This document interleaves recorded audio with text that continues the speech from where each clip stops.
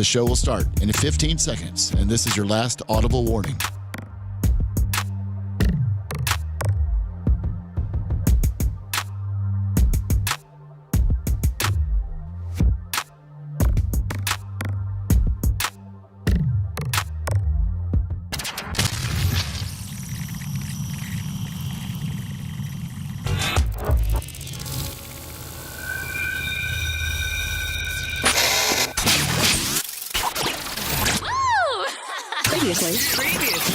Previously on the Bubba the Love Sponge show. YouTube, there right now, this very minute, there's 1,151. I don't know how many's on Twitter. Twitter's probably near 1,000. Twitch probably has 100 or so. 100, 100. Don't you do Facebook? Facebook has, 50 or 60. So you people don't even know what the f you're talking about. The show, we don't. You don't. So just a minute. Just a minute.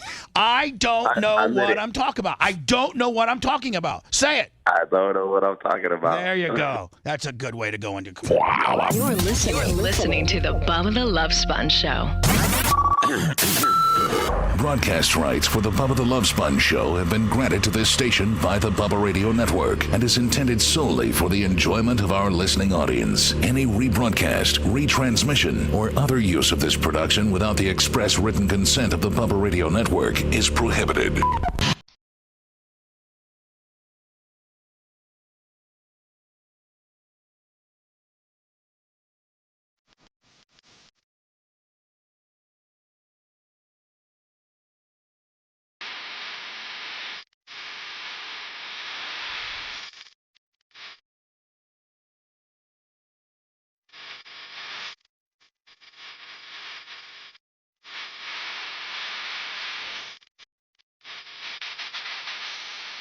Thursday, October 3. Tomorrow's my sister's birthday. Happy birthday, Happy Tara. birthday, Yeah. Tara. I think we're doing a little family thing tomorrow, midday. And then, like tomorrow, midday. By the way, it's the Bubba the Love Sponge show. She's taking the whole family out for happy endings tomorrow, isn't she? Yeah, I think she is. For her birthday. Well, I mean, I don't know. It's not going to be. It's a spa deal. Yeah, But it's like, But when they splinter off, if boys go this way, girls go the other way. We know what happens. You guys are going to the Safety Harbor Spa? No, we're not. Oh, sorry. Don't be a dick, Brian. Just a straight rookie move. 6:02. You don't. Yeah, exactly. Thanks. Thank you, Seth. I actually thought it was going to happen at 6:01. Yeah. Brian, if you knew anything about what we do, you don't really try to give your location of where you potentially might be later today in fear of the bad guys screwing with your reservation. That's why I gave it anonymous Jack Shack, Brian. Yeah, that's when I was going to be at Massage Envy and Carrollwood. Well, yeah, I mean, you didn't have to validate that I was right. You just say, "No, you idiot, we're not going there." We're not going there, but it's just the utterance of me having to you saying it and then me having to deny it it's just unnecessary. Not trying to get on you early, bud. I'm not. Like I felt you walked in here today with a really good attitude, and we had some good little chit chat. You helped me with my fantasy team because you know a lot about that. Thought we were going to have a good one, and you're already spewing, gotcha type stuff. There was nothing gotcha there, but okay. Oh, hold on. Seth, would you agree that that's kind of, in the world that we live in, that's kind of like, I thought that was a big time gotcha. Yeah. You son of a... And I talked to him yesterday, Bubba, like you told me to. I talked to Brian deep into the night about being a good boy today. Thank you. Your wife, I'm sorry, it didn't Obviously, talk didn't work because I got a gotcha moment there where I tried to talk about, we got to send my parents there all the time, and it's, I get nobody knows who your parents' names are. Nobody knows anything about your parents. And I wouldn't get on the air and say Mr. and Mrs. Matroni, which I don't think that's really their last name. Well, maybe it is. I don't know. It is their last name. I didn't take a stage name to be a lawyer. No, because you're Saul Goodman? Because you're adopted. I didn't From know. birth. I didn't know. I don't know the parameters of your adoption. Yeah. I don't know that if you had a name and they got you at 3. I don't know any of that. You had okay. a name. I got a name. I don't know that. So I'm not getting on the air today and He was saying called Sparky until the real parents changed his name to Brian. tomorrow at 11:30, Mr. and Mrs. Matroni are going to the Safety Harbor Spa for a day at the spa.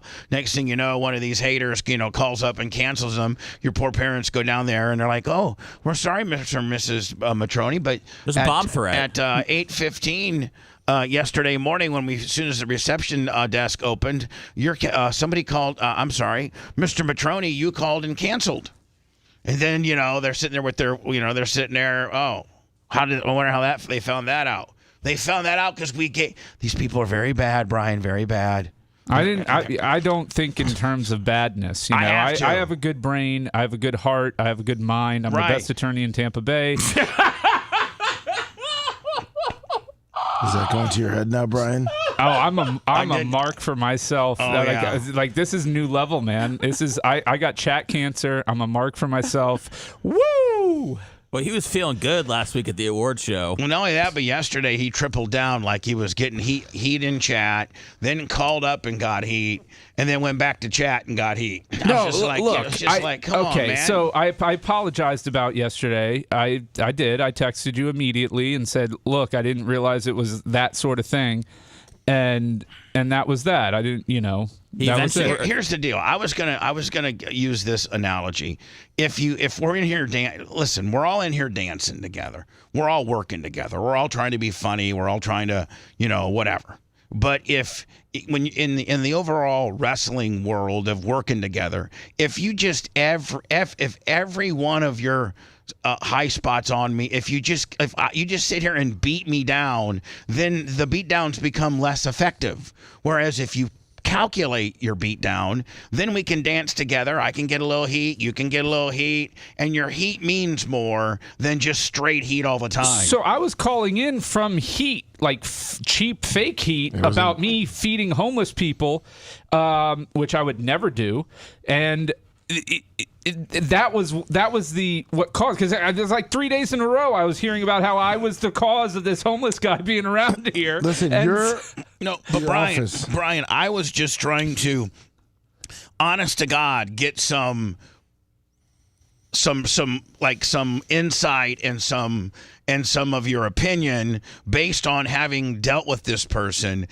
And I wasn't looking for Zinger Fest. I was looking for some honest to God, opinion as to what I should do, looking up to you as a person that, one, is smarter than me, two, has dealt with this person longer than me, and three, that I look up to a lot. And is in a similar situation where your business, which is only two or three blocks from here, it means a lot to you. Like, that your building, you and Gina, Tom owns it, but you're obviously a partner in Gina's in the Hunter Law. That you don't want people screwing with your business. No, I get that 100%. So I was asking you a question as a friend and a person that has dealt with this individual. That's what I was looking for, Zingerville. And my advice was originally shot down, which was to ignore him and involve law enforcement and not go out, not electrify fences, not razor wire the place, just, ignore him and get law enforcement involved. Eventually he'll go away.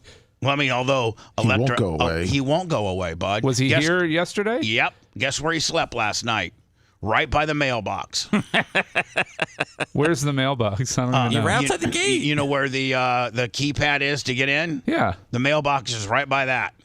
He slept right in that little grassy area.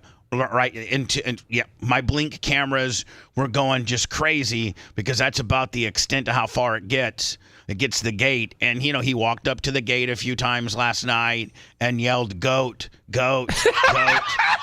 I'm sorry. And I think he used to sleep to the side too. He goes to the very, very side. But here's the problem. Goat. He's a dangerous person. Yeah. I mean, just based on sheer size, he's a dangerous person. Well, he's clearly afraid of you because he's not jumping the gate anymore. Well, I mean, he is. Well, listen, when you're homeless and you don't have anything going on, you don't have a phone to play on. Lummy, you can't play Candy Crush. You're looking for a goat to love you. You're looking for anything to bide your time other than just sitting there and letting life go by, maybe being hungry and maybe panhandling for a few dollars, or to go to 7-Eleven to buy a Four Loko, or whatever the hell. So he's now discovered the goats, and that's like he's obsessed with them. So like it's because he's always wanted to be a father, Bubba, and now's his chance. And here's the deal, I mean, quite frankly, not to get you involved, but I'm kind of worried for the wealth. What if he poisons them? Well, it sounds like he loves the goats. He can, yeah, but when you love something, it's just like a mystery murder. How do you afford poison if you're poor?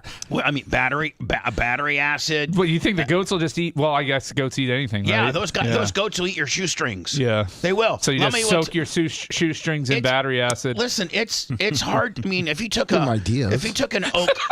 If you took you think he's a listener? If he took an oak leaf, they love oak branches. Which Lummy, if he's on the other side of the wall, he could go gather all the oak branches he wants, and he soaked them in something bad. I don't know. And then Lummy, that he's at the very back of the property, leaning over the fence. And since he doesn't want to come through the front anymore.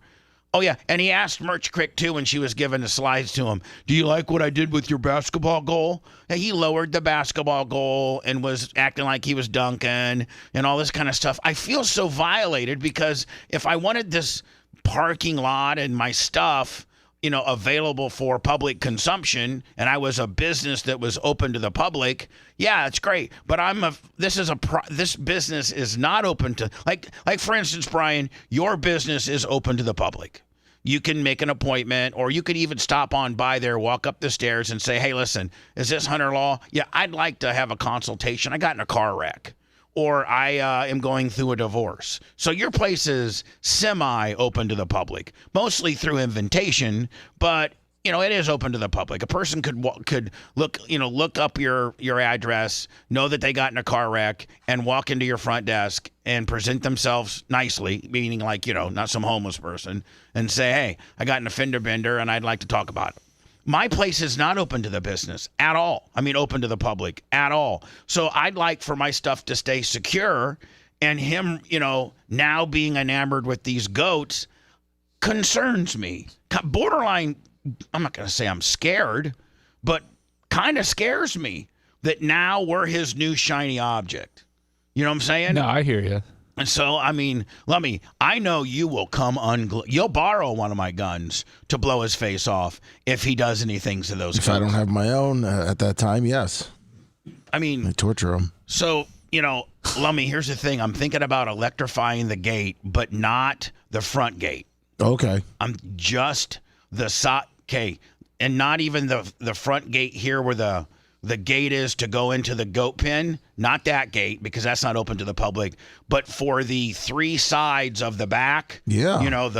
That side, the back swamp cattail side. Yep. And then the Bakemore Pie side. Nash's say I can electrify those three sides, which if he was to if he was to get into the goat pen, he would get in from that far left corner. Yes, he would. That's where he would get in at. So if he goes to jump on it and it absolutely shocks the hell out of him, what, are they going to arrest me for shocking a homeless person that's trying to break into my goat pen? Nope. I don't think so. And Rainbow Rick is making signs, Lummy, that says, warning, electrified gate. Perfect. Do not touch. Sweet. So I think an electrified gate's kind of cool. I think it is too. What if one of the goats, like collars or something, gets caught? They don't on have the gate? collars. They don't have collars. Okay. No, and once they learn, and they'll get off. Yeah, like it's made for livestock to lean against, and no, not to lean against it again.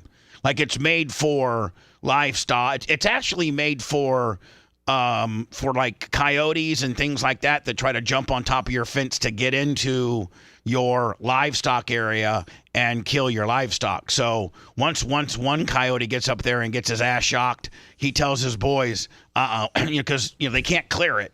So it doesn't kill humans or livestock, but it shocks the crap out of them to know, just like when we used to do shock collar, like we had. Remember when we would hook it up to women's vaginas? Oh yeah. And put it on like full blown Doberman setting? Yes. And it was bad. Testicles. And you would literally, we would gorilla tape it to a woman's vagina right on their labia. And it was, oh my God, I couldn't even take it. The shock was so extreme that if I put it on my arm, it would Oh, I mean, you hurt. did it to our underside, too, for guys. Polly Walnut's $20. I put it on your brown star? Yeah, for shovel face matroni. Yes, you did. And testicles. Okay. Yeah, Same. and both. Both sides. Yeah. And so, I And it mean, was very, very painful. I'm getting signs for the front because I don't have any private property, no trespassing signs. So I'm going to put those up. That I think that helps. Homeless people are afraid of signs. Yeah, true.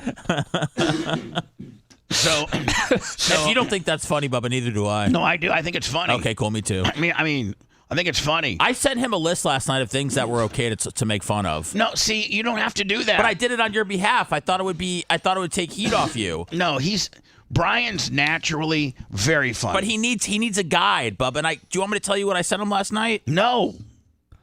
Are you sure? No, because then I know when he gets a zinger in on me with that particular topic. You're not on the list. It's been spoon fed. You're not on. I didn't feed I'd rather for it come organically and him just know that every one of his little snide comments doesn't have to be a spud because it makes his high spots less effective. You tell me if your name's on the list. Well, I don't even know if I want to know the list. I'm the Goldberg of this show, man. Yeah, you have very you just know how to. I have no you just know how to skills. come in and spear us.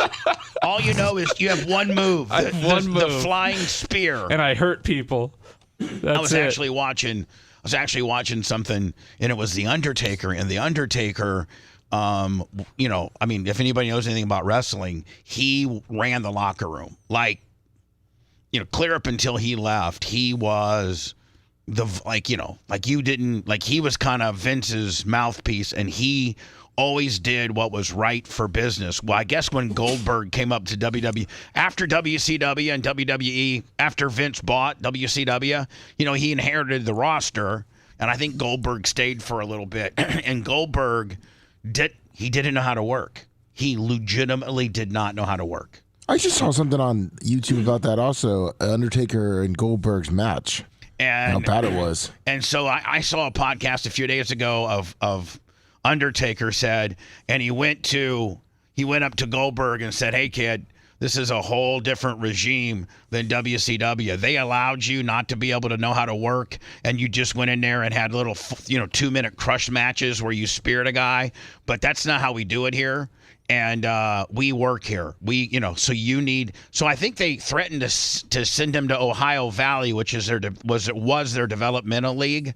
When Big Show came to WWF or WWE from WCW, they had created a monster with Big Show, and he really didn't know how to work. He actually got sent down to Ohio Valley to learn how to work. Well, I guess Goldberg didn't really kind of know the pecking order of the dressing room, and he kind of got not in Calloway's face, but kind of like, whatever, I'm going to work. I'm going to work, the way I want to work. And I guess Calloway, I guess Goldberg got scratched from the card on a few house shows. Because Calloway just went to Pat Patterson and said, "Hey, man, Goldberg's got a bad attitude in the locker room. He's rubbing people the wrong way. People are trying to talk to him about finishes and things like that. And the only finish that he knows is his only move that he knows is a spear. So scratch him off they scratched him a few times, I heard, off the card. Just because he didn't know how to work. Well, that's Brian. Brian only has one move, and that's just to spear us right in our gut. Yeah, but man, the people pop for it. Yeah, he was loved like that 2-minute crush match was the highlight of the night. At WCW, wasn't he like 121 and nothing? Yeah, he had never like that? lost. Yeah, until Nash beat him, Kevin Nash. Yeah. Well, Kevin Nash was a guy that knew how to work. So, Lummy, listen, a couple things. One, we started our FanDuel League yesterday. Yes. And you can go to our Facebook page, our Twitter, or our Instagram, all at The Bubba Army. And we're at what? Are we at 90? We were, Yeah. yes. We're Well, I'm out for this week. What do you mean you're out? Well, because I didn't have my phone in here, so Lummy was like, right before the show, he's like, "There's only 10 spots left. Get in." Why don't you during the commercials? Go Well, yeah, it'll be full before. No, I it get there. won't. We'll see. It won't. It's still 90. Okay. I good. want you. I want to try and get it. It's under FanDuel. Yeah. You could also do Desktop Willie. Yeah, I mean, you can pull it up on your. I have it pulled up right now on my desktop. See it right here? I got it pulled up. 100 player league. 90 of 100 are full, and then of course you sign in under your account or whatever, and then you can play. So Lummy, I'd love to by maybe the top of the hour. Get it full so that we can take that data to Enrique. Yes. Actually, you should just send this air check to Enrique. All right. Dear Enrique, this is Bubba, and we would like to do better business with you. We are able to fill up 100-person slots in less than a day. So, I mean, I'd like to start doing business with you. We got over 500 million views audibly, and almost 270 million views on our various platforms, Rumble, YouTube, X, Twitch, Facebook. We have 109,000 followers on our Twitter. We have over 117,000 followers and subscribers on our YouTube. So I think we can be great partners. We'd love to be a FanDuel partner and start doing some bigger leagues. Like, Lemmy, what would be the next? Maybe a 500-person league or maybe a 250? I would say, let's go 250. Yeah, so, dear Enrique, can we have a 250-person league next week? And then once we fill that, you're going to be like, oh, okay, these guys are the real deal. Do they want those sexy influencers, Lummy? Is that why you're having a hard time telling us that Enrique's up to no good? Because they've got they got this chick who does the walking bets, and she's got big jugs that bounce around, and I think she's with FanDuel. Well, so they're betting, they're gambling, which is where a lot of their focus is currently. We can't do sportsbook here. And she's DraftKings. But, yeah, it's like... Doesn't FanDuel and DraftKings own each other? No. Oh, okay. They tried to, the government shut it down. All right, so they're two different entities. Correct, but they... and we've pledged our alliance so far to FanDuel. Correct. Right. And so those people aren't in this, like the fantasy part of it. They're in the betting. And do these influencers have bigger numbers than we do? Yeah. Yes. Oh, okay. But we're trying to go in the fantasy aspect where they're in the gambling aspect. Yeah. So that's what is a little sexier to FanDuel and DraftKings right now is that. So is the fantasy kind of their redheaded stepchild? It is now, yes. Well, it's got to make in the game. I mean, but it's got to make them a ton of money. Not nearly the money though that the other one that does. the gambling does. Yeah, that overtook it now. Like 2, 3, 4 years ago, fantasy, that's all you could do was the biggest thing. Now it's the sports book. The degenerates are not into fantasy. The degenerates are into the live sports betting and things like that. Yeah. That's where they're making so much money. Which I think that's the problem is Enrique passed it up the chain, and I think the chain is a lot smaller than it used to be. Where the chain doesn't care about fantasy. The chain cares about the sports book. Correct, and we can't do that in Florida. Yeah, so I sent you the one that I was talking about, Bubba. This lady's jugs are just out of control well, right now. maybe we can get She's the a rising star. The merch crick Let me see this rising star. The merch crick Scott. We got jugs at our disposal, Seth. No, I know these are just gazongas, and I believe they're real. Oh wow! Oh my Lord! I can see why Enrique wouldn't want to have anything to do with us. I mean, listen. I'm the first person to be try to be intellectually honest. Try, and if I'm joining her FanDuel. Yeah, or DraftKings. DraftKings. All right, hold on. Oh, look at her walk out there. Yeah, Lummy, what type of following does she have? A lot. Yeah, hold on here. Oh, let's do this. It is time for the Walking Bets, sponsored by DraftKings. My final day in Aruba, but I've got a really cool trip coming up with DraftKings, so stay tuned. Now, so did DraftKings just pay her for her trips and everything? Well, yeah, they do DraftKings sponsored parties. And I've been tracking her picks this year, and her picks are usually awful. Yeah, they're really bad. They're really bad. Yeah. She's doing terrible this year. Red, I love you to death, but I don't think it's really the picks that people are really looking at. She could go 0 and say, what is it? How many games is there? 16, 17 games? Well, she does baseball too, and I think let's get to the plays. We've got 1-7. Playoff baseball. My People aren't going absolute to care favorite about time. jugs when you lose them money 3 weeks in a row. Yeah, you're right. When you put a G-ball in your account and you go with the jugs and you're down a G-ball, the jugs don't mean so much now, do they? Well, especially when you're just looking at the jugs. If you're in sports. And of course, suckling on the jugs, it's a little different. Let's see if we can hear her predictions. Okay, you guys are big sports guys. You can tell me. Well, she made them already, so we can see if she was right or wrong. That's what I'm saying. We can see, and maybe her reasoning as to why she made it. Right. Here we go. In Aruba, but I've got a really cool trip coming up with DraftKings, so stay tuned. Now let's get to the plays. We've got playoff baseball, my absolute favorite time in sports. And of course, I've got plays in the rest of the games that are going on today, starting with Corbin Burns of the Baltimore Orioles to go over 4.5 strikeouts.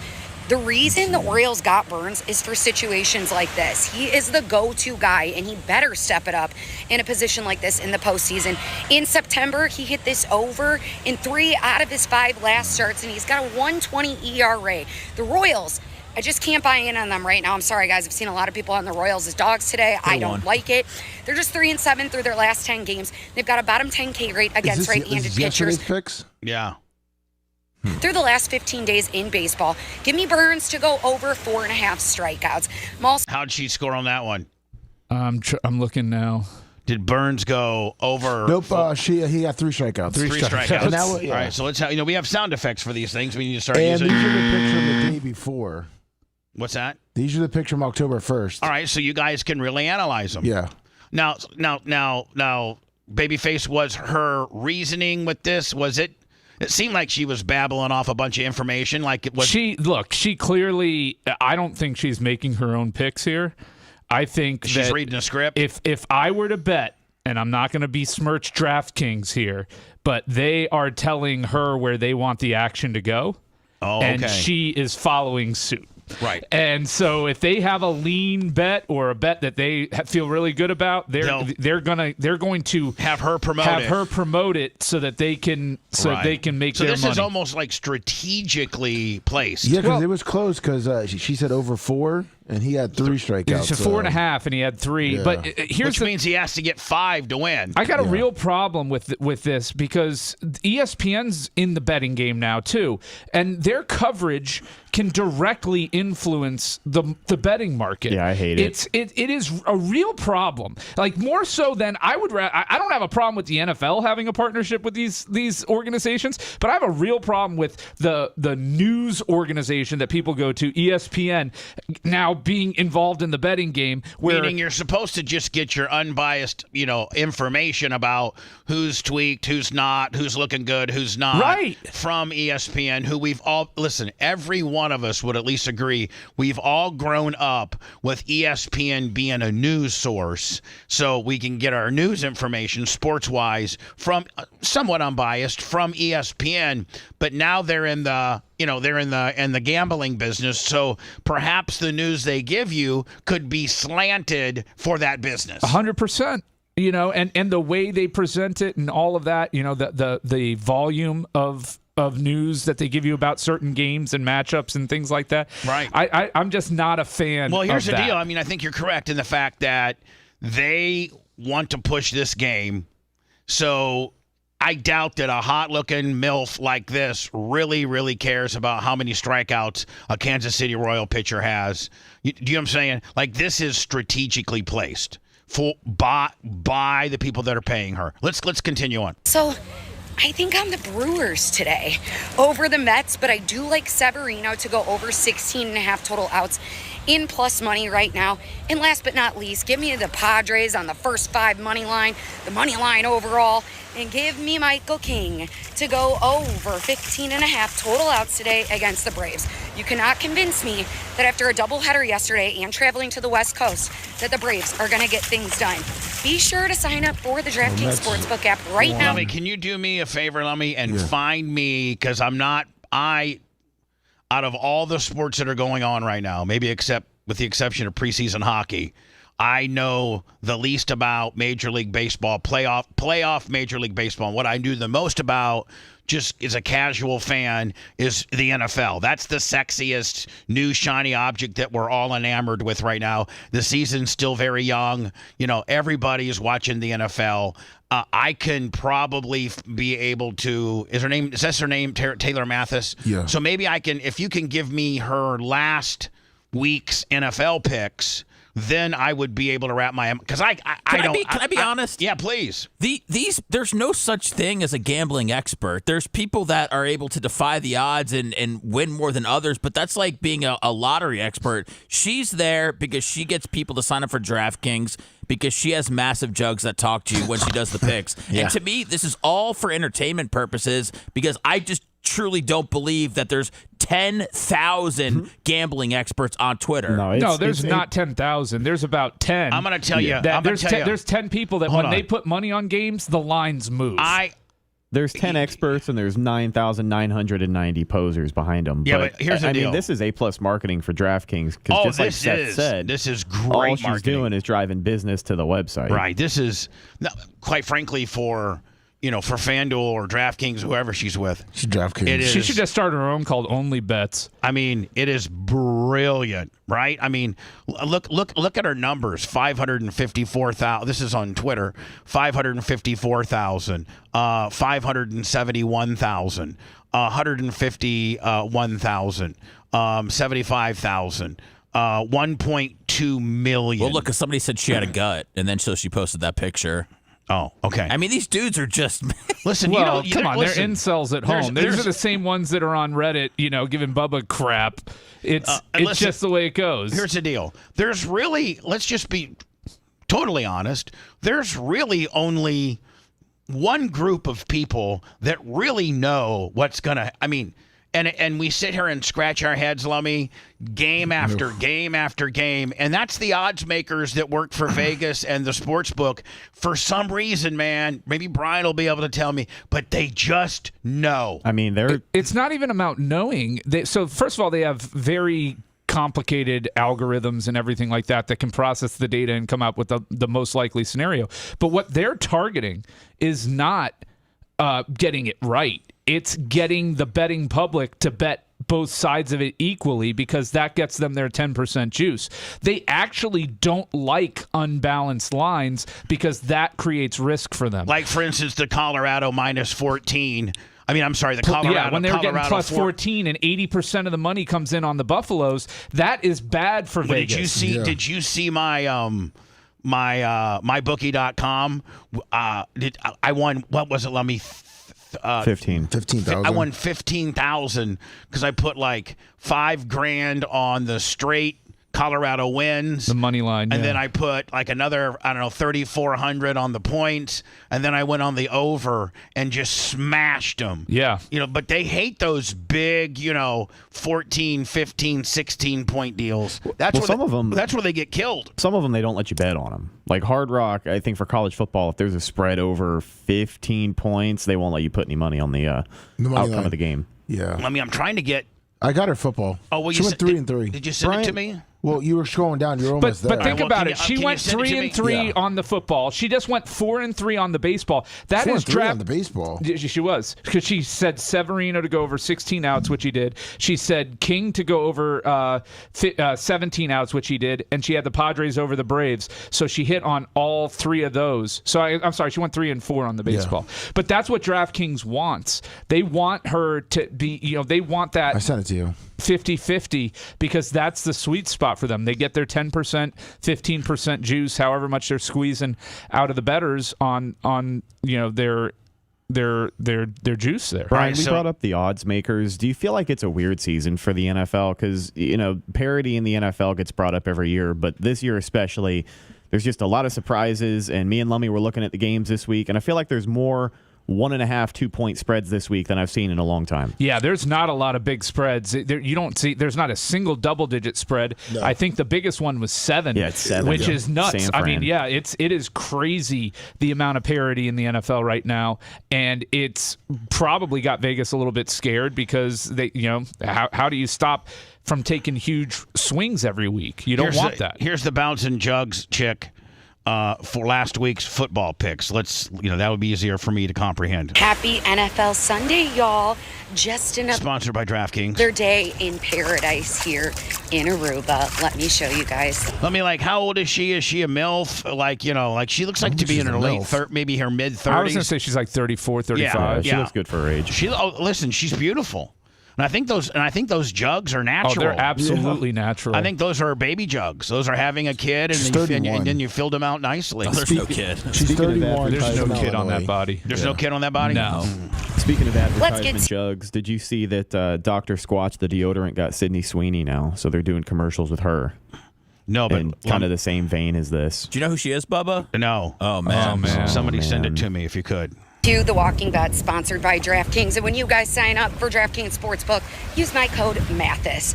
Favorite play today is going to be the Bears money line against the Rams. The Bears 1-2 record is not She was right on that. Damn right. indicative of the offense and the potential that this team has. Caleb Williams having Seth automatically likes her. some early woes as a rookie, but last week he did step it up, passing for 263 yards and 2 touchdowns. The Rams have the 31st ranked defensive DVOA, hoping that this Bears offense can get it together and exploit the Rams, especially because they have a lot of injuries to their Hey, offense. man, she was dead on that one. I'll tell you that right now. It's guru-type behavior. With Puka Nacua and with Cooper Kupp. Give me the Bears on the money line to get things done. I like the Cardinals on the money line. I'm going to go with the Marvin Harrison Jr. anytime touchdown. T. Higgins over 53.5 receiving yards. She missed that, didn't She got that right. No, she got Higgins. She got that one? All right. I also am in love with a anytime touchdown play on Aaron Jones. It is a revenge game for him, and that man Missed that one, but he got it. You know what? He should have. is going to get it done. Have a slight lean on the over within the Cardinals-Commanders game as well. And a little bonus bet, if you're liking it, we're going to go with an Anthony Richardson interception today. Make sure you download the DraftKings Sportsbook app right now. Enjoy your Sunday. Man, she is. That is absolutely marketing brilliant. If tits were brains, man. Wait, Ryan. Well, I mean, I'll let that one go, but that's kind of a borderline. You said we made a collective effort that we were going to say that and the S word now. Yeah, I thought we were going to try and... S word. S word. Sop hop I top? Shiz. No, we can't say that. You said we could say that. No. Interesting. No, Okay. I don't remember ever saying that. I thought we were going to really test the FCC, see if they're listening to AMA Well, that's 20. a really good. That's a really good business model. Test the FCC. Yeah, let's go ahead and get in a fight with those guys. It's not like I'm already on their top 5 offender list. You said they're on a holding pattern until there's new leadership. No, please. That's the IRS. That's the IRS, not the FCC. Oh, wow. Okay. Were you here yesterday, bud? I don't think so. mean, And that guy was calling about the FCC. Those are 2 way different agencies. I black out during certain topics. Lummy, I do have a picture. So the merch crick, when we have a little tradition when on Sundays when we watch the Packers. She puts on this this outfit that she put on last week was an old Little Donald Driver outfit for you? No. Was a new one, and she ordered it. It's too small. She ordered she wears a 0, but there was no 0 available for this, and so she ordered like a girl's extra large? No, like a teen, Miss Teen 2 or something. And the pants fit, the yoga pants fit, but the top was just, she's just got too much real estate up top. And so I took a picture of it, and I don't know if I want to. I think it honest to God could go viral. I do. You guys got to tag it with like Packers. Well, football, yeah, no, you got to, and you'd have to have Lummy and Red, and maybe the guys go into all the Packer groups and try to. You would have to do that, but I'm gonna, Lummy, I'm going to send it to you. Okay. And maybe I can. I don't know who else. I don't want it out. Then why are you sending it to Lummy? Well, because I want to make it tough to go viral, Bubba, but I like your strategy. Or should Mickey peeled $100. Lummy, should I? We're going to do artist renderings of it. Oh, you know what, though? This is the genius way. I don't want it out, but then Lummy accidentally leaks it. No. And then How about this? How about I just show the screen real fast, Lummy? And the one thing is I cropped it so you can't see her face, and you can see, her jugs in a top that's way too small, and you can see the Packer logo. Okay. That's all you can see. And I'm just going to show it on screen. Yeah, but you know what? Somebody could probably screenshot it. They could. And so, Nikki Field, $100, Babyface Thursday. Thank you, Nikki Peel. Is the rack out, Bubba? How about I just let Seth take a glance at it, kind of get his initial response and/or what he thinks. I'll tell you if we'd get kicked off Instagram for it. All right, Don't you we ready? need the You ready? lawyer? Yeah. Oh my God! Holy moly! I mean, don't you think that could potentially go viral in a Packer forum? Well, yeah, and it doesn't have her face on it at all, so I think you're good. You need to come up with a Packer account for her and don't talk about it and don't say who she is or anything like that. All right, so That's the best way to do it. That's the best way to do it. All right, so Just do I'm a going to faceless deal. Faceless, and then every week or you time it out. She puts out different game day picks and things like that. Right, but that doesn't mean. I mean, people are going to find out pretty quickly though if you come on the air and say what it is. Yeah, well, that's true. Brian's producing this Packer smut for you, Bubba. That's right. He likes it. I'm going to send it to. Should I send it to you guys? I mean, you should text it to all of us and get our opinion. Okay, I'm going to do that, but please don't distribute. Like, please don't post it anywhere. No, I'll delete it immediately. Please, I'm sending it to. I'm sending it to everybody. Macho Man. Brian Matroni. No, I can't have jokes on my phone if it's not for business purposes. This is business. This is strictly business. Seth Kushner, Rhett, and Lummy, I'm sending it all to you. And I'm going to go into commercials, and then after I go into commercials, I'm going to hit it. Well, no, you know what? I don't think I even send it to you till we come back because I don't even want you to talk about it during the hot mic. Should we play the cookie game with the picture? What's that mean? What is a cookie What's game? the cookie game? It means that we all take care of ourselves, and the last one to finish has to eat the cookie. Oh, it's a cracker.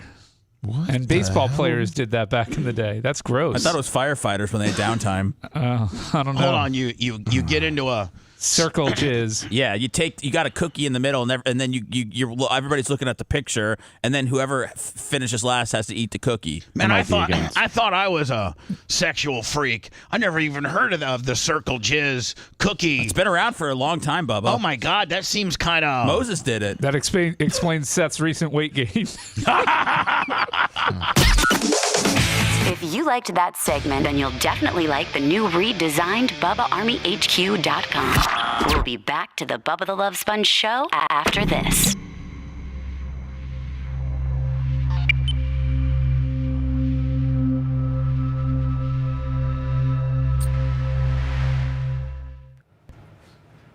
All you guys talk about are jugs. Oh, I mean, all you talk about is politics. All you talk about is stupid stuff. He's got to scroll down a little bit for yesterday's dates. Lummy, we picked up one. Come on, people. What up, Alan Bowling? What up, Quicker Ticker? Yeah, it's a private league, so you have to do X, Instagram or Facebook. Alright, no problem. Yeah, whatever came out. But it's on there on X.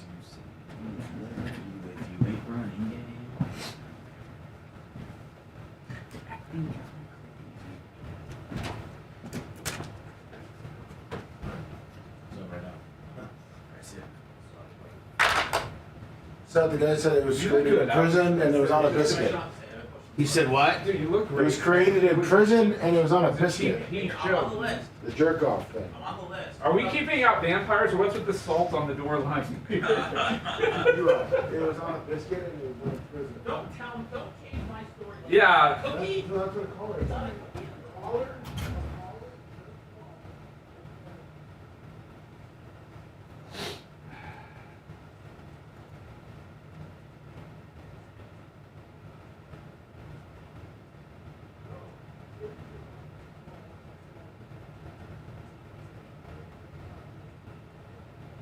So I had to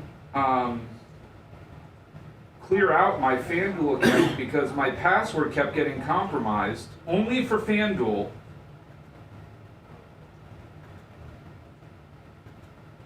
And I've had to change it like 42 times, so I've got to like re-up and everything on this. It's going to take me a minute. Well, is your account Babyface? No. See, It's not. I know. So what I'm saying is, I don't know if it would be a pain in the ass for you to start a new account. Oh, but yeah, I gotcha. For the fans, it's cool to know. No, I'm getting in there. I just have to. Just see if you can start a new one that says Babyface, or Brian the Babyface, whatever. But like Lummy uses I don't know if I think I use my Bubba BRN.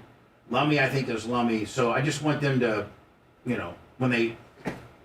I want the people to have their show names on there. Okay. Yeah, I gotta add funds.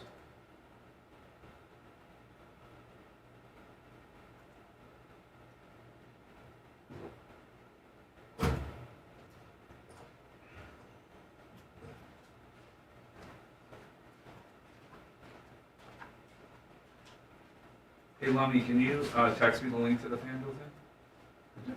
You texted it to me? Oh, okay, yeah, there it is.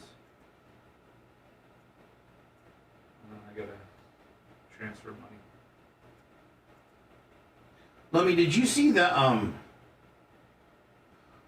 Twitter thing of the guy that was in Chicago and he was trying to go to a Holiday Inn, and it was a brand new Holiday Inn. They had just opened it, and they had 2 Chicago security guards, and they were only letting Venezuelan migrants in the hotel. What up, Paul? And this guy was an IHG Holiday Inn platinum guy, platinum points guy, and they wouldn't let him in the Holiday Inn because it was illegal immigrants only. Yeah, let me look for it. How? I just don't understand how you can do that. You're getting paid more by the government.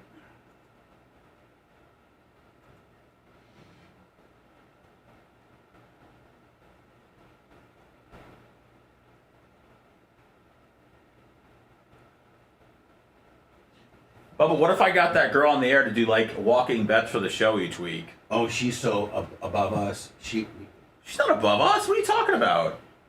She just started this like a couple months ago. All right, I'm into the Bubba League. We're up to 94. I just sent. Or maybe we're not. I just sent the text. Everybody, please know. I booked fucking Natalie Portman and Ed Norton Jr.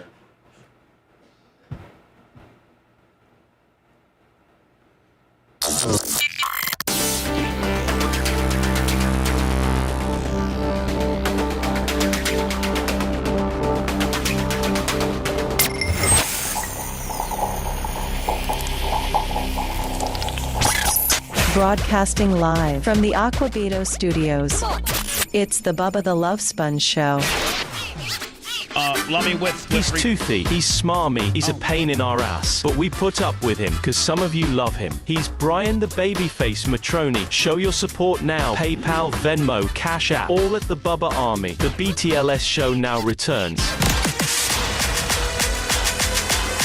I just texted the picture that I took of the Merch Cricks. Too small for her boobs, Green Bay Packer top. And I think I found you the Chicago story. Let me know if that's it when you get a chance. All right. But Rhett, Macho, Babyface, Seth, Lummy, everybody has that picture. And just your initial thoughts on it. And do you think it would potentially go viral in a Packer forum? Yes, we got to get rid of the scrunchie. Okay. That's got to get out. All right. And which you probably know how to Photoshop, or right? I don't know how to do any of that, but I think with these new phones now that you can push buttons and do things, I don't have one of those phones, but there's people that probably do. I guess if I just kind of expand it, but then then you can't see the. Okay, hold on. Then you can't really see the pack.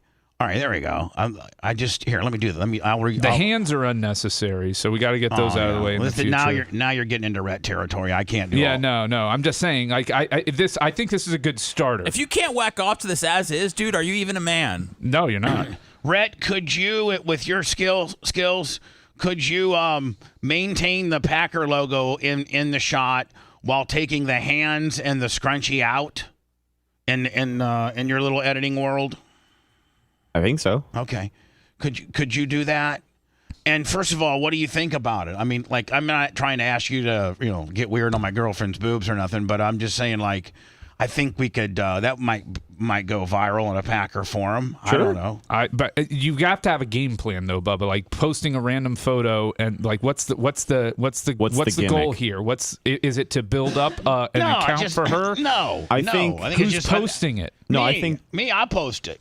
I think delivering jugs is one thing, but Brian's got a point. If you can deliver jugs and a catch that keeps people coming back people every week. People need to think it's her posting it. They will not want you. They don't want a dude posting. So that there's got to be like a Packers chick account that she has that she's quote unquote posting from. Like that's the whole fantasy of it. We're already way too much work. It's not really that much work. It's creating another Twitter account with her, with that's hers, quote unquote hers, and building that up. Like that's the way you but it's going to the amount of actual work you would have to do on your phone to put into that account. I mean, 5 minutes. Seriously, probably at most 20 minutes a day.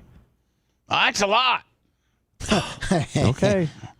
Whatever. We can talk. I mean, if that's too much, it's too much. No, but I mean, let me ask you this question. It's 20 minutes. Do you think, so Red, do you think we should do it? Yeah, if you want to put the work into it and kind of, figure out what the gimmick is going to be and we can find a way to make it engaging, then sure. We can help you with it. But I don't think it's going to help the show at all. No, it would have to be something separate. Well, it could help the... Hold on. See, if it's not going to help the show. It can help the show. You build up the account, and then you incorporate Bubba Army along with the Green Bay Packers. Sure. So that's the way you draw the people in. Yeah. So eventually, do you build it so that other chicks are sending their cleavage shots? I'm just saying. Well, like, you can do. So what you do is you do like the long game, Rhett, being like, okay, maybe for the first year it's just the merch crick and different shots with different tops on and things like that. But then you ask, or if it becomes big enough, you now have other girls that want to, just like on various, like Girls Who Lift or other, like I follow an Instagram or a Twitter account that says Girls Who Lift, and it's a different girl at the gym. So, like, once something gets so big, then other girls just send you pictures because they want to be, as long as you hashtag their information so people can go to their account, they'll send you pics that you can use. Yeah, they want the rub, and you rub off each other, and that's the whole idea. You get your little circle of 5 or 6. What about this? What about diversifying it even more and not just making it a Packer thing, but making it all 31 team There thing? you go. Like, all hot chicks that send like their sports gear with the boobies out. Yeah, your favorite NFL cleavage pick. Yeah. It's going to take a lot more work to make that's a lot more work. Complete product. It's a lot easier if you're doing just Packers, and then it's a 2-person operation that takes 10 minutes a day. Yeah, but I think they're thinking of people outside just reposting their pictures in there. I don't know. But when you just start something, you're not going to it's not going to happen that way. Yeah, this is going to take a few months of initial build-up. You drop this into Packer forums. You're like, oh my God, check out this chick, blah blah blah, and you plant those seeds. You get the Packers guys going. They're frothy. You got to be verified. You got to pay the money for the Twitter account to be verified, because that's how it gets. Maybe amplified. Jordan Love does a retweet. You know what I'm saying? Or Brett Favre. Or Don Mikowski. Yeah. You've got connections. Mark Chur might be into it if she was 17. Yeah, Mark Chimera. Poor Mark Chimera. James Lofton. People don't realize James Lofton got ran out of Green Bay for a sexual thing. Did you guys know that? That's great. James Lofton got ran out of Green Bay for like a sexual misconduct deal, and it was like his second time. Why do you think he went on to have a great career with the Bills. James, there was a lot left in James Lofton's tank when the Packers got rid of him. Why would you and I don't think they really got much for him. Maybe you can research, but James Lofton went to trial like on a sexual, like in a stairwell in Milwaukee or something like that. He sexually did a girl, and it was his second time. The first time he'd got away. Listen, I'm a true Packer historian. I know all the ins and outs of a lot of different things, and if you were to look that up, I think you'll see that I'm right. That that James Lofton got ran out of Green Bay for like some kind of, I don't think P. Diddy kind of deal, but some kind of Dancer deal. at the Marquee Club in Milwaukee accused hold James on, right Lofton again, Brian. As much as you hate me, Eddie Lee Ivory, of sexual assault. from Georgia Tech. Him and James Lofton from where in Milwaukee. Yes. And what happened? The Marquee Club had a dancer accused him of sexual assault. They said the act was consensual, so they both did have sex. Lack of evidence. 2 years later, Lofton. Hold on. So that was one that he was cleared of. Correct. And then years later, continue on. 2 years later, Lofton was charged with second-degree sexual assault following an incident in the stairwell of a Green Bay nightclub. Brian, did I not nail it? I even knew it was a stairwell. You nailed it. There's not another radio host in America who knows that. Who knows Green Bay Pack Show sexual stories, please. That's it, please. Looks like he played 2 years with the Packers after that, and then they got rid of him. Right. So, but I was right. Yes, you were. So maybe we don't sled through the Merch Crick Cleavage Packer deal necessarily on the air, but Rhett, if it's something you think we should do, or you guys think, Rhett volunteers to be the photographer. No, it's ultimately up to you if you want to do it. And how about Merch I'm Crick? not going to say it's something we should or shouldn't do. Well, My job is here to help all right, you. Here's the deal, though. If I was to do it, and you tell me, like you would tell me what I need to do. All right, you need to take those type of pictures, crop out the face. Like we were talking over the counter and they were just staring at me, and I just I didn't even try to frame them up or anything like that. If I was really trying to shoot a good picture, of course I would have got her hands out of them, and I would have had them maybe more, propped up on the counter. I just snapped a few because they were just looking at me like a slot machine. So like I needed to put a quarter down the middle of it or swipe my credit card. And so I just took a picture. But if I was to actually think about it and strategically lay it out, it could have been way better. But I mean, maybe I'll do it. I don't know. Rhett, you would have to tell me what kind of pictures to take and, like how to hashtag them up. And I don't know. Yeah, Seth, I can help you with that. But can I ask you an honest question? Yeah. And you got to ask yourself the same thing. Is this something you're going to be doing every single week, 18 weeks from now? Well, I mean, if you said it only involves, taking the pictures and then posting them up, I don't think that's a lot of work. I don't think I could commit to doing one Packer photo shoot a week, right before the game or something. That's not a lot. You probably have to do like 2 or 3 photos a week to really get the traffic that you really like want. Maybe one on Monday saying it's a week, 6 days away from game time. Go Pack. Or whatever it is. After how the Packers are, how they a win or a loss. Yeah, whatever it may be. So I could have posted this one and said tough loss, but when you're looking at this, who cares? Yeah, or something like that. Or, we may have lost, but love is back, whatever.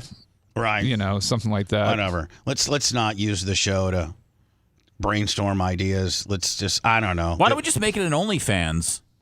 Well, because she's not. Well, you got to build build Packers OnlyFans. That's what you get to eventually, Seth. But you got to build it up. You got to get it. You don't just have an OnlyFans and then magically have it. I'm not going to have my girl being an only, because you can't be OnlyFans and not have them all the way out and dildoing and doing you can if you don't do the face pics in the free ones. Yeah, that stuff gets away from you quick. Yeah, I don't want any of that, guys. I don't. I dabbled. I mean, I got a sex tape that's out. I don't need that. I'm just trying to help you with your idea, Bubba. Instead of trying to get the impressions, let's just cut right to the money. Yeah. I think I'm struggling a little bit money-wise, but I don't think I need to make my girl an OnlyFans girl. All right, Packers OnlyFans would catch on very fast. You're not going to believe this. There's already one? There's already an @ Boobs. Yeah, but it's really bad, Bubba. I've been looking at it the whole You're time. subscribed, Lummy? Let me send me the Rhett, send me the Packer boobs so I can take a look at their boobs. Oh, their there's no boobs, Bubba. It's horrible. I found it a while, and I actually Did you send it to me? Yeah, I clicked They off stopped it. posting almost 4 years ago, and I'm assuming it's because of this lack of boobs here that I'm seeing. That's the thing is they didn't keep up on it. They had the idea, though. Yeah, they didn't keep They up sure on did. it. I mean, I can have, I could come up with, there's all kinds of different names for boobs. All right. So, by the way, this has nothing to do with the Packers, right? This right here. That's because they got desperate. Okay. And, okay. It was their last tweet ever. It was a bad day for him. 2021. Yeah, right, he just so- wanted to see what would happen. Okay. That's Another victim of COVID. Thanks a lot. That's nothing. Okay. This might, it's called Packer boobs, and these are nice boobs, but there's nothing Packers about it, right? Well, she's drinking a beer. Well, okay. That's kind of Green Bay-ish. All right. I'm looking for okay, here's a Packer chick, but there's no boobs. There's no boobs. But people like that. They like cute. There are feet pics though. People like cute girls in their team's uniforms. All right, well, I'm just trying to find the very first example of what they're okay, that's some nice boobs. Well, Lummox is right. They sucked, That's right. All right. Can I throw another wrinkle into this? Yeah. If we're going to go with Packers boobs and you want to really amplify this, she could also step on a donut every week of the opponent, and then you got the foot pick aspect in there too. Except there's only one bad thing. She has bad feet. Oh. Because remember, she had. Can Dan do something about that? No, hold on. No. Listen. Girls don't like you talking about their feet, Hold Bubba. on. This is really a sensitive topic. I know. Jesus. Well, let's not go down it then. No, listen. She had a very much bad accident where she almost had her big toe cut off. When we were loading up all my stuff from Odessa, yes, and I was loading up that Cub Cadet little rider mower I had. Yep. Well, she brought over this big trailer that she had, and I pull it up the ramps, and then these ramps, you had to like take out, and she was trying to take these ramps out, and she couldn't get it out because it was stuck, and so she starts jumping on it. This ramp that's stuck, this really big steel. Like not aluminum. Yeah, we know how trailer ramps work. No, but this wasn't an aluminum ramp. This was heavy duty steel, big. Like one ramp weighed like 50 pounds. This was a car trailer. It's the only trailer she had. And so I tell her when she's jumping up and down on these ramps, I'm like, listen, you need to stop jumping on that ramp because it's going to come out of its slot and maybe hit your pivot, like your ground foot. She would use one foot and jump up and try to get this thing unlodged. Well, she did it, and sure enough, it came unlodged. And I'll just tell you this: when I took her to the hospital, her big toe was dangling. And oh my God, that's like Megan Thee Stallion. She had to go in for surgery. This is right at the start of COVID. She had to go in for surgery. They didn't know if they could save her toe. They were able to save her toe. Were you gonna leave her if they didn't save the toe? No, I wasn't. No. Oh, come on. No. If she gets caught in a fire, Bubba, you're out of here. So she doesn't have the prettiest of feet because she has one bad foot, right? She just needs to put her best foot forward. Let's not make it a foot thing, dude. Where'd you learn about stepping on donuts, Brian? Yeah, that's weirdo. sick. Dude, dudes are into it. Bubba, you have to go almost back to 2018 to see on that page for any boobs. So. All right. Listen, I'm gonna. Let me, you, Rat, whoever, Seth. We can talk about this. Yes, sir. It might just be another idea lost in space, like most of our stuff. Brian, did you sign up for our... I signed up. I did not select my roster yet because I want time to think about it, but I did reserve my spot and pay the money. All right, so it looks like Brian said 94, but no, 92. We're at 93 now. Okay, that's another extra. So only 7 spots left. Go to our Facebook, our Twitter, or our Instagram and sign up for this week's FanDuel account, Fantasy Football. There's only 7 slots available. Lummy, is your screen name Lummy? No, I've been trying to change it, but I can't change it. What is it, Lummy? GARRI73. These fans want to play against their favorite radio It's hard guys. to change the name, Bubba. Mine's Matroni B. That's good. Mine's Bubba BRN. Mine is GARRI73. I mean, that's what it is. Okay, I've tried to change it. We got you. It's good that I got your IQ in there. Thank you. All right. So this is I think the video that I was. Where can I click on the video part? I don't know if where's the video part of this? Go up. Wait. Would it be right here? Yeah. You think? Yes. All right. So I saw this yesterday, and I think it's. So this is a Holiday Inn outside of Chicago, and it's brand new. Like they just opened it. And this guy is the guy trying to get into the Holiday Inn is the the company I think that owns like the Hampton and the Holiday Inn and Spring Hill Suites and Town Square, like it's a big company called IHG. So you get IHG points, and I think one of the highest level of IHGs is to be a platinum member. And if you're a platinum member of IHG, I used to be. Before I got my trailer at Ocala, I would just stay at the Holiday Inn in Ocala. Oh, nice. And I end up getting a huge amount of points. Well, that got a little expensive. That's when I had money. So I just bought a, dilapidated fifth wheel instead. So that being said, I was a platinum member one time. Not now, but at one time I was an IHG diamond or like a very high level. So they have silver, gold, platinum, and diamond. I was diamond. But platinum, I think, Brian, if you look, they have to hold back a certain amount of rooms. Like if you're a platinum, I think you're guaranteed a room, or there's a they certainly treat you well, and they certainly at least let you inside the hotel and go to the front desk and ask for a room. I mean, right? I mean, they're like Brian. You are on you do almost all your travel through your rewards and points. Marriott.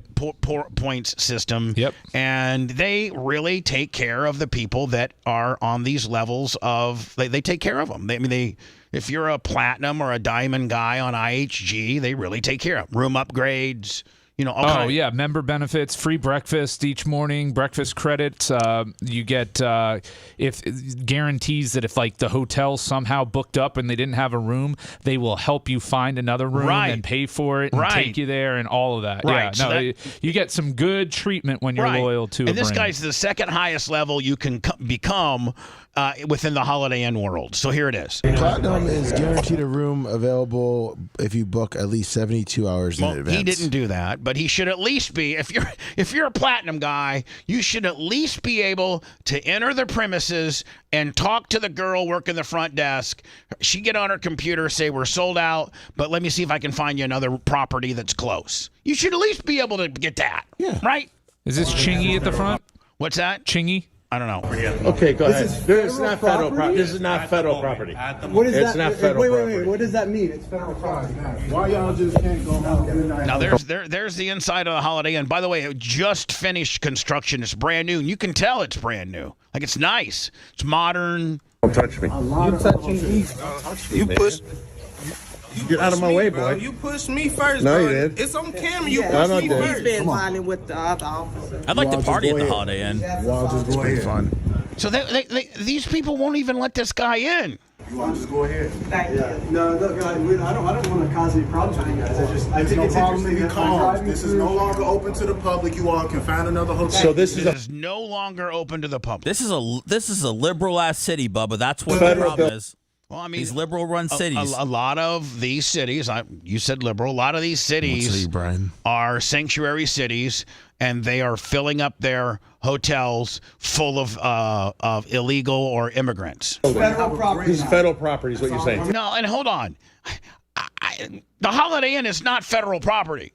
Might be private property owned by a franchisee or Holiday Inn itself, but it's not federal property unless they consider it federal property once the feds have made a deal to house all the immigrants there. Now it becomes federal It's property. not federal property, but if they booked out the entire hotel. I mean, Bubba, if you're Bubba Holiday Inn guy and you owned a hotel and the federal government came to you and said, we will pay you your rack room rate for every single room in the hotel for the next 3 months, you're not turning them away. No, you know what I am doing, though, is I'm having my manager go out. If I have a guy that's an IHG Platinum member and he's not going through this, I'll tell you that at least. Can we just confirm that? It's federal property. You're saying it's federal property. These guys don't know. They're just security guards. So do you work for the federal government? Or are you with the city of Chicago? See, part of the problem is the lack of communication. These security people need to be somewhat trained on how to deal with these people that, one, are trying to go viral, and two, trying to put you on tape. They need to have a little bit of a protocol where they have an explanation or something like that instead of this is just turning their back on you. How much are you guys making, by the way? I heard minimum's about $160,000. Oh my God. What you guys are making? This doesn't look closed. No, it's definitely not closed. Only to These American guys aren't there to rent a hotel room, by the way, Excuse Bubba. me, I have If you believe that, No, I I've don't. got a bridge Brian, to sell you in New York. Brian, I don't believe you. I don't believe that. Okay. I don't believe that. But I believe that there is just a big disconnect in communication. And I just wish people would be honest with each other. And it seems as just a right down the middle guy, it just seems absurd as to why we are putting all these people up in hotels when we have a border crisis. Like, it's just, I can't. Maybe Well, hold on. maybe I don't know. The Congress should do something about it and pass a law. Maybe we should be taking the amount of money that we're spending to book up this entire hotel and go take care of some people in Asheville, North Carolina, or South Carolina, or North FEMA's Carolina. out of money. Should have exit our property. Would you please get off the property? As of now, you are. Well, yeah, but this is a Holiday Inn, isn't it? You are trespassing. You have And a been Holiday told. Inn. You are a trespassing. And technically, he's not trespassing. In order to be trespassing, you have to have a police officer off. This woman doesn't have the authority to issue a trespassing warrant. But Brian, would you agree to that? No, but she can say you are no longer allowed here. And then at that point, when he is trespassing, he can be trespassed from the property. And then if he returns, he can be arrested. What were you saying, Seth? If you see this guy that comes out real quick right behind her, he looks at the guy and he goes, "Oh, this guy again." I'm back. Yeah. Please. You know that guy? That was before you were here the week before. Oh, okay. I got his facial recognition. I know exactly who he is. Okay. Is he part of the organization? All right. So anyway, I just have a huge problem with our immigration system right now. It's broken, man. It is definitely broken. No matter what side of the fence you are, it's broken. It's broken. It's broken, and it's really, really, really costing us a lot of not only just. It's just costing us a lot of turmoil. Would it make you feel especially better? with the way that Helene, is that the name of the hurricane? Helena, whatever. I don't think it was Helene. I think it was just Helene, wasn't it? Helene. She just killed 5 states. Probably, arguably, one of the most destructive storms in the history of our country. With regards to just, usually it's 1, maybe 2 states. Man, this bitch came in and was a wrecking ball to 5 different states. And it's just, we're really, really, really hurting right now. What were you going to say, Seth? I don't remember. You don't? Sorry. So, let me, before I go into words, these are now up at Bubba Army Merch, Bubba Army Store, Bubba Army Shop.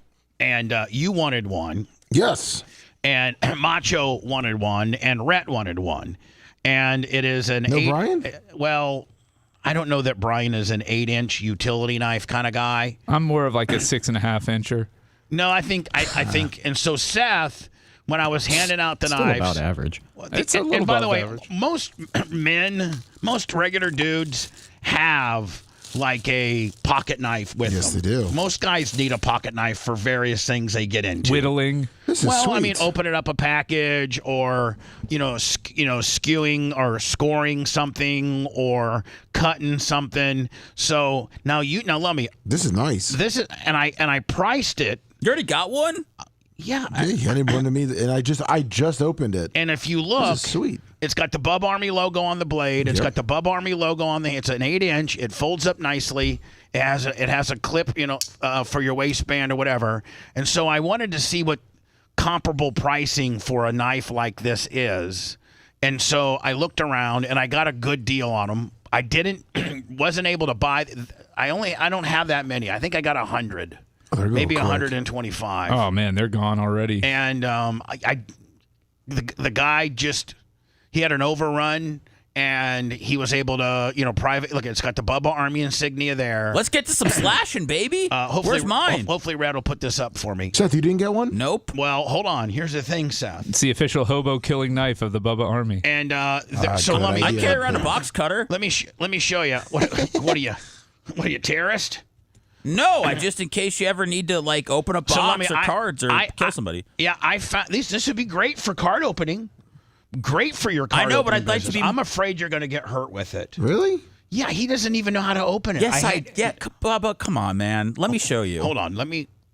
Let me. I got the quickest draw in the West. Let me first show you, Lummy. So I think maybe I'm leaving a lot of money on the table with this. I'm only making $4 or $5 a knife. $20 is cheap. So hold on. So it's $20.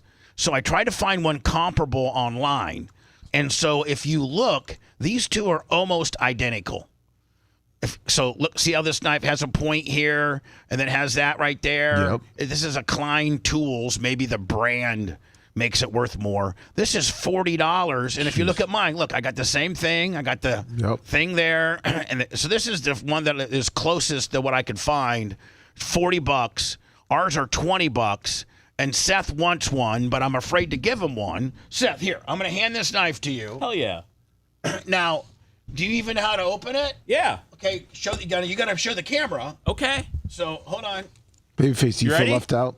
I'm okay. No, it's not a flick. You don't flick. It's not a flick knife. Yeah, no. Whoa, Babyface, watch out, buddy. That thing could come out of his hand and come at Seth, you. you're going to hurt yourself. No, he tried to sling blade it? It's not a flick He knife. tried to sling. You have to manually open it. I can just see that thing coming right Dude, there's a towards you, little Brian. there's a little lever button No, he that you just- got to push, and then you pull the blade out. I stopped. It's a two-hand deal. I stopped the experiment at what he said, how.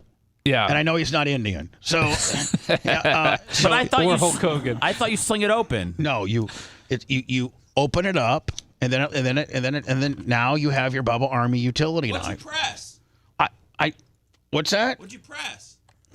Just back in there. So watch me.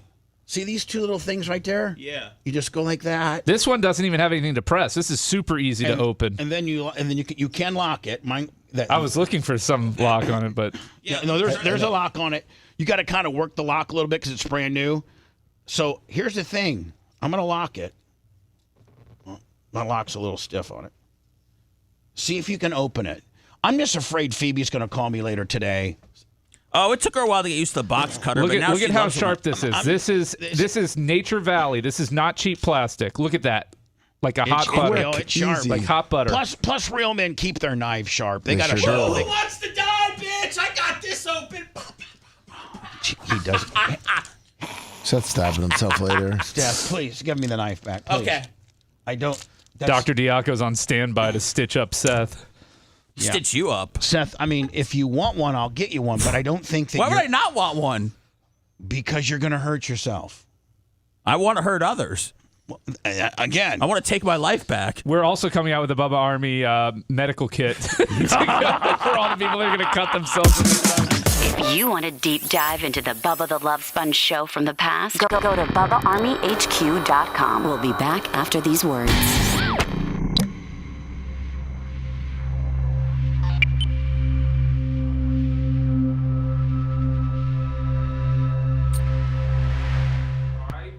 This is a full tang, the finest steel. It's a good knife. It's a good knife. It's Targaryen steel. Targaryen.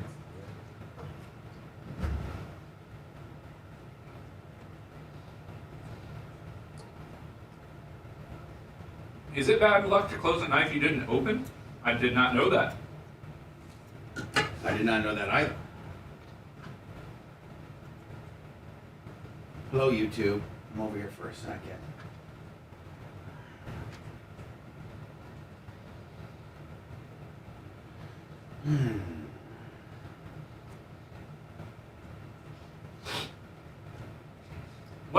Okay, so here's the deal. Let's say somebody opened a knife and then died. That knife just has to remain open forever. Nobody could ever close that knife.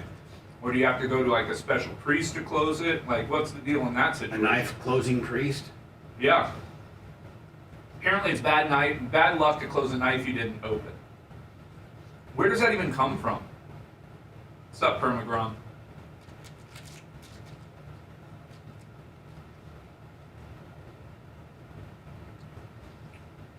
Get your Bubba Army bump stocks.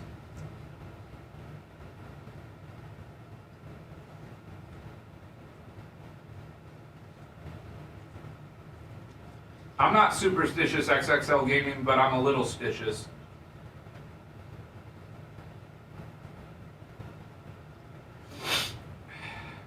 Sounds about right, Don. some made-up shit. Good morning, Mitch. You and your wife should watch The Perfect Couple. Okay, have you ever watched From? Watched what? From. F-R-O-M-E? F-R-O-M? No, yeah, not From A. From. Yeah, F-R-O-M. It's on MGM Plus, which makes it inconvenient. But it's really good. It's called From. From. Okay. You can get a free week of MGM Plus and start watching I can get it, but what's it about? So these people are in this town and they can't get out. It's from the makers of Lost, and they're trapped in this town. They can't get out. There's other people that could like randomly drive in. It's a what up, Cash? It's like a psychological thriller thing. You and your girl have got to watch The Perfect Couple. Oh my God. We'll watch it tonight. Tom and Gina recommended it to me.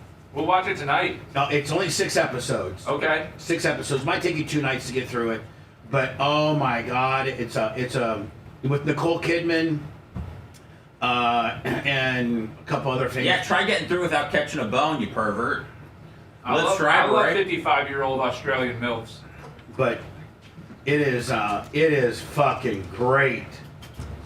And the chick that gets killed in it, which it's all based around this girl that gets killed. They try to find out who killed her. You know, Seth and Phoebe were the perfect couple at one point. 2017. Best couple in Tampa Bay. Perfect Couple is what it's called. I don't want to dwell on my past awards. I look forward to the next one, Brian. You know, you celebrate it for 30 minutes and then you move on to the next award show. Oh, did you get that article I sent you on Mayorkas? Saying that FEMA, they're out of money? Yep, I got it. Okay. I'm going to go Kamala Harris making an announcement to the Mayorkas deal, to Alex Gays for Palestine. Where does funding come from? I might. We need to tell Macho Man. Giving them more funding? Well, I mean, we need to tell Congress? Macho Man on the studio naming deal. Yes. That we refer them to whatever my fucking website, Cannabato. AquaBeato.com? Yeah. For more information, go to yeah. Beato. Don, are you watching the original Dexter? And I think there's a promo code. When does the new Dexter come out? I think soon, but there was the one they just ran a couple years ago. Didn't that shit the bed? No, but they said that. I thought it was good. Where was that at? It was only a few episodes, wasn't it? Yeah, I think it was like a season, maybe. Yeah, I think it was.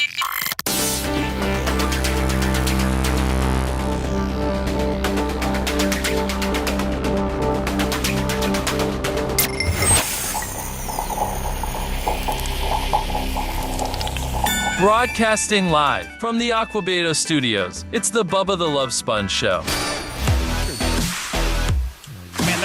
Man, you don't even need a voice guy or girl anymore. You got AI. That was Mr. Beast. Yeah. Macho Man, love you, my friend. Very talented engineer, you. Oh yeah. Can we get some more of those Italian ones? The Bubba the Love Sponge. Lummy, fall can be a stressful season, and stress leads to feeling drained. To maintain your energy levels and your heart-healthy routine, it's best to avoid relying on stimulants. Super Beet Heart Chews, they offer a convenient, delicious plant-based way to support healthy blood pressure and circulation. Enjoy a heart-healthy boost without all the jitters. Paired with a healthy lifestyle, the unique antioxidants compounded in Super Beets is clinically shown to be nearly 2 times more effective at promoting normal blood pressure than a healthy lifestyle all alone. Support healthy circulation from a plant-based chew without the stimulants and no artificial sweeteners and or flavors. Double your potential with Super Beat Heart Shoes. Get a free 30-day supply of Super Beat Heart Shoes on all bundles and 15% off your first order by going to getsuperbeats.com. Promo code Bubba. Use the promo code Bubba. That's GET, Get Super, BEETS, getsuperbeats.com. Promo code Bubba. Promo code Bubba. Thank you. Hello. Hello? Yes. Yeah, hi. Bubba. Gus, so great to talk to you. Hi, I wanted to Gus. tell you a couple of things. Okay. One, I wanted to say I really appreciate yesterday when you opened up to everybody and told everybody about how things were going in your life. Mm-hmm. And you said, I wonder if this is the way I should actually be. And do the listeners appreciate it? 100%. We really appreciate it, and we relate, and we totally dig it, man. Also, Colton and Tuttle, awesome additions. The Stoner and Loner podcast is really gaining a lot of traction, and we appreciate them doing that for us. This sounds like Tuttle's like cousin or something. The way he's talking, I'm just saying. I think he's just an average guy named Gus that likes the show. I think this is Buttle. No, my name is Bency. I live in California. Yeah. He's up early too. Yeah. Listen, geez, Brian, learn how to work. Stop trying to squash the great listeners. Okay. California. Yes, just sit over there with your shovel face and try to play along. Okay. Try to have a good time. Try to be positive. Try to support the show. Try to like the show.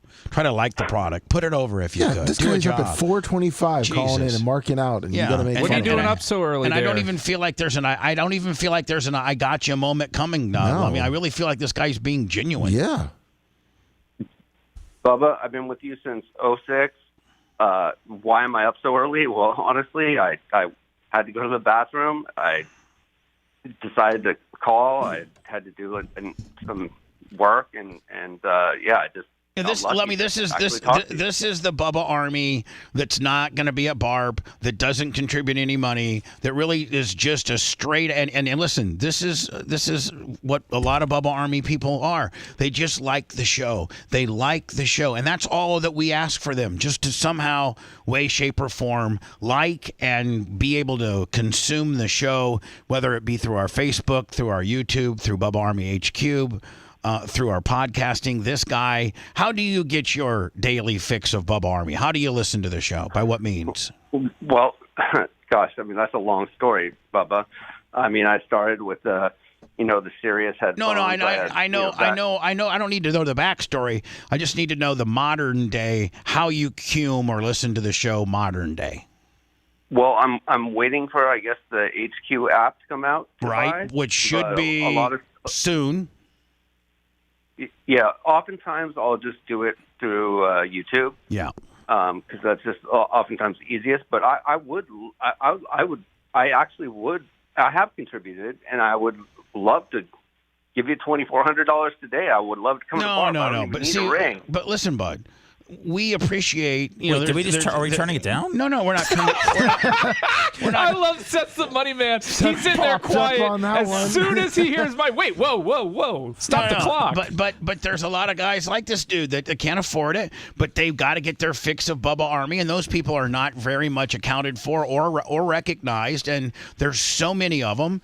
I mean, really, I really appreciate guys like this that just find out the show. They are daily listeners of the show. They might even be, getting ready for that. Or let me, like this guy said, he's waiting for the Bubba Army HQ app, so that he can go and navigate through some of the old stuff and things like that. That app, I've been told, is less than 2 weeks away.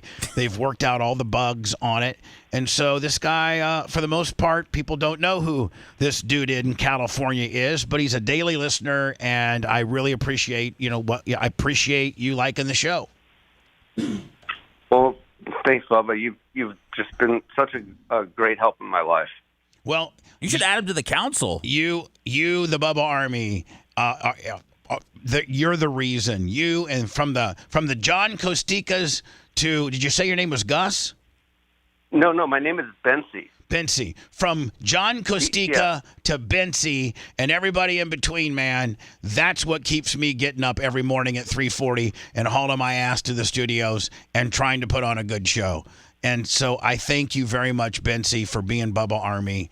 And especially in California, it's somewhat cumbersome to catch the show live, so you get it on various other ways. And thank you. You know what? Thank you so much, Benzie. I don't say thank you enough to the hardcore Bubba Army that keeps things going. I appreciate you, bud. Well, I mean, will you take my 2400? Can I come to bar? Yep. I mean, yes, sir. I mean, just send us an email. I don't need a ring. I'll take one of like the old ones. No. Hold on. I mean, like some guys last year ring. You can have mine, Benzie. How would you deliver the 2400? I don't. However you know. Can you baby bird it to us? Can mail me or what? And I'll just Venmo, Cash App, PayPal. There you go. Yeah, I mean, if you Venmo, Cash App, PayPal, it's all at the Bubba Army, and you put in there it's Benzie. I have got a hold of the manufacturer, and she's not real happy with me right now because I added 2 more rings yesterday, Lummy, the chat rings.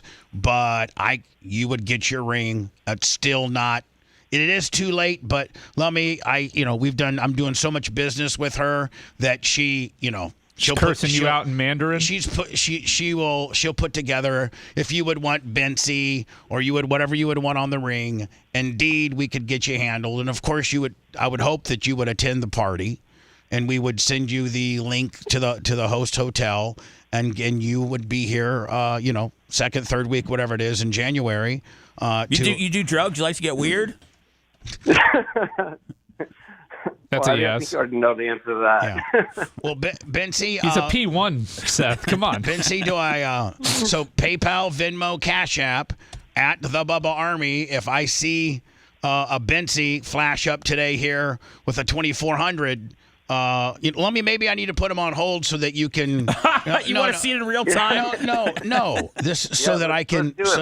Hold on. Whatever you want to do, but hold on. It's done. It's a date, man. Okay, hold on.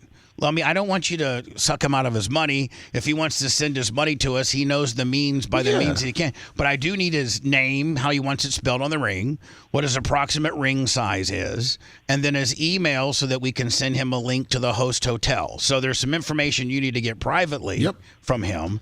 And, sir, again, PayPal, Venmo, Cash App, at the Bubba Army. And, boy, that would be unbelievable to get a guy from California that I've never even heard of.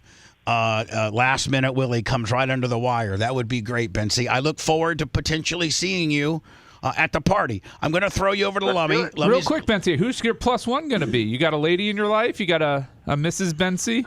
A furry? I know, Brian. Actually, I'm looking forward to you setting me up with the lady. Thanks. There you go. Yeah, no problem. Yeah. You got any ditches in your office, Brian? You can hook them up with? Sure thing. They love California boys. So. Benzie, awesome. Let me get you over to Lummy, get some preliminary information for you. We'll be looking for Venmo, PayPal, Cash App. Benzie, I hate to be a dick, but, it's kind of got to be today. No, let's do it. Let's send me over. I'm ready to go. All right, buddy. Thank you. Wow, that came out of nowhere. Can I tell you what? What? I said when you gave that money to Captain Cream School, I said that money was going to come back to you. Look at that. Well, and look, this guy just calls out of nowhere 2,400 on this one of the holiest of days in the Judaic calendar. This is amazing. This is the Jewish New Year. This is Jewish New Year, buddy. Rosh Hashanah. This is a true Jewish miracle, is what it is. It is. I know you don't. I don't know if you believe in karma, Bubba, but I said it was going to come back around. Now it just needs somebody to cap it off with that 1,200, and then I'm fully right. You're listening to the Bubba the Love Sponge Show. If you want 24/7 on-demand Bubba and the crew, go to BubbaHQ.com. The Bubba the Love Sponge Show will be back after this.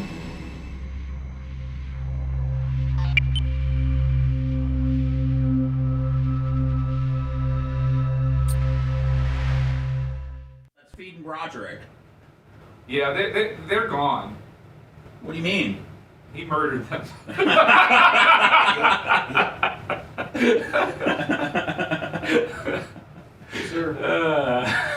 Yeah, I got a hard. Yeah, he raped and killed them. I got a hard on Napa Mike. Bringing $2,400 into the BRN after we talked the last few days. Thank God, Seth stopped that. Bubba's gonna be like, no, man, you don't have to do that. Yeah, that's definitely bad. Definitely bad for business. See, Bubba, people love you, man. They're mad you got floor seats at the Lakers. See you on the 50-yard line with the Raiders. Met Ali, he told you you're the greatest. Yeah, either way. Yeah, What's up, Brian?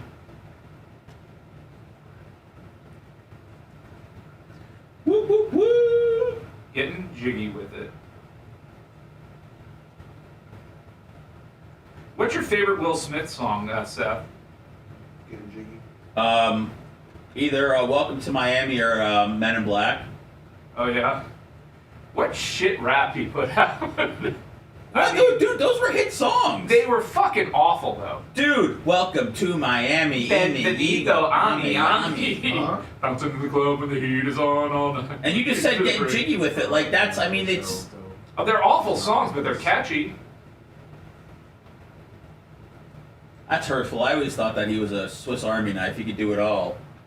Speaking of Swiss Army knives, Bubba Army knife, $19. Get it while it lasts. I just stabbed my leg and I'm still alive. It's not a switchblade. Thank you, man. Whatever that is. What you tried to do with that knife? Oh, is that when you try to fling it open? That's a switchblade. Yeah. That's what I need. Yeah. First of all, that's not what you need, bud. You're not Cuban. You're not going to be good at that. But everybody looks so cool and they fucking pull it out. So Snizzle Slizzler really wants a Bubba Army wallet. If you can work on that, Bubba. Are you talking about like one of those Velcro ones from back in the day that you get? You know, I think they're thinking about one of those those stylish ones that you kind of put your credit cards Yeah, in. you have a money clip. Well, he said wallet. I think there's a difference between a wallet and a money Thanks, Timothy. I appreciate it, man. Yeah. That's what I was. I don't promote it too much. Just it's there if anybody wants to check it out. I've mentioned it. Attack of the Dog wants me to sign his knife. I think it's good. I think it's good to go 25, 30 minutes we're not signing knives. No calls. No calls, no audio, no stories. Just fucking a couple of things I wanted to talk about. Are we doing? We're doing a blizzard, right? Yeah. Am I coming to Bart this year? It's looking unlikely because we're doing what up, Martin Longer? Luther King Christmas.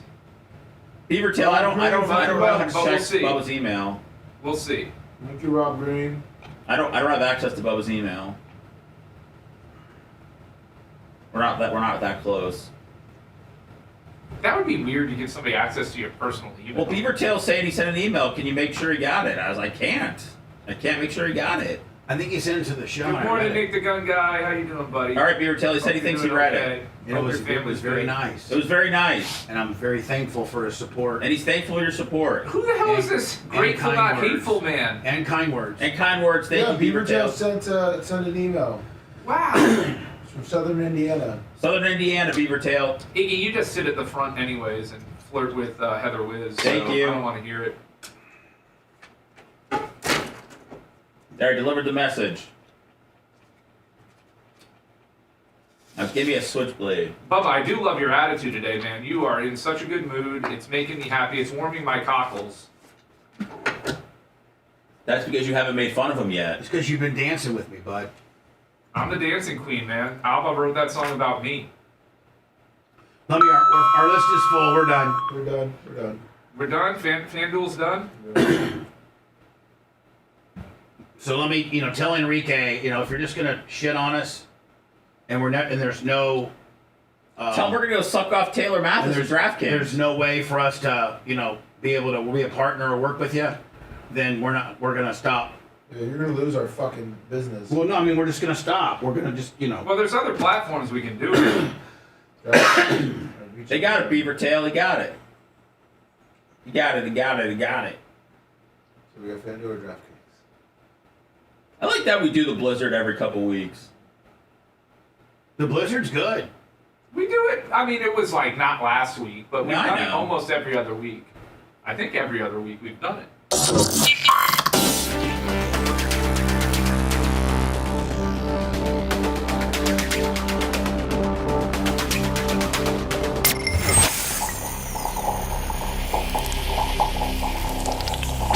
The Bubba the Love Sponge Show, listener supported via PayPal, Venmo, and Cash App, all at the Bubba Army, now returns. Lummy, could you look at what time we first started to say we were going to do a 100-person FanDuel thing yesterday? What time it was? Biggie 7375, $100. Because it may have been less than 24 hours because if we said like at 8:30 we were going to start one, we filled up about a half an hour ago. We're done. Our 100 player league at $10 to get in. That pays what, $4.90? Does it pay $4.90?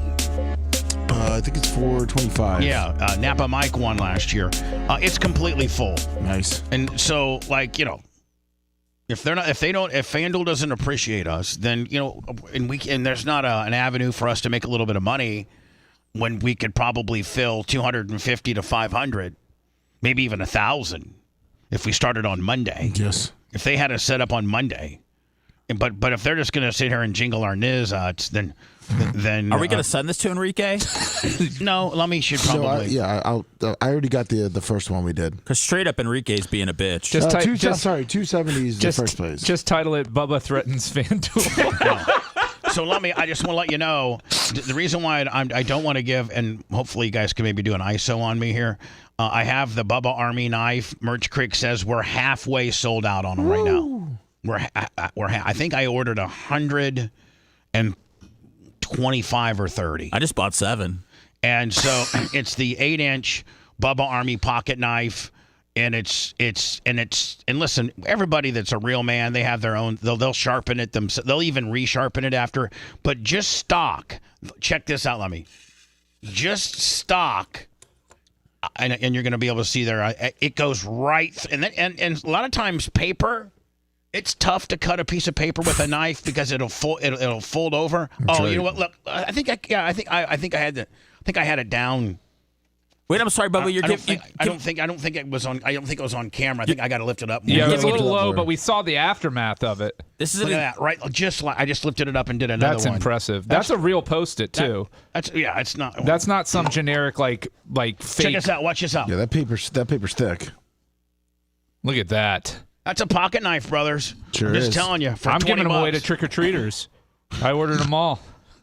So go to Bub Army merch, Bub Army store, Bub Army shop, and get one. I've told the Merch Crick not to give one to Seth. It's just too sharp for him. Oh, come on, man. Seth, you could hurt yourself. That's fine. You really could. Seth, what would you use it for other than opening up cellophane wrap baseball packages? And then after you've done that, put it up on eBay. I open when we get a box of the mail. I'll open that. I just like punching the top of it and then ripping it open. That's the way to do it. Maybe we should have one that we give to you, Seth, that you keep right there at your little desk area, and it never leaves the building. So my daughter tied her shoelaces together the other day, and I had to cut them apart. I mean, Phoebe did get mad at me that I didn't untie them, and I just cut them, but I wanted to teach her a lesson. Did you use scissors or did you use a knife? I used my box cutter. I kind of had to saw it, but I got the job done. Jeff Patterson, $100. Thank you. You know shoelaces can be coarse. They can. Seth's got his special edition 911 box cutter. Lummy, here's our lovely vice president. Yes, very lovely. She's at boots on the ground. I think she's in Augusta. Actually, Bubba Light, who lives in Augusta, called me yesterday and goes, that bitch just landed in my hometown. She's in Augusta. Oh, nice. And so Vice President and presidential nominee Kamala Harris in Augusta, Georgia yesterday, looking for that Georgia vote. Now, wasn't Trump there 2 days earlier? Oh, yeah, on Monday. And the federal relief and assistance that we have been providing has included FEMA providing $750 for folks who need immediate needs being met. Now, hold on. That is an insult to the $750 to a guy that, has nothing. Literally has much like April and Captain Creamsicle. Yeah. That's going to get you what? 4 nights in a hotel? I mean, it buys you some time. Buys you 4 days? I mean, I don't know, man. I mean, all the money that we've spent on immigration and wasted on that. Happened to Canada Rob, too. He was stuck in a hotel for a couple extra days, and I think timeshare condo, whatever he's got, he had to pay $1,400. Yeah. Yeah, and he actually, Rob from Canada, stopped by the studios yesterday, Lummy, and brought my yearly allotment of Canadian ketchup. Yes, he did. And he was like, and I think yesterday was his last day that he was in town. He comes every September, October on a 3-week timeshare. And I think his timeshare condo completely got destroyed. Like, completely. Yeah. I know now, Brian, I know now people with money that are going and to these homes on the beach that would probably be considered teardowns now, you know? Yeah. And that are that were full prior 2 weeks ago that were worth $850 and buying them for $300,000 and $400,000. Yeah, it's great to cash in on other people's misery. I love to see it. No, I wish I was in that situation. Which end of it? You lost everything and now you're getting a third of what it's worth? Hold on. Let's just make sure you know something. I lost everything and it didn't take a natural disaster to do it. I wish I could say my demise and me losing everything was because of, a natural, Bubba. because people would feel more, they're like, yeah, me too. And like, you have people in your group, but when you say you lost everything according to a sex tape, it kind of makes you a kind of a lone wolf at the end of the day, and people don't feel sorry for you. They did the same thing to all the poor people in Louisiana after Katrina and came in and took their property from them. And it's very sad. A lot of times it's been in the family for years. That's all they have. They can't afford to rebuild. I'm not doing it. I know, but you're like, man, that's cool. Well, I mean, I wish I was in the financial position to do that. Wish I was in a financial position to go and now here's the thing. I mean, like, I don't know if this is the way that communities cleanse themselves, but everything that will be built from this point forward on all this stuff, all the houses that didn't, Lumby, that weren't built on stilts, that didn't have the blow through. Yep. Now, there are homes on the beach that survived this because they were built, prior to and after 2001 or wherever the building codes for hurricanes got very real. 93, where 92, they, I think it was after the No Name storm, Lummy, in 92, 93, that building codes changed, and every house that was built it was after Hurricane Andrew. Yeah, which was 92. Because Okay. my parents built their house in 92, 93, and they had to put it on stilts. Right. So and then they had a new code again in like 2016 or 18 that even went further. Right. Now, Lummy, what type of damage did your mom and dad? Because they're in Treasure Island, correct? Indian Rocks. Indian Rocks, which is from Fort DeSoto to Hernando, yeah, and Citrus. If you're you're done. If you had an older house that was built prior to, in the like most of these homes were built in the 50s, 60s, and 70s. They were right beach level for the most part. Well, it wasn't even the wind; it was the flooding because they weren't built up and they didn't have that first level just being cleared out. Kind of a blow through. Yeah, a blow through or just garage space that you can afford. With the cinder block, or where your hot water heater would be, or just stuff that you could replace and survive. Lummy, how bad did your mom and dad what's just the whole first floor, which was the blow through? Yeah, pretty much the blow through. But a lot of people, but a lot of people build things in the blow through. Yeah, my dad has they'll his bar. They'll build a man cave, or they'll build a mother-in-law suite or something like that sometimes down there. Yeah, I mean, they lost that with the pool table, and then their cars were the problem. Now, so are their cars completely done? Yeah. Oh my gosh! So my one of the coworkers in my office had to have a rental car because his wife totaled his a few weeks ago. They went to go return it. And it was like on Monday or Tuesday, a line around Enterprise of like 200 people. They said they have like a 2,000 person waiting list to get a rental car right now. Yeah, my mom can't find one. You can't get one. If you're coming into town and visiting Tampa Bay, you better have a rental secured. I got an 04 Crown Vic with Bubba Army cop stickers on it. There you go. I also got a smart car. Lummy. You get prime for that one. You want us to take it down to Enterprise right now and Bubba Car Rentals? Well, no, don't they have that? What is that? Oh yeah, you're talking about Turo, where you list your car. Yes. And in a lot of sometimes people that own like Lamborghinis and Ferraris and stuff, they'll sign up for Turo and they'll get like $3,400 a day for like their Lamborghini. like, high-end exotic. I think right now you can have a 2012 smart car and probably get $500 a day for it. Probably can. Right? Yeah. So both your mom and dad's cars are now. When you lose a car, you deal with insurance. So let's say that you have your car insured, okay?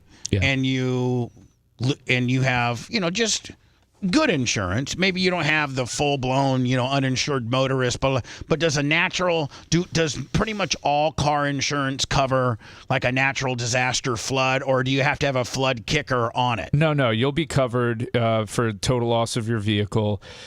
Be very careful buying used cars over the next year. There'll be floods. Yep. You'd be very careful. A lot of people will dry them out and not fully fix it up, and they won't even have a salvage title. Nope. Yeah, you got to be careful. Certainly over the course of the next year buying used. But just the average run of the mill, I have my car insured. That will, cover for you. Now, does it just give you the value of your car? So if you bought it wrong and you're upside down on it, you're screwed. You're screwed because you got to carry. If you're going to buy used and not put down a significant amount of money, always get gap insurance. That covers the gap between what your vehicle's worth when it's totaled out, which is typically actual cash value, which is not retail, which is not what you can buy it for. It's pretty much what somebody would be willing to have come off the street and paid you cash for the moment before the accident, and counting for the condition of the vehicle and all of that. So most people's vehicles are worth more to them than they're worth. Right. They'd be like, man, my truck's worth $40,000, when really it's worth about $28,500. Well, and to you, it's worth everything, because it's what you use to get to work. It's your work truck. It's Now, is there going to be a run on are the car dealerships just going to be slammed right now? Yeah, I mean it's in a strange way, it's a seller's market, right? In a strange way, it's a economic stimulus here. Except because the problem is that a lot of cars are going to be held up because of the port problem. Well, that is an issue, But I mean, the dealers have a pretty big inventory on their lot right now because of the interest rates and everything. So this is going to help. So here's the deal, Southeast car dealerships. If you had, let's say you had let's say like for instance Seth's car, and Seth is not upside down on his equity, but it's a complete loss. What do you think Seth's car is maybe worth? $12,000, $15,000? What year is it, Seth? 2021. How many miles? 40? 89,000. 89,000, 2021. On a Ford Fusion? Yeah, probably 12. Right. And let's say he owes 8 on it, right? Right. So he has a $4,000 or $5,000 check. Right. Right. He can take that. You can take that all day to your Ford dealership and get a brand new Ford, stroking down $4,000. Where do I get my 12 G's though?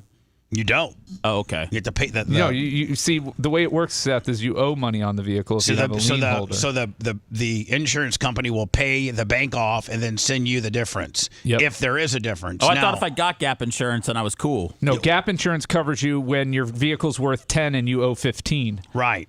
Wow. So then what happens? What? Okay, so if you have gap insurance and your vehicle's worth 10 and you owe 15, do they make up the difference? Yeah, but you have to get them involved very early on in the process for the total loss. Do not total out your vehicle, accept what's being offered and everything without your gap insurance carrier being involved, because they can say, oh, it wasn't enough or this or that, and then cut you. They also will not pay if you have I'm not talking about cut you like with one of my new Bubba Army knives. $19, Bubba Army Store, BubbaArmyShop.com. Get it while it lasts. There's only about 45 left. No, but they'll also reduce your payout if you had anything that you owed that you were late on, or there's penalties or fees. Are people that have flood cars going to try to take these to the dealerships and turn them in? There's some that may try to trade them in. I mean, I wouldn't be running to the dealership right now with my flood car if it was running. I mean, you air it out, if it's working. They're supposed to, because my mom says and hers is like a month old, and she's got her own boy. She's a big baller over there. Yeah, Mama Garrison's got her. What was she rolling in? 24 Lincoln. A Lincoln. Which one? Kind of like yours. Oh yeah. 24. Did she get the Corsair though, the smaller one? Yeah, I don't know. She's got a 24 Lincoln, buddy. I don't know, but the dealership hasn't. Like they said, it's going to probably take a week or two for them to get out there. to like even look at. Oh, you're talking about not the insurance or whatever. dealership. You're talking about the insurance company. Yeah, because the independent adjusters that go around for them and the adjusters that work for them are just overwhelmed. Will it even start? No. Won't even start. No, it won't start. Saltwater will do that to all the electrical components in the vehicle. So, but it's right. It kind of stimulates the economy a little bit, but also what it does is it resets the community and the building part of it in the fact that all these devastated and totaled out homes will now be built to code, which will survive. Probably the next would have survived this hurricane and those that are coming, that will come after. The only thing that Right? people will complain about, that it makes the house obviously more expensive with the more codes and the more inspections and the more things you got to put into it. Yeah, some people aren't going to be able to afford to rebuild. I mean, Yeah. Rhett was just telling me that his grandmother or whatever was hit pretty hard, and who knows what they're going to do with their property. You know? So, Red, is your grandma like in a conundrum where it's totaled, but they don't know if they could afford to rebuild by today's code standards? Is that what she's facing right now? I guess that and a lot of other things, yeah. She's getting a little bit older. She's kind of between over here this and Tennessee. nonsense. Say that again? She's kind of over this. She's over it. I don't know about over it. It's just, it's kind of tough. It's kind of devastating, honestly. They've lived in that house for a very long time. They've been on Davis Island since before a lot of the rich people got out there and tore down all their neighbors' house. So, yeah, her house wasn't necessarily up to code, but I think now the ultimate decision is what they're going to do with that lot. Are they going to tear the house down themselves? Or are they going to put the money into fixing it up? Yeah, like, but man, what does that look like? But lots out there. She's probably got a ton of equity with regards to what that ground's worth. Absolutely. So I would get with a builder and see about building some sort of spec home with them and sharing in the profits, because if you just sell the lot, you're going to lose bigly. Right. And do it before they change the codes, really. Yes. The federal Dateline Washington, the Federal Emergency Management Agency can meet immediate needs, but does not have enough funding to make it through the hurricane season. Homeland Security Secretary, Mayorkas told reporters on Wednesday the agency is being stretched as it works with the states to assess damage from Hurricane Helene and delivers meals, waters, generators, and other critical supplies. The storm struck Florida last week, then plowed through several states in the southwest and the southeast, flooding towns, killing more than 160 people. Mayorkas was not specific on how much additional money the agency may need, but his remarks on Air Force One underscored concerns voiced by President Joe Biden and some lawmakers earlier this week that Congress may need to pass a supplemental spending bill this fall to help states. God, the money's nonstop, right? I mean, Jesus, where's all this money coming from? We just printing it? I mean, right? Pretty much. It's just money, man. We are meeting the immediate needs with the money that we have. We are expecting another hurricane hitting. Mayorkas said FEMA does not have the funds to make it through the season. Hurricane season runs through June 1st through November 30th, but most hurricanes typically occur in September and October. Now, what's that? Have they named the tropical depression now that everybody's worried about? And I think even Macho Man said, now Macho Man is the Bubba Army meteorologist. He was the one that said this one was going to be a big one. He was correct. I stayed home from it, if you remember last week. I knew how bad it was going to be. Throwing it over to Macho Man, the meteorologist. Macho, and I see that you, during the hot mic, put it on our screen. Has it been named? And I've been told by other meteorologists like yourself, very skilled, that this is just going to be probably a rain event. This isn't nearly as scary as Helene was. Yeah, it's going to hit a bunch of wind shear, so it's not going to develop, and it's probably just going to be a bunch of rain, which we don't need in Florida, but we're going to be sitting in rain for 2 days. Lummy? A lot of rain. Did you see what just came through? Yeah, but it didn't work, and he's been emailing back and forth. But he's trying. I think it might have worked, though. No, it's failed. I already called my wife and warned her she's going to get 6 or 7 inches this weekend. I was about to call it out, Bubba, but yeah, it looked like it got reversed real quick. Why do you keep talking about how hung you are? He's not hung. He's not. He's, Let me, Pencil just to let you know, Bency yes, is trying to send us $2,400. Yeah, him and cash I out. are emailing back and forth. And right we now. keep getting notices of failed. Yeah. Bency, keep. He said he might have to call his bank when they open. But has he tried Zelling? We don't have Zelle. Ooh. Yeah, you didn't hear about what happened to us on Zelle? I vaguely recall 'Cause he something. wanted his Zelle, There's but been we so don't. many problems with you and Cash App and PayPal and this and that and the other. Yeah, and guess what, Brian? I've not done anything wrong other than just be open for business. But because we don't send a lot of money back, because it's very one way, that sometimes brings a red flag, and they cancel us. Hello, you're on the air. We're a well-funded militia. And the word army scares them, Brian. They think we are a militia. We're just a Kool-Aid sip away from being if you Bubba called- Jim Jones. There's a few, if you called to action, would definitely. Oh, Iggy would be here in a minute, fully geared up. Harassing a local radio DJ. Hello, who's this? Hey, it's Pedro. Hey, Pedro, the pool guy. How bad did you guys get it? We actually got out unscathed, but I've been absolutely inundated ever since because I'm an adjuster for an insurance company. So, Rhett, make sure you review your mom's policy. Grandma's. Or maybe ordinance and law coverage. Her grandma, sorry. And that could account for a lot of rebuild costs. So hold on. Have it say it again so Rhett can hear. Have Rhett review what now? Ordinance and law.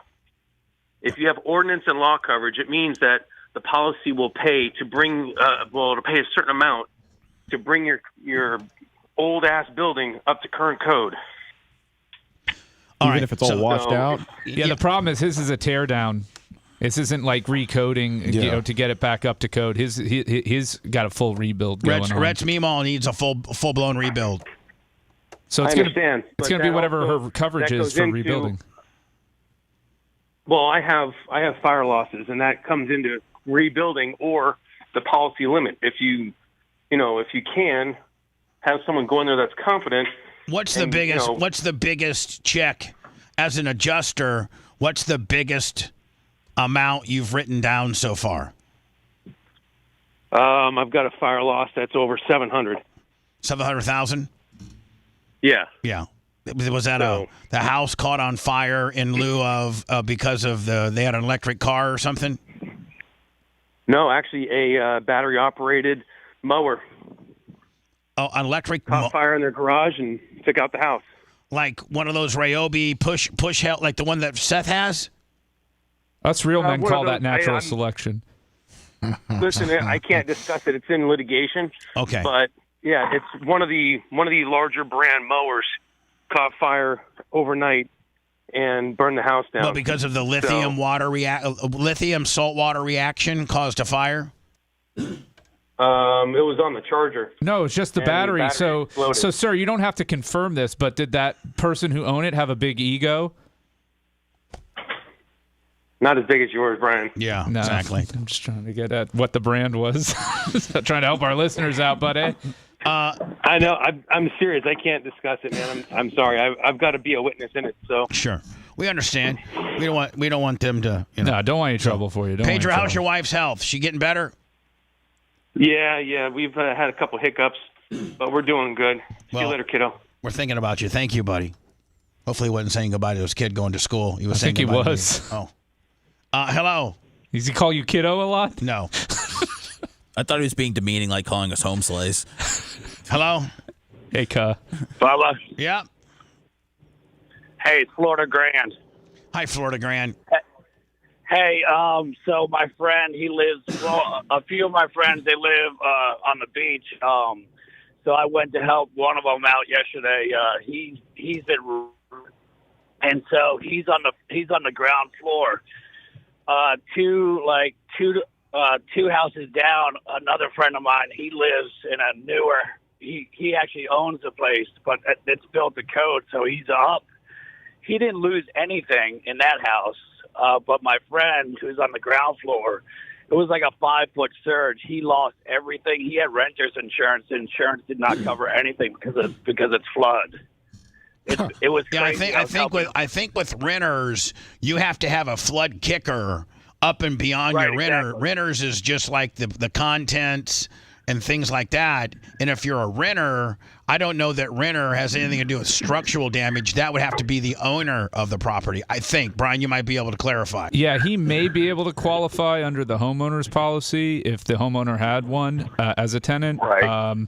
The other argument to try to make is that it was wind-blown water. It was not, natural flooding. It was from wind-blown water.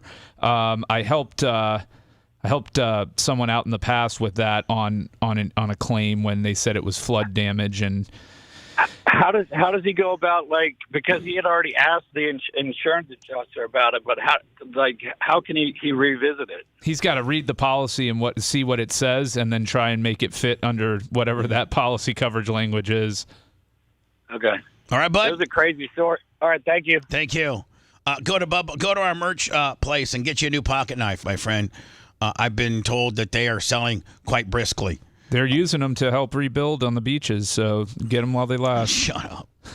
Lummy, we'll have Alex Stein on today about 9:15, 9:20. Yes. Alex, of course, from Blaze TV, Pimp on a Blimp. He's got a huge following. Prime Time with Alex Stein on Twitter.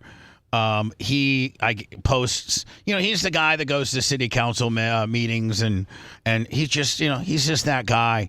He was on, I don't know what college campus this Washington. was. Oh, University of Washington. Yeah, he gets paid to do the speaking engagements at colleges, man. That is the life right there. Yeah, and then before doing it, either I would think probably after the speaking engagements, he tries to go out into where the students hang out, the quad or whatever, cause some trouble. And I would hope these are probably after the engagements, because if he's too disruptive, they could maybe cancel his appearance, and he loses his $2 or $3 grand that they pay him to do speaking. So after he's done his speech, he then he's like, hey, I'm already on campus. I might as well try to get some content.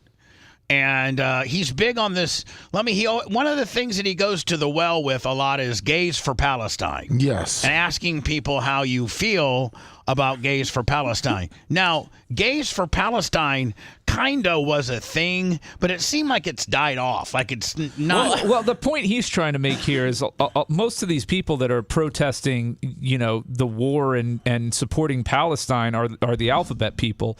And he's trying to show them the hypocrisy of what they're trying to say is that save these people that would have you murdered in a heartbeat.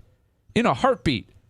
Like they would throw you from a building. Like that's what they do there. Like they don't understand that you're protesting Gays for Palestine. You're gay, or you know somebody's gay, and you're trying to protest gays for Palestine. No, you're just saying you're gay, and you're there saying that we need to support Palestine, right? But they don't realize Israel. They don't realize that if they were literally in Palestine, they would be thrown off a building. Yes, the literal law. They'd murder them immediately. Is it Shia or is it? I don't know what type of. Sure. Whatever type of whatever type of law it is that these crazy Palestinians go by, one of the it's actually a thing. Like it actually says gay people should be thrown off the top of a building.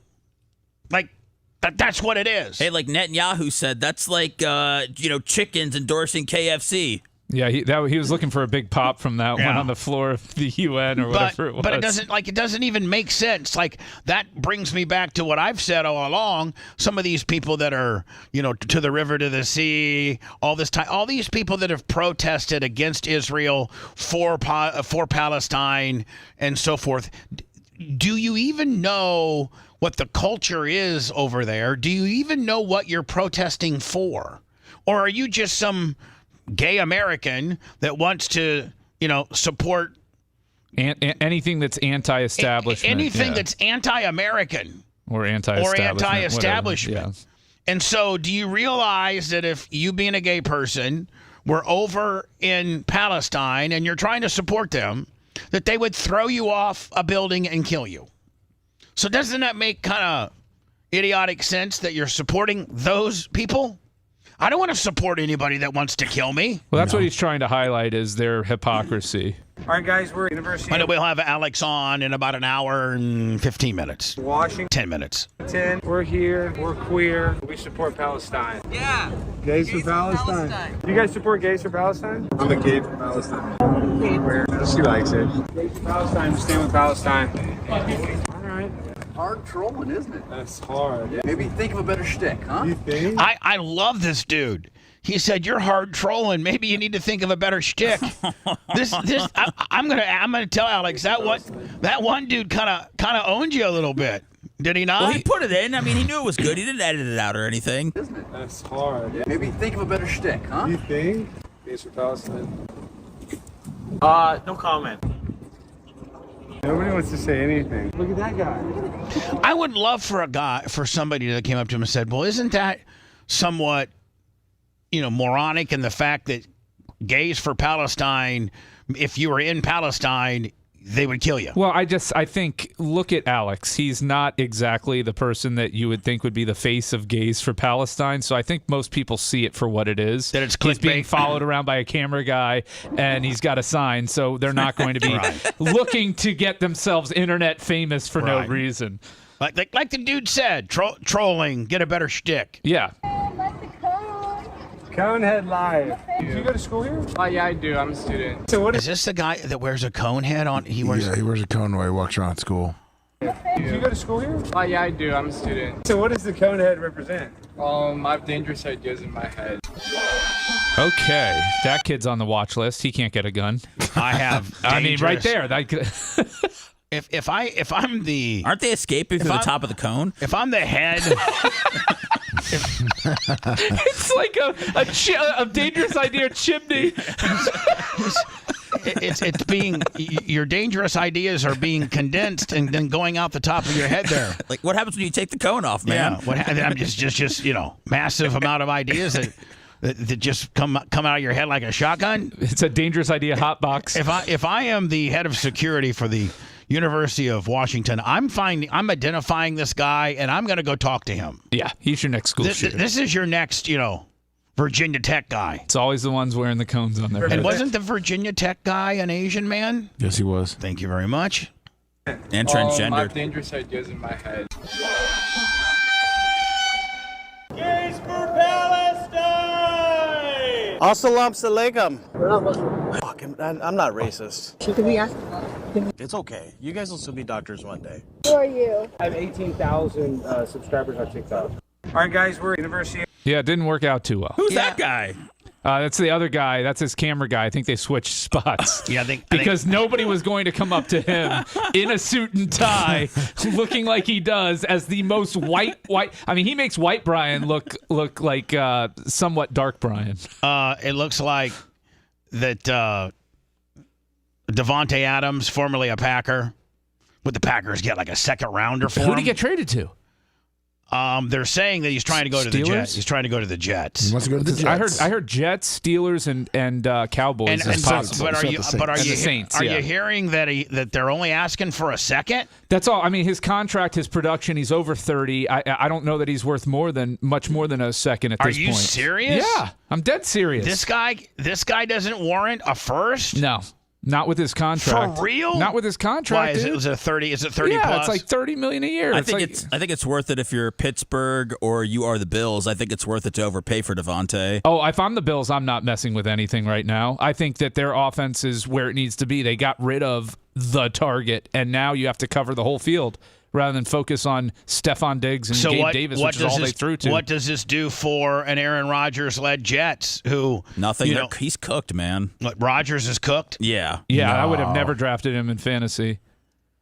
What, Lummy, you don't think so? That was a cut on me. No, I disagree with Brian. That. I think it was a good pick, and I think Aaron Rodgers is going to turn it around. I have Deshaun Watson.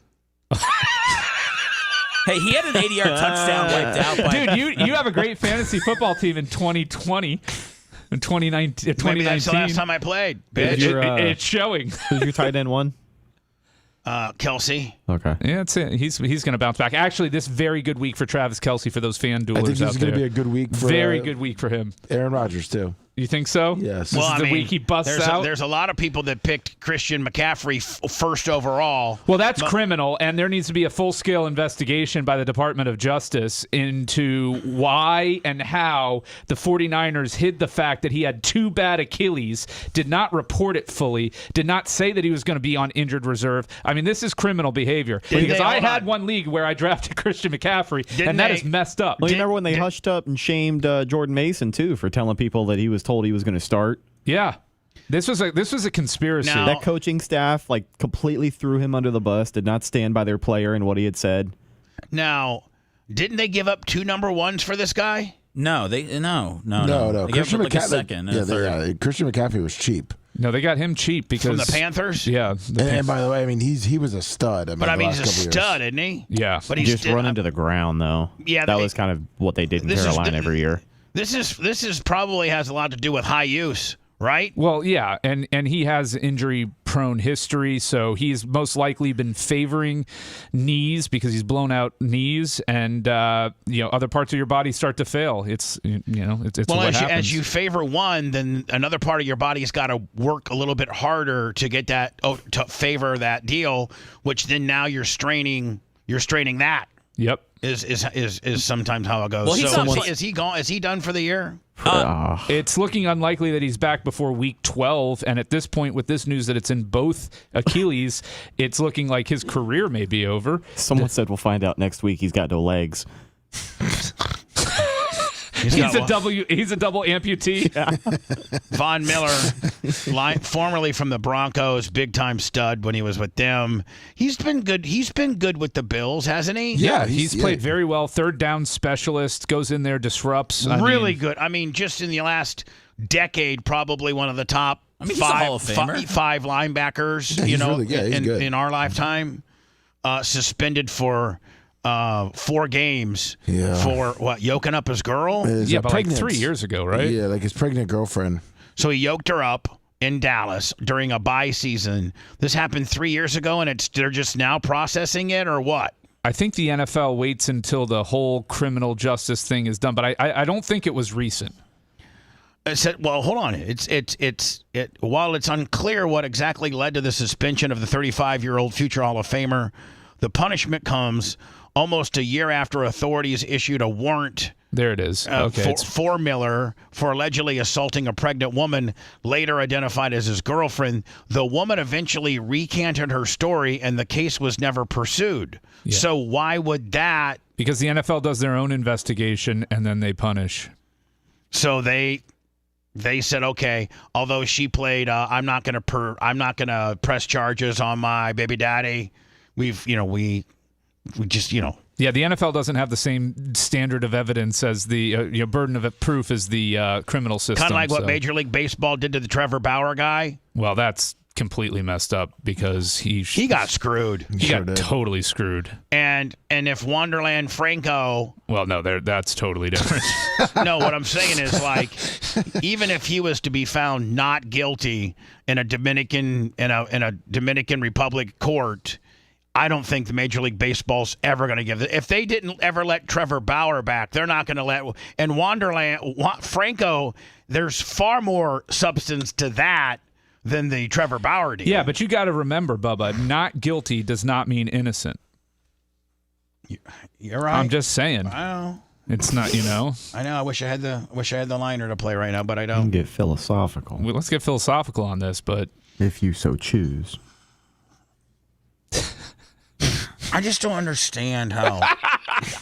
I'm sorry, I derailed the show. Let's go back to Devontae Adams. No. You actually brought up a great point, and I just don't understand how the state attorney, the highest ranking, the person that runs the court system, how he can say that when law is predicated on innocent till proven guilty. No, that's what everything is fundamentally predicated on. But that's not what the jury is charged with. The jury is charged with finding somebody guilty or not guilty beyond and to the exclusion of a reasonable doubt. And so what he's saying is, like with OJ. he got off on the criminal charges, but he was held accountable civilly because, let's face it, we all know he did that stuff. But there wasn't a civil wrinkle to my case. No, I understand that, but if there okay, hold on, real quick. If there was O.J. Simpson innocent? Yes. Yes. In your mind, he was in it. He did not commit those crimes. It doesn't matter what I think. No.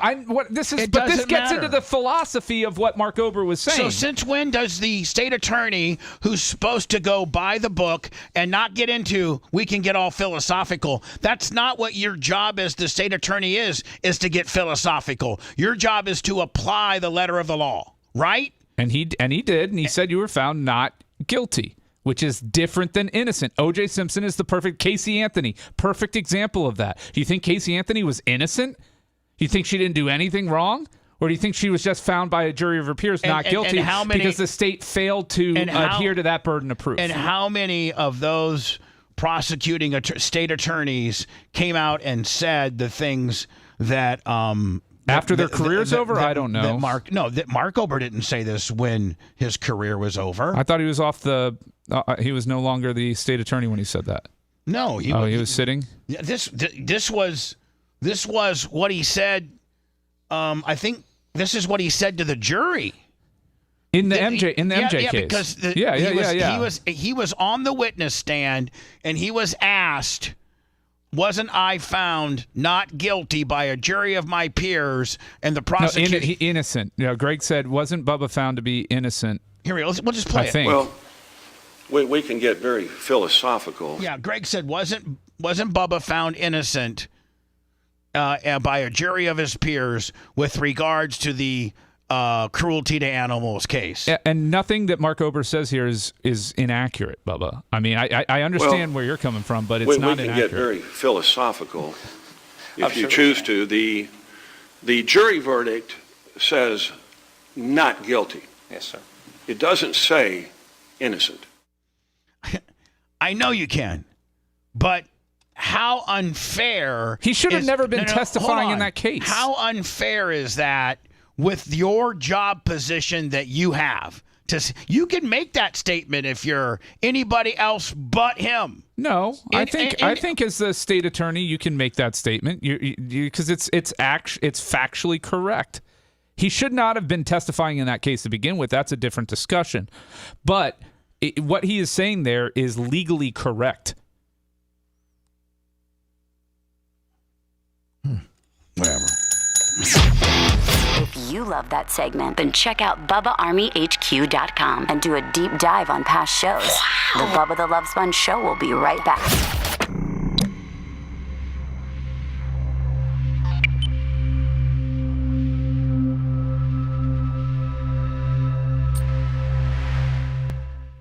Is a travesty. Wait, they say he's a bad locker room guy. He's this, he's that, blah blah blah. But I'm not buying it, man. There is a fucking conspiracy against him to keep him out of Major League Baseball. Like the owners got together and said, none of us are fucking signing this guy. That's right. And that's what actually Kaepernick alleged happened to him. I don't think that that's what happened.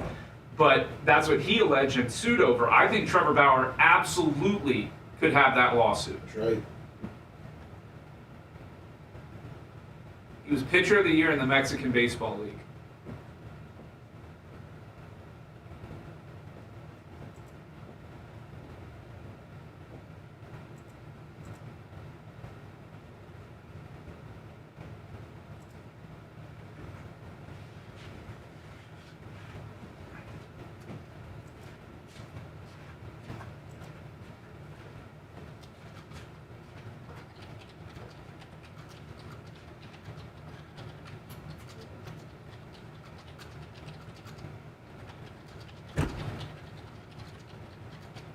So, Brian. Yes, sir.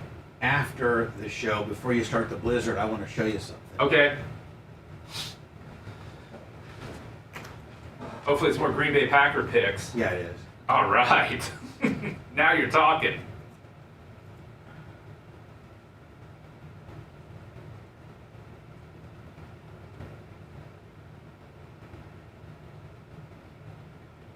We're going to go into... we're going to do Jimmy Carter, Oh my God. and then we're going to go into the P. Diddy Combs deal. Did you see that his son said he's excited to vote? Yeah. Jimmy Carter doesn't look excited to do anything, man. God bless him. I mean, 100 is quite the accomplishment.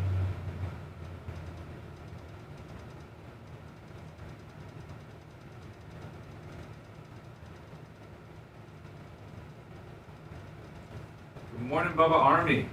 I know, I fucked up, but we're gonna correct behavior.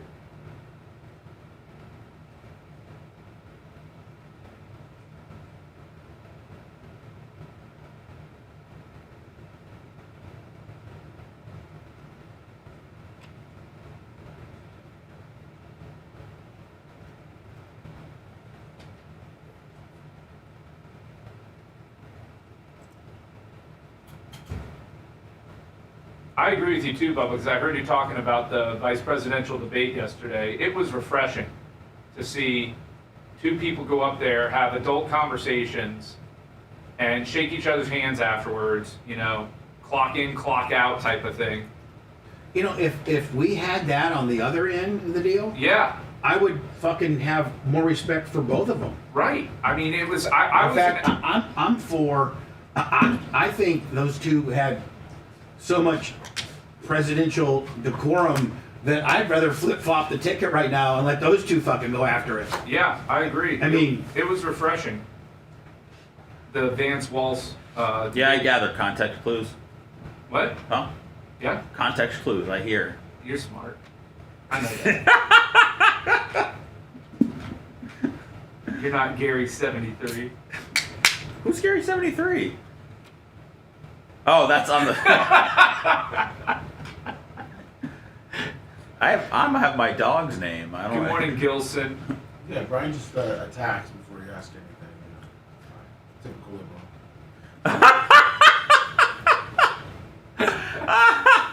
I like when Lummy lets loose on the libs. Lummy hates the libs. I know. I do too. He just he loves his Bible and he hates the libs. That's the way Lummy lives his life. Well, if you don't hate libs, I fucking they're the deplorables. right? I hate them. They take the fun out of everything. You know Kamala. Yeah, she loves that. You know she eats babies. Did you know that? How do you think her neck got that fucking chicken gullety? Her neck is awful. She has the neck of an 85-year-old witch. What the fuck is up with her neck? Let's cut these women some slack. No, I'm sorry, but that is a weird neck. When you have a taut face, She can't turtleneck it, man. It's still warm in certain places. Well, here's the thing. She's taunted up her face so much that I don't.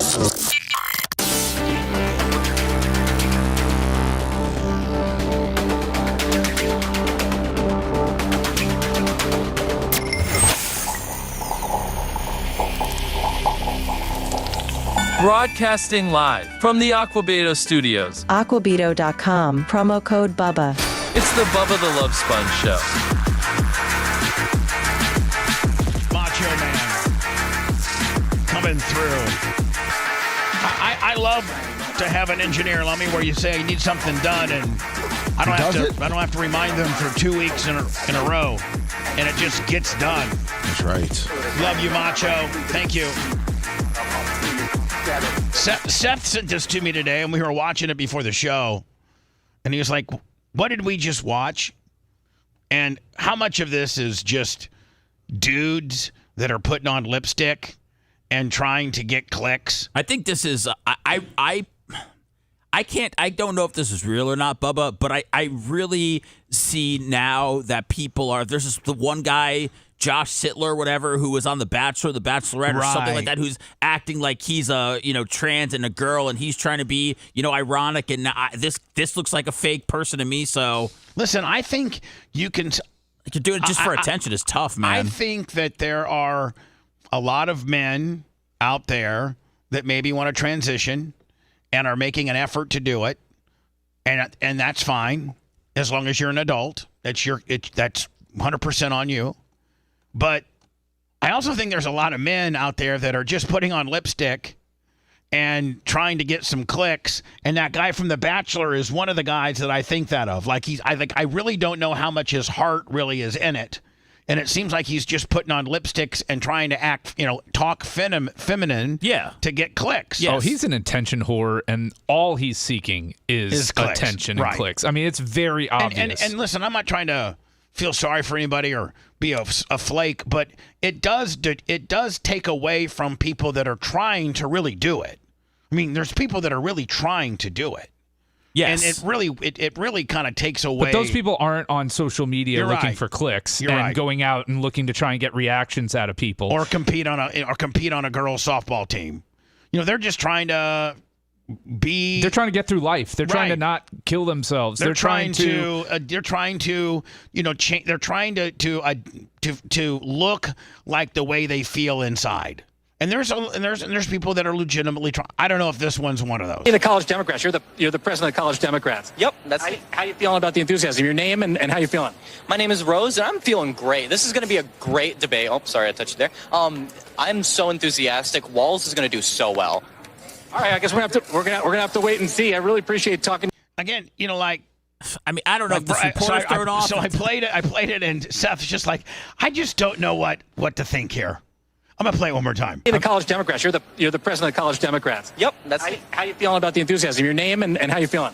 My name is Rose, and I'm feeling great. This is going to be a great debate. Oh, sorry, I touched you there. I'm so enthusiastic. Walls is going to do so well. All right, I guess we're gonna have to wait and see. I really appreciate. Yeah, I mean, I just don't know. I mean, that one, but she's not on social media looking. As far as I know, Rose. That might legitimately. Yeah, but is that you gotta be careful because I think that rose has a thorn. By the way. Oh Jesus. Tukey. It'll prick you. Tukey. Rose has a thorn.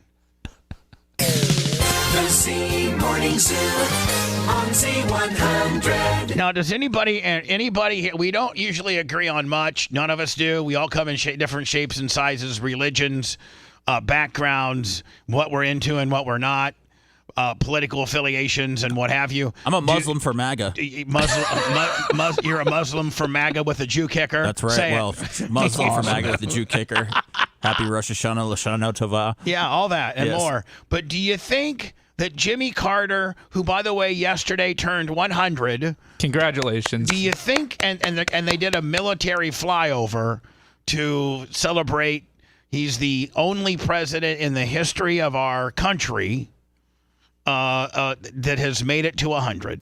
But do you think that Jimmy knows anything? Look how excited he is. Yeah, that's dead mouth open syndrome. I think that there shouldn't be video of this posted online. I think this really exploits him to nobody wants to see Jimmy Who this way. took this though? Like what first of all, it's like an iPhone 5. So what? Jimmy shouldn't be able to watch a flyover on his birthday? No, he should be able to watch it. They shouldn't film him and then put it out on social media. He should be able to watch it. They should do a flyover. They should celebrate. He's the oldest person to ever, be the president and still be alive at 100, but not exploit him. This is certainly not his best life. Look. This looks like the weekend at Bernie's. To me, this is just as bad as the parents that post photos of their kids in the hospital and things like that. You just don't do that. He's thriving. Look at him. You don't do that. They said he's trying to stay alive just to vote for Kamala. I don't even know. He doesn't look alive. There could be there could be the most extensive Blue Angel shows going on right now with the big formations and the smoke coming out the back and the afterburners and them doing all types of formations and wing-tipped deals. Jimmy doesn't know. I don't know that Jimmy even has his eyes open during this flyover. But you can hear it still. Come on, they have clear pictures of the Loch Ness Monster. We don't even know if this is real. It is pretty awful video. We don't know who that is. I mean, Joe. At least Joe Biden, That looks like the Area 51 alien that they had the autopsy of that they used back in the day. Oh man, just let Jimmy go. What do you want to do? Just throw him in a lake and be done with it? No, but don't put him out there for the public. Fresh air. Let him have fresh air. Just stop filming him, people. Who did this? It looks so bad. It's just not nice. He's 100. He's doing what he's got to do. And let's not forget, although he was one of the crappiest presidents ever, he doesn't deserve to go out like this. I mean, there's still a certain amount of presidential decorum that you have when a guy is just absolutely a corpse. Well, Bubba, they're not parading him around to, give speeches to, vote for Kamala. He's just living his life at 100, which is really being in bed all day. Yeah. They actually had him in a hospital bed, rolled out on a lawn to, there should be like maybe a couple, maybe the Air Force Base or whoever approved of this may say, I don't know if we need to do that flyover for Jimmy Carter. He's not going to see it. And it might expose him to being outside, and some paparazzi very well get this shot, and now it makes Jimmy look stupid. Well, you got to keep in mind too, though, those pilots, they have to get a certain amount of hours. So doing stuff like the flyovers and stuff that helps them keep their hours up in the plane. It's not a waste of money for those that are concerned about the funds. I think they should have given Jimmy a ride. You know how they give celebrities ride the back and then they'll do like 6 Gs and the guy will pass out. They should have done that to Jimmy. Yeah. Yeah. They make you do like the tick, like do you have to like. They teach you when you're a celebrity and they're gonna put you in one of the Blue Angels deal. They teach you how to like hold your breath and like squeeze your legs so that you don't pass out. It's called the tick. I think it's the tick technique or something. You're supposed to go like something like that so you don't pass out at 6 or 7 Gs. But there's all kinds of footage that shows people passing out at 6 Gs and their heads go kind of like the way Jimmy is. Prop him up in one of those Blue Angel deals and have him do, 6, 7 Gs. What do you think? That might shock him back right into life. What's that? What do you think? 100? What's that? Nothing. No, let's go ahead. What do you think a 100-year-old guy is supposed to look like? That. Okay. but I don't know that America needs to see that.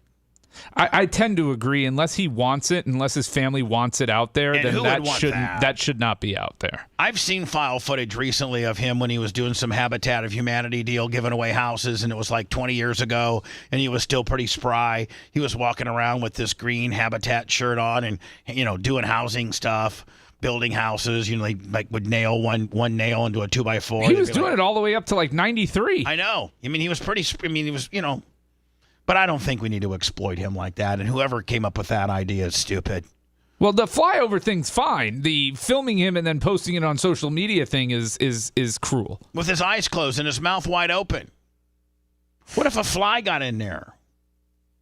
Your mouth's wide open. What if you just your his normal? Mouth's been open a while. I know, think. like, wouldn't that suck if your natural resting position was like resting O face? You just have an open mouth all the time. Pretty much. Yeah, it dries out. They gotta moisten it with towels and stuff. I mean, the caretakers. That's part of the deal. Maybe they have to move your tongue so you don't swallow it. I don't know. Sean P. Diddy Combs, doesn't he understand the judicial process? I'm not even a lawyer, but I pretend I play one on the radio. But it's I've been through 4. I've been sued 4 times. I was prepared to file 4 different appeals if I lost. And it was always been told to me by all my attorneys, including Brian, who was part of the MJ case, especially nailed it during voir dire and jury selection. Like, there's big-time attorneys that have really, really, really, really said Brian Matroni is one of the best at voir dire, period. Kicks everybody's ass. And so... Best attorney in Tampa Bay. It's right. Creative loafing. Thank you, Warthog. Thank you, Warthog. But, like... Listen, it's my understanding, Brian, that you just can't file an appeal and it automatically gets granted, and because you didn't get the outcome that you want. In order to get an appeal, it's my understanding, and you can get into it more legally because you're an attorney. But just if I was to rough it in, it's like in order to get granted an appeal, it's not because you lost and you felt as if you should win and you want another bite at the apple. Procedurally, the judge had to do something wrong procedurally in order for you to be granted an appeal. There had to be something that he made a mistake on or made a ruling on or something like that. Abuse of discretion, a failure to follow the bail rules that are established. It has to be a legal basis It's just for not your because you appeal. lost. It's just So they not- have some reason why they're appealing it, and it's probably abuse of discretion or something to that effect. And but it keeps getting shot down. It'll get shot down again every time. It'll get shot down every time because these discretionary issues are abuse of discretion is really hard to prove that the judge did something that was within his purview that was abusive. And for another for the appellate jury or judges, it takes a lot for them to go against a judge has really got to make a pretty big mistake. Well, especially on bail issues, because think about it this way. Do you want to be the judge that lets him out and then he goes and two of the witnesses in the case end up dead are tampered. or tampered with? Right. And then that's just, that becomes the issue. It's the same thing with bail for people that are like attempted murder on somebody. I mean, they get out and then they go and finish the job. It's like, do you want to be that judge?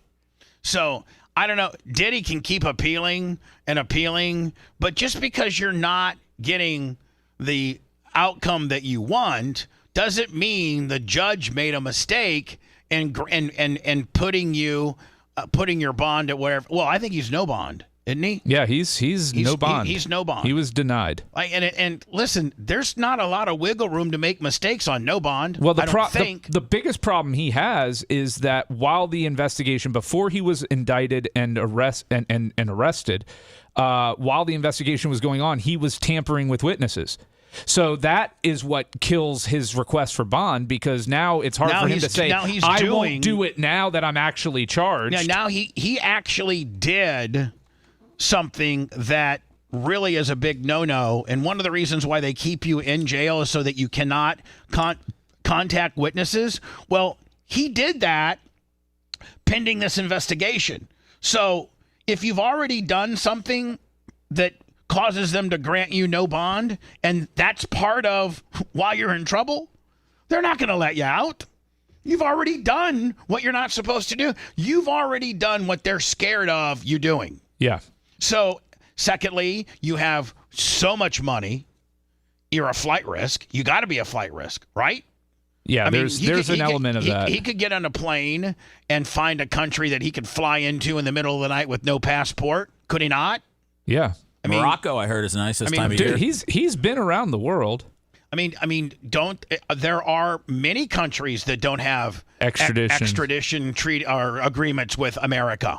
And so if you can get to that country, can the federal government go into a country that does not recognize U.S. extradition, and can we still go in there strategically and grab you? It's risky are we because not allowed to even go into that country. It's risky because you could face whoever are the troops or the agents that are trying to get him could face kidnapping charges in that country. Wasn't Edward Snowden in Russia?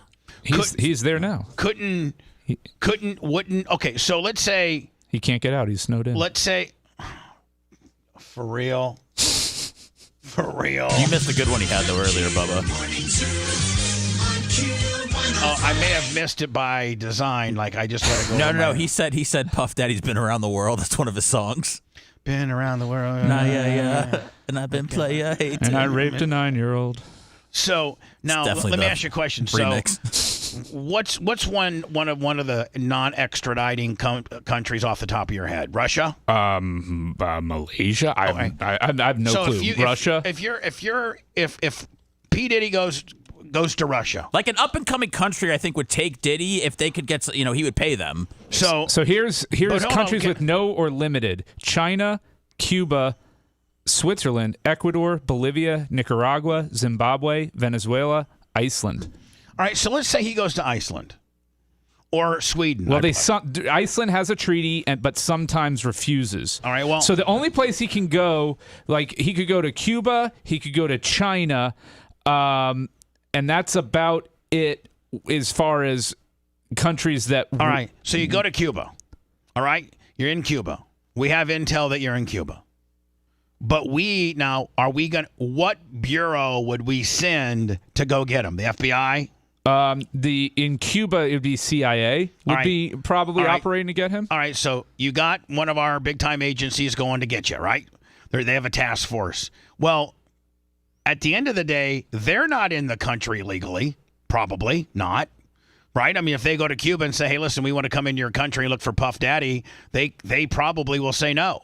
Well, so now if typically those CIA agents are there theoretically legally. Like they have aliases and fake documents and everything, right, but technically they're there legally. Let's say that Cuba's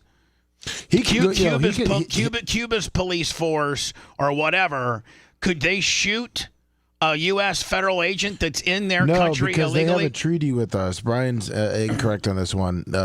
They can get him. There's other islands that he has to go to, like Morocco and things like that. But what I'm saying is, let's not get lost into the weeds as to what country he goes to. Let's just say he goes to a country, wherever it is, Morocco, whatever, and he's in that country, and then we try to infiltrate that country and get him, and their authorities pull.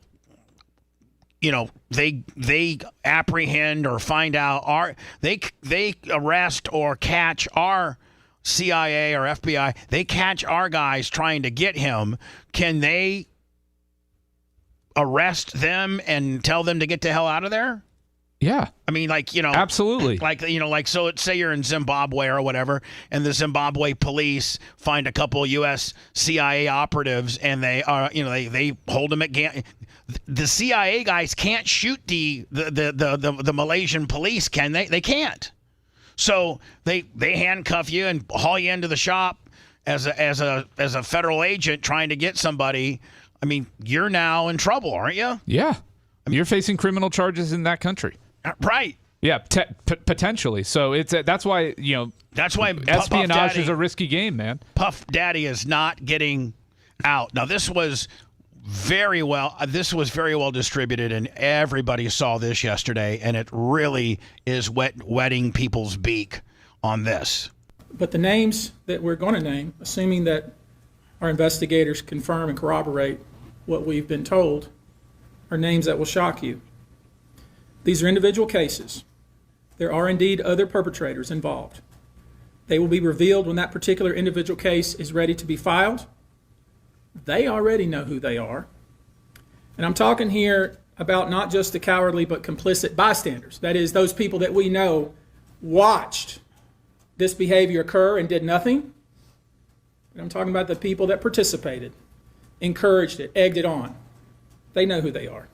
Now, that dude's legit again. He's the one that represented all the women that went against Deshaun Watson. Right, that guy does.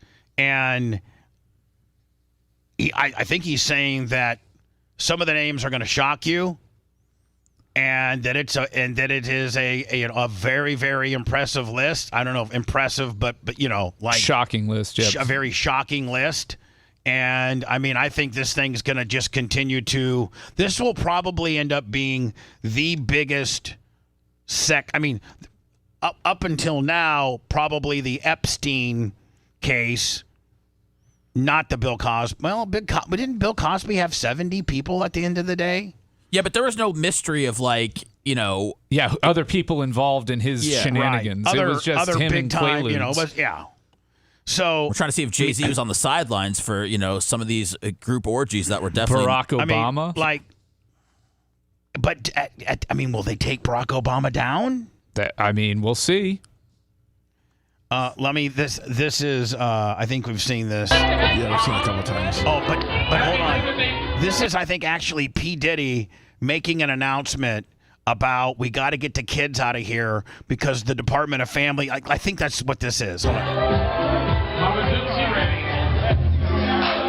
So there's kids here. Now, again, I think we have to kind of not get lost in the weeds in the fact that this is just the daytime white parties. I think we're kid-friendly. I mean, besides drinking and things like that, I don't think that there was freak shows and freak parties going on during the day. That was for after hours. And I think this is a video, I forget who sent it to me, that actually P. Diddy gets on the top balcony and announces that all kids have to leave in 15 minutes. Yeah, I wouldn't indict everybody who went to a P. Diddy white party now. I would wait for the list of names of the people that were definitely bad. I think just video. Just attending the, 3 in the afternoon white party, sitting at a white couch next to the pool. Howard Stern went to one of them. Right. mean, nothing's illegal with having gone to the party. It's the freak shows, the prostitution, the little boys, the potential Justin Bieber, the Usher, the all that. I'm trying to see where. Here we go. This is what I saw. I wanted to play here today. Here we go. So as you can see, it's obviously not daytime anymore, right? It's night. Yep. It's nighttime. But after that, we got to turn it up. Sound man, let's get the mic right. Turn it down a little bit. Shout out to Ciroc Vodka. Taste it, you'll love it. For real. Ciroc's awful, by the way. Way too sweet. I think I made my point clear. So, if child welfare come in here in 30 minutes, that's on y'all. My kid's downstairs. 15 minutes, the kids have to go. Thank you very much. Cassie, thank you. So, I mean, I thought he was kind of joking, but he seems very serious. Oh, he's there. dead serious. No, yeah, My kids are in the basement, locked up in the basement. 15 minutes. 15 minutes, and he goes, if the child services come, that's on you. Yep. His kids were locked up in the Brooklyn appeal basement. today after a judge denied his request for bail. Diddy appearing in court for the first time yesterday, seen here in courtroom sketches, entering a not guilty plea. His lawyer defending him to the press. Listen. He's been looking forward to this day. He's been looking forward to clearing his name. Oh, yeah, you're really looking forward to being in federal prison. Yep. And he's going to clear his name. And we're going to stand by his side as he does. We believe in him. Man, Brian, what's this legal going to be? Bill being in the tens of millions? Yeah, 10 million. He didn't, because these criminal guys are what, $2,000 an hour? They're probably on $1 million retainer. Right. So he stroked down a mill. Stroked down a mill out the gate. They're charging him $1,500 an hour, $1,000 to $1,500, probably $1,000 an hour, with probably 15 or 20 people working on it. But they've got tons of He's paying. It's going to cost him $10 million. do these things. The government didn't want him to turn himself in. He came here to turn himself in. Why doesn't the government want him to turn himself in? Because then they can't ask for detention. So they go and they arrest him. They arrest a guy who came to New York to turn himself in. Yeah, which goes right along the lines of the reports we were getting, and that is he was in a hotel room to turn himself in the next morning, and they came and got him in the hotel room. It was genius.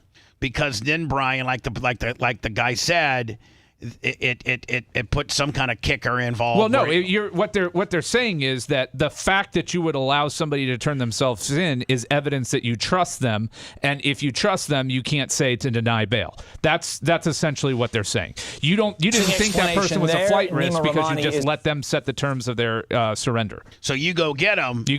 That's a different story. Right. As a former federal prosecutor, he joins me now. Nima, in light of that explanation, you need to go back to the fact that he was denied bail. So what are the chances he would be granted bail today, None. 24 hours None. later, when the material facts of the case do not appear to have changed?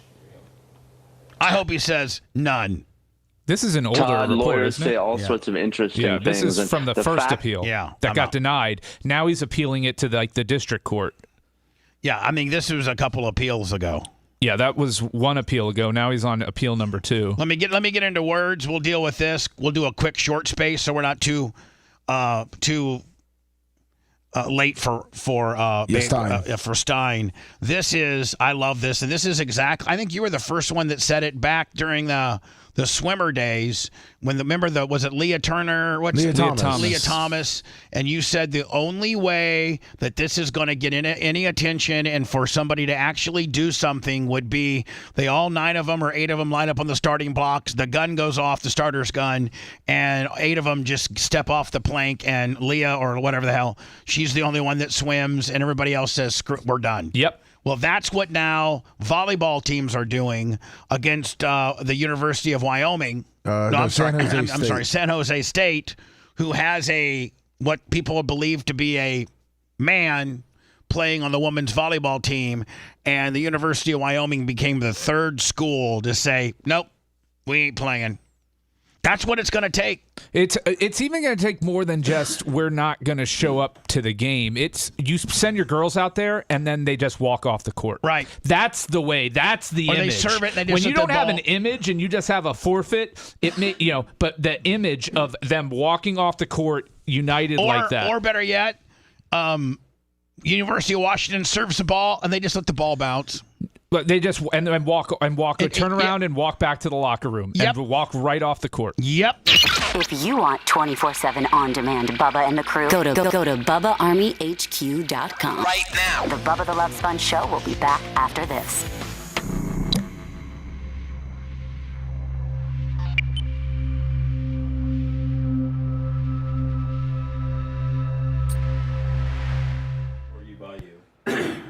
That's why Bubba can't get rid of me. He'd lose $45 a month.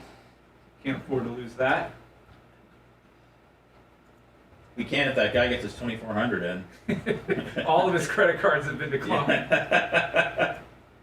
He's waiting for the banks to open in LA so he can rob one.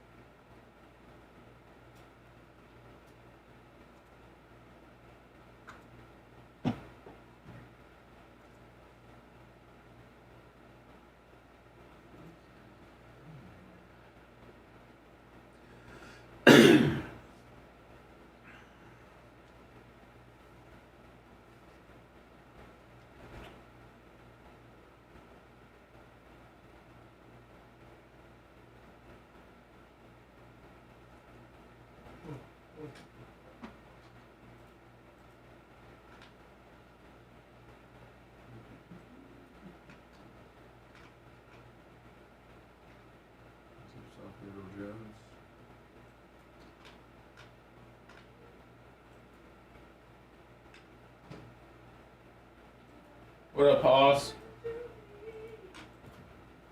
More than a woman.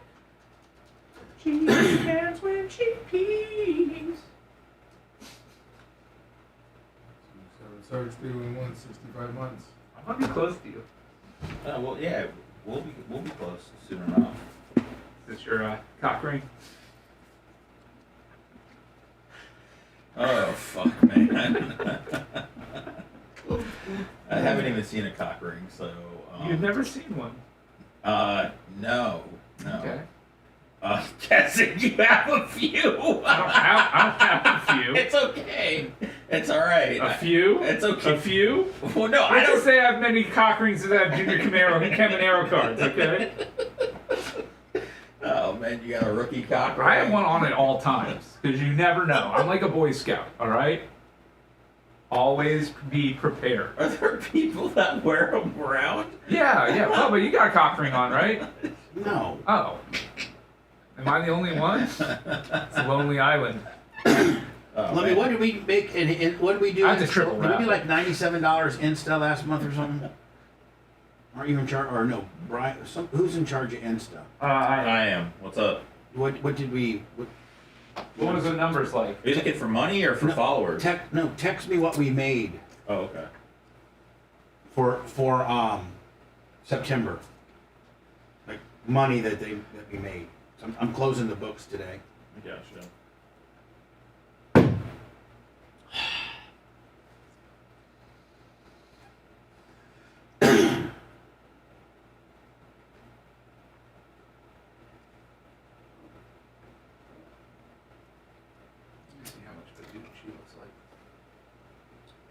So I can take 6 till about 15, right? Roger was saying about if you went to 10, we'd be perfectly on time. But yeah, I mean. All right, 10. I'll go 10 then. I'll go 10. Brian. I'm pulling up other ones. I was pulling her for you. No, you're fine, man.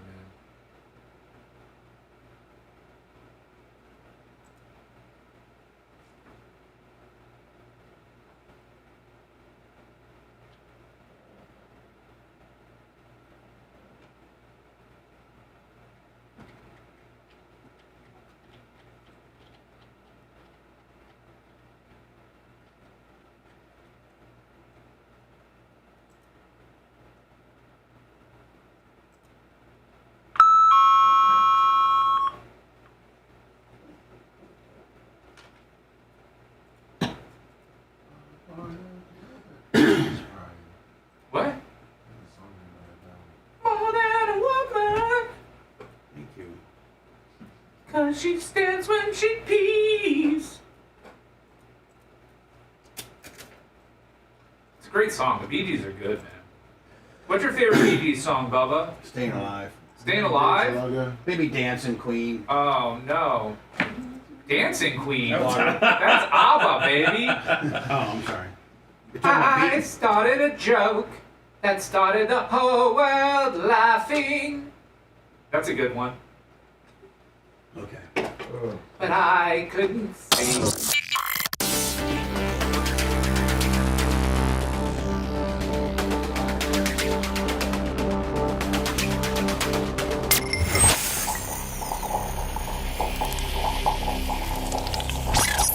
Broadcasting live from the Aquabito studios. Aquabito.com, promo code Bubba. It's the Bubba the Love Sponge show. Alex Stein, we'll call it at 9:15-ish. Brian the Babyface in today. Scouting Big Golf 25 on the PayPal.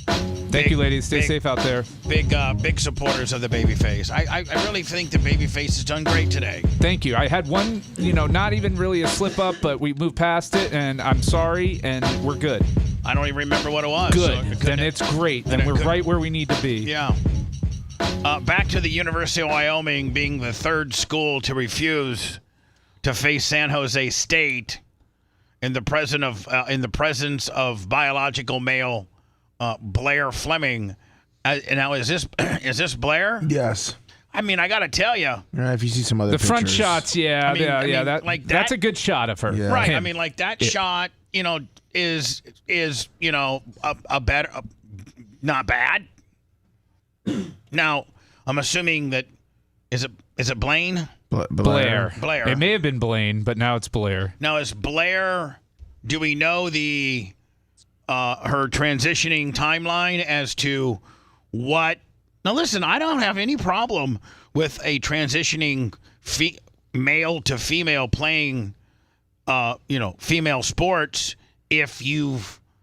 Well, you do have a problem with it because you don't think that it should happen early. If you've completed your transition and you have.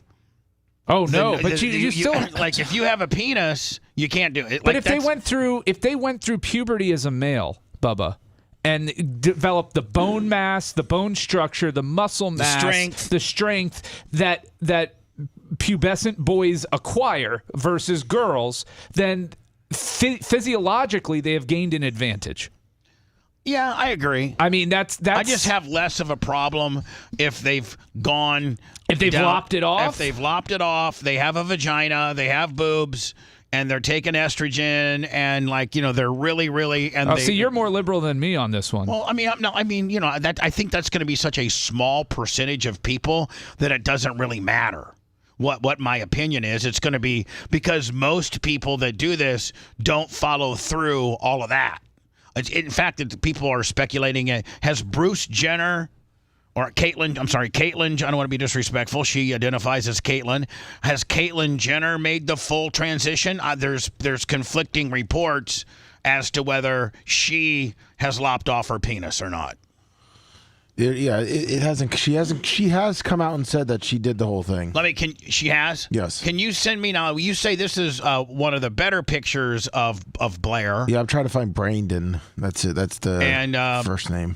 And Brian, I understand you're correct. If you've lived the majority of your life as a male, and you've lived the majority of your life being able to, because just physically and genetically, men are superior in strength, are superior in bone density. Well, they said her spikes were traveling faster than they'd ever seen at 80 miles per hour, so the other teams feel like they're in danger if they're out there. Hurting people. Yeah. Yeah, yes, because she may very well still have the plumbing of a man, and she's a man. I don't know if private parts are the end game for Yeah. I don't know if it's the final decision on. You're right. A lot of these. I mean, Brian again is correct, or I agree in the fact that you've lived the majority of your life as a male, building muscle as a male, building bone density and strength as a male, and now you're going to transition to a female, and they are just naturally, real women are just not built with the same strength and bone density and potential athletic ability as you are. And so you're like a superhuman being to them, a superwoman. It looks like they hid their identity as a female to make the team, or a male, I'm sorry. So there's no pictures other than this one little picture right here? I sent you another one. No. There's more photos than that of her. She's not like some sort of ghost that can't be captured on film. I'm just trying to find some that you... He's saying there's not a lot of photos of the before shots of Blair as Brandon. I mean, like that? Looks like a girl? Right? Yeah. I mean, it doesn't mean she is a girl. She is a girl. She would have fooled you back in Planet Bubba. She might have. She would have gotten into your upstairs area. The 3 a.m. Shady Show, which I don't know if I want to even bring that up in today's Diddy world. The 3 a.m. Shady Show. I actually had a thing called the 3 a.m. Shady Show. That's it. I don't know if anybody can remember that. They were all roofied. At San Jose State, somebody had transferred there, and then they didn't realize that she was transgendered at all. And then when she found out, she said she felt unsafe. Lummy, do they have any footage of her spiking a ball at 300 miles an hour and going to break a real woman's face right off? Yeah, I'll get you some. Hello, who's this? Oh, that's not. Is this not Bob, good? it's Charlie. I want to talk about contrition. Nope. Charlie, you're out. You had your chance, Charlie. You had the chance of a lifetime to be able to cash that chip in tomorrow on a singular show with just you and I. But you couldn't wait, and early as Monday, you're on my phone being a dick. I don't owe anybody any type of airtime. And Charlie, you're a phone pig. You're a call-in pig. Yeah, you and Tampa Terry. No, Tampa Terry. I'm joking. I'm teasing. I'm teasing, brother. I know, brother. Bro. I'm totally teasing, bro. But I have no problem with Terry. Bro. Terry's manageable. No, yeah, Terry can be put in line. Yeah, Terry's manageable. I'm 5-0 against him all time. I mean, it's ridiculous. I sent you highlights from her high school days, it looks like. Now, is she a guy or a girl? She was a girl then, too. Back then. So she's been trying. So she's been doing this now for a while. Well, now we're getting into the realm of maybe if her parents transitioned her at 8. That's a spike, man. Oh man. Lummy, I mean, even you at 6'6", Lummy, would be eating volleyball on that. Out of the lane.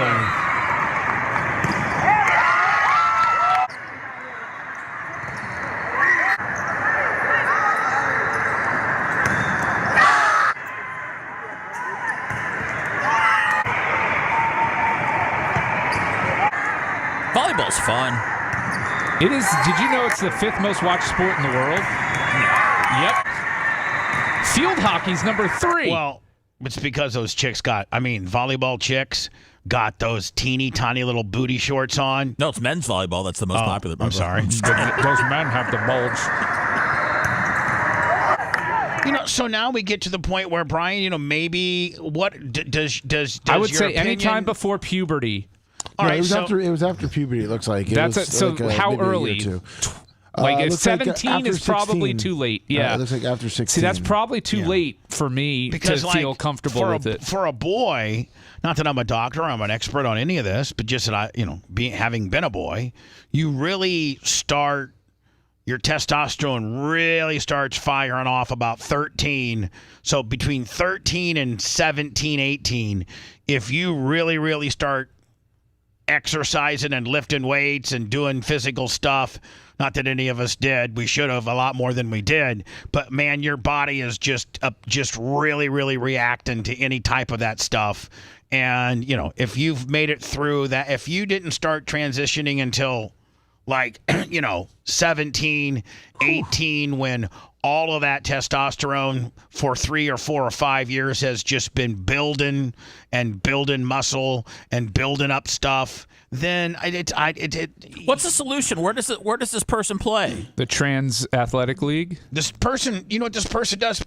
Tries out for the boys team, Or when we finally get enough of these transitioning people, women. Well, here's the thing: we start their own league. Why does this person have to be able to compete in volleyball? We don't let handicap kids just onto the court because yes, we do. No, yes, we do. It's the Paralympics. Well, that's different.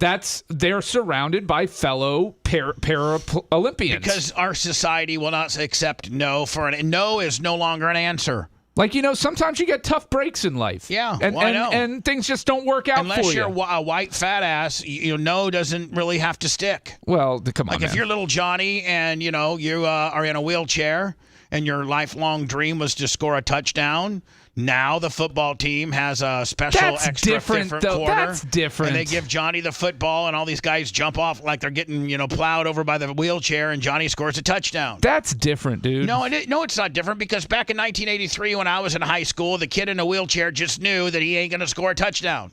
And we're not going to make a special game to act like, you're trucking us over to do that. They just told Johnny, no, you're in a wheelchair, Johnny. You can't do it. I don't mind with giving somebody a moment of happiness. Started all this? Rudy started all this sure nonsense. Did. Stupid ass. Damn Rudy. He earned his spot on the field, dude. No, he didn't. He was a manager.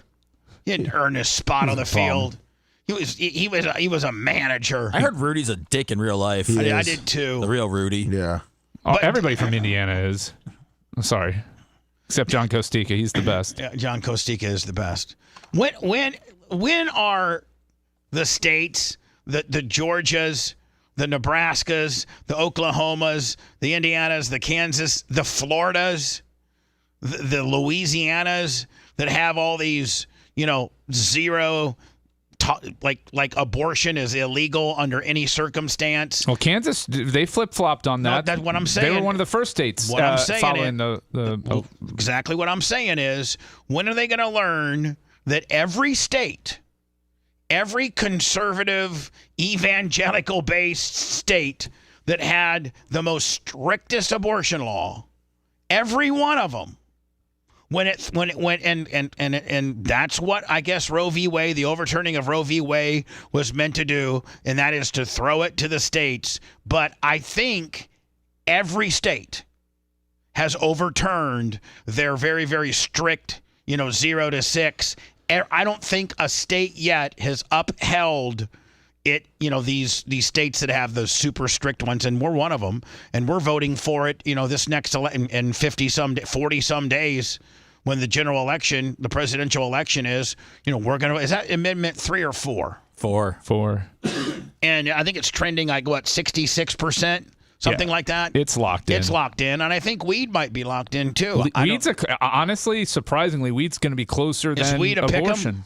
Weed's not a pick'em, but because it's got to hit 60%. That's the problem. Right. It's not really a problem when you're amending the Constitution, I don't think. But yeah, it's probably like 62%. So let's get away from weed and let's go to what's important: abortion, and that is I think every state that is thrown, and it's what you're supposed to do now. You're supposed to put it on the state level.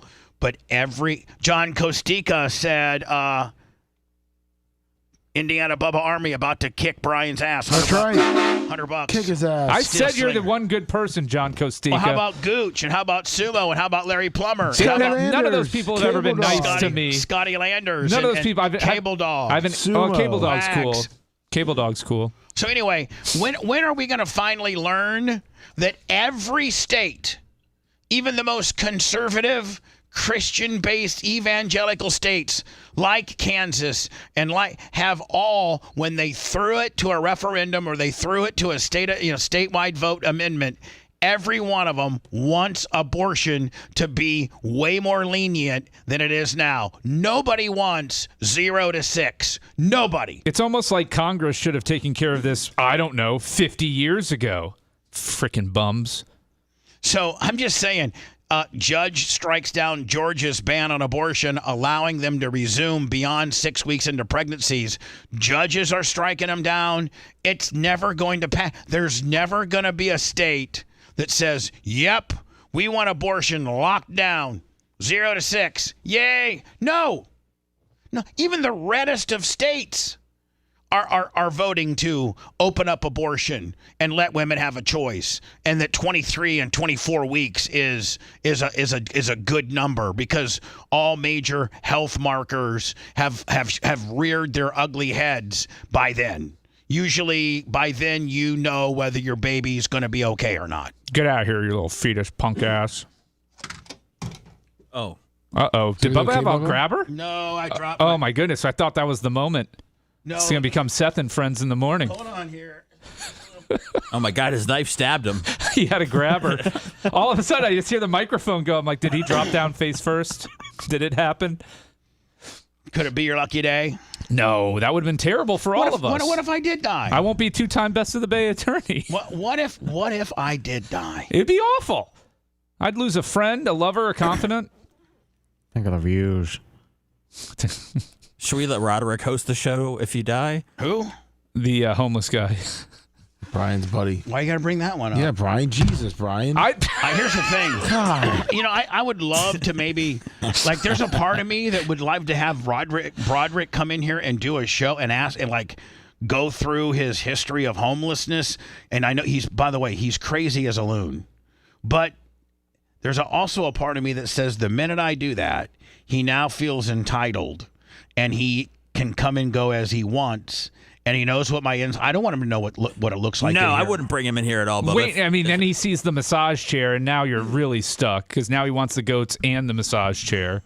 If I start working out in the gym.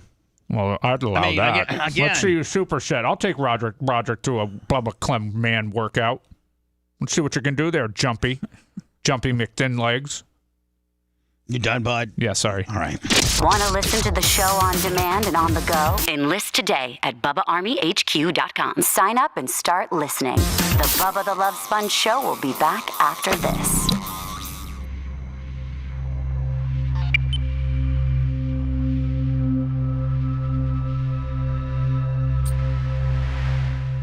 Think a lot. Ugh. I don't think he came back last night, Tina. Was he there last night, Bubba? Bubba said he was laying down in the bushes. Yeah, never mind. He was laying down. He was here. He was in front of the He just wasn't in our area. That's progress, baby. He's gonna the goats. The amusement of seeing the goats are gonna wear off on him. He's probably titty fucking your gate. Sorry, that was rude. Dude, man, you're dark, Seth. You really are dark.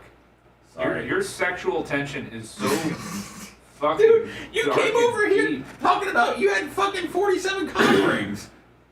I've got way more than that. They're cheaper. They're cheaper by the gross. Can you get the cock rings and like the rubber wedding bands all like in the same package? I'm lucky enough that I get to buy the rubber wedding band and kill two birds with one stone. I mean, did you get Gooch for 100? Yes, I did, Bubba.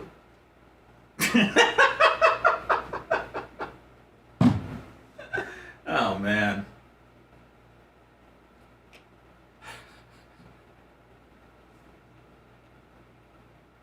You know, Bubba, if Babyface was a wrestler and you're Vince McMahon, I feel like you would like send him out to get his ass beat a couple of times when he annoyed you, you know? You're fired! No, I would get a hold of his opponent and tell him to fucking throw some spuds in there. Yeah, oh no, yeah, you'd fuck him up. Yeah, you'd fuck him up.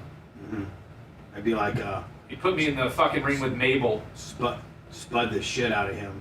Mabel was the Spud King. Fucking broke Undertaker's eye socket. Actually, Rick Rude was a Spud King too.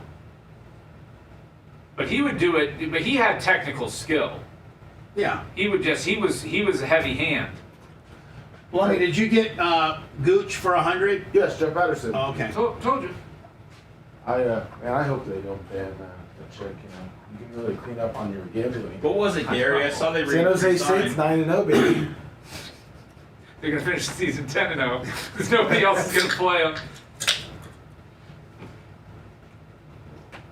But I mean, the move is not to forfeit the game in advance. The move is to fucking walk off the court. Listen, it's all like I know. But Well, it's and they slow. don't want to get sued by the school to say you guys brought us out here, made us fly out here, spend all this money. But still, that's a message. You can't just have fucking a press release. We don't feel safe playing. You show the girls walking off the court. Now you've got something that will spread. You sacrifice. Oh, when shit, you I play love and Max. Fucking get them just knocked right out in the face. It's like one of the 3 apps that I have for TV, so that'll work out. What's that now? Just the new AEW deal that they did. The TV deal, $150 million. That's exciting. Is AJ Styles still there? No, he's in WWE. Oh. They just signed the Costco guys. AEW signed the Costco guys? No, Lummy. Here comes the boom, baby. Lummy, come on. The Costco dad and son. Dude. They are the fucking worst, are they not? And he's been trying to do this with his kids since they were born. But I think people are bringing them out. Where's Brian? I mean, where's He said he was signing on. He was in chat before. Alex. He's like, I'm jumping on. Yeah, he was in chat saying that the babies care about abortion. There he is. The Costco guys are signed to the AEW. Oh my god. Costco Well, that guys, solidifies AJ it. I'm definitely never watching AEW Right, once in look. my life. AJ and Big Justice are all in. What type of money did AEW get? $150 million. From who? HBO Max, Warner Brothers. Is AEW that good of a product? I don't know. I'm not a wrestling fanboy, but I'll ask Seth. I don't really watch it. Gary does. How much did they give Big Justice? Is that Kucherov on TV? Is that Big Justice, that's Hedman. Or is that Hedman? That's Big Hedman. Justice. He's the captain now. Is Hedman dead to you, or do you still like the players, Seth? I got nothing for the team, man. I had my days. None of them? Nobody? No, Pat Stamkos. I had my days, man. What about Pat Maroon? I know he's not with the team anymore. Well, yeah, like Colton and Maroon and those guys, yeah, but not the current team. No. That's sad. Blake Coleman, I like.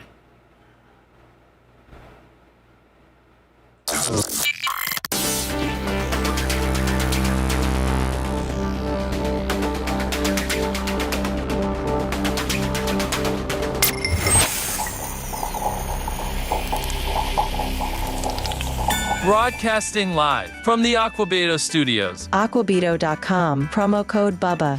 It's the Bubba the Love Sponge Show. We got Alex Stein, Pimp on a Blimp, Primetime 99, freshly from the University of Washington. You look very casual today, my friend. I am casual. I'm in casual mode. But wait, what's going on real quick? This Charlie guy, he used to call into your favorite Steel Toe morning show, and Steel Toe was talking about him like he's a total freak. By the way, $30 from Fish on the J. Let me PayPal. Not to be confused with John Costica on 100. Love both of you guys. Stay safe out there, Fish on the J. Yeah, stay safe out there. Well, this Charlie guy is a chronic. He calls he's a caller pig. Anybody they say he's real sick in his head. Yeah. Steel Toe is even saying that the guy's really needs to go to a doctor. I actually and gave get him on some medication or something. He listens to everybody's show that he tries to call in and throw you off and ask you stupid questions. But you gave him his big break, Bubba. And so last Friday he calls in, and I did a solo show. Lummy was gone. Seth wanted to get, so I did like a 30-minute, just like from 10 to like 10:40. A hurricane show or something? What no, is it? it was just me, because Lummy and Rhett do a sports show. No, I'm sorry, a weekly wrap-up show, like about 10:40. It takes Lummy about 20 or 30 minutes to get everything from the show, all buttoned up and all that kind of deal. So I just did a pop-up, standalone show talking about various things. Sure enough, Charlie calls. Charlie already starts, Clem, you suck, and starts asking me these hard-ass questions, these embarrassing questions. Of course I have a past, and there's all kinds of questions you can ask me. And he's like telling me how untalented I am, and that he could be. By the way, Brian from Philly, 25, love me on the PayPal. Thank you for the 25, Brian.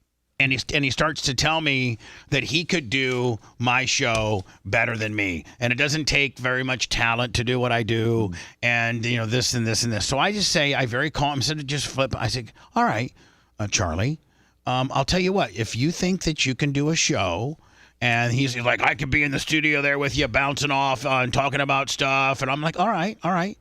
Then I'll tell you what, next Friday, I'll have you call in on the show and it'll be just me and you for 30 minutes. And we'll see what you got. We'll see what maybe you do got some radio chops. Maybe you can do it, bud. And I'll throw a topic out there and we'll spitball it back and forth. We'll see how talented you really are, Charlie. So completely he didn't expect that. I said, but I'll see you next Friday. Sure enough, all he had to do was wait till tomorrow. And he could call the show and had his 30 minutes of actually being a co-host on my show. But Monday morning, of course, he's on my phone trying to bust my balls, being a dick, this and that. And I'm like, Charlie, you know what?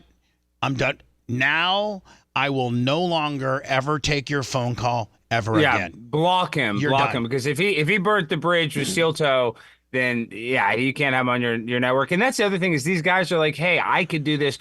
Well, guess what, bud? There's StreamYard. There's a lot of programs out there where you can do your own show. Go hit record, go press live, and we'll see how many viewers you get. Well, we'll see if you can get. We have this forum on Reddit that these people just absolutely hate. Don't read that. I hope you don't read that, Bubba.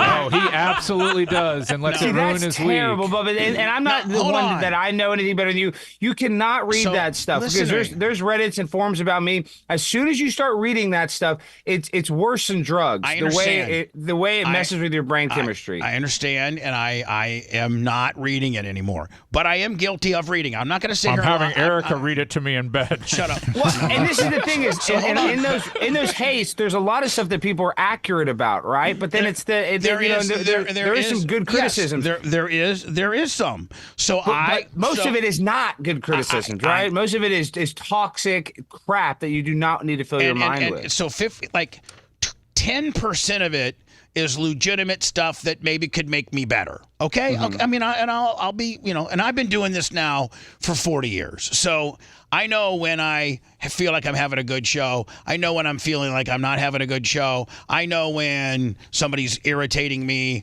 I know when I just, it's like a ball player. You know if you have a good game or not.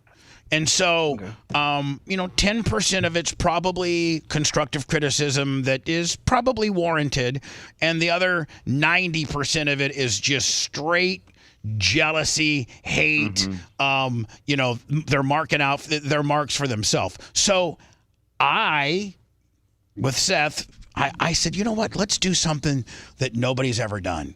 These people think that I suck and that I'm a cuckold and that just all the bad stuff and that Merch Crick is sleeping with the postman and the UPS guy.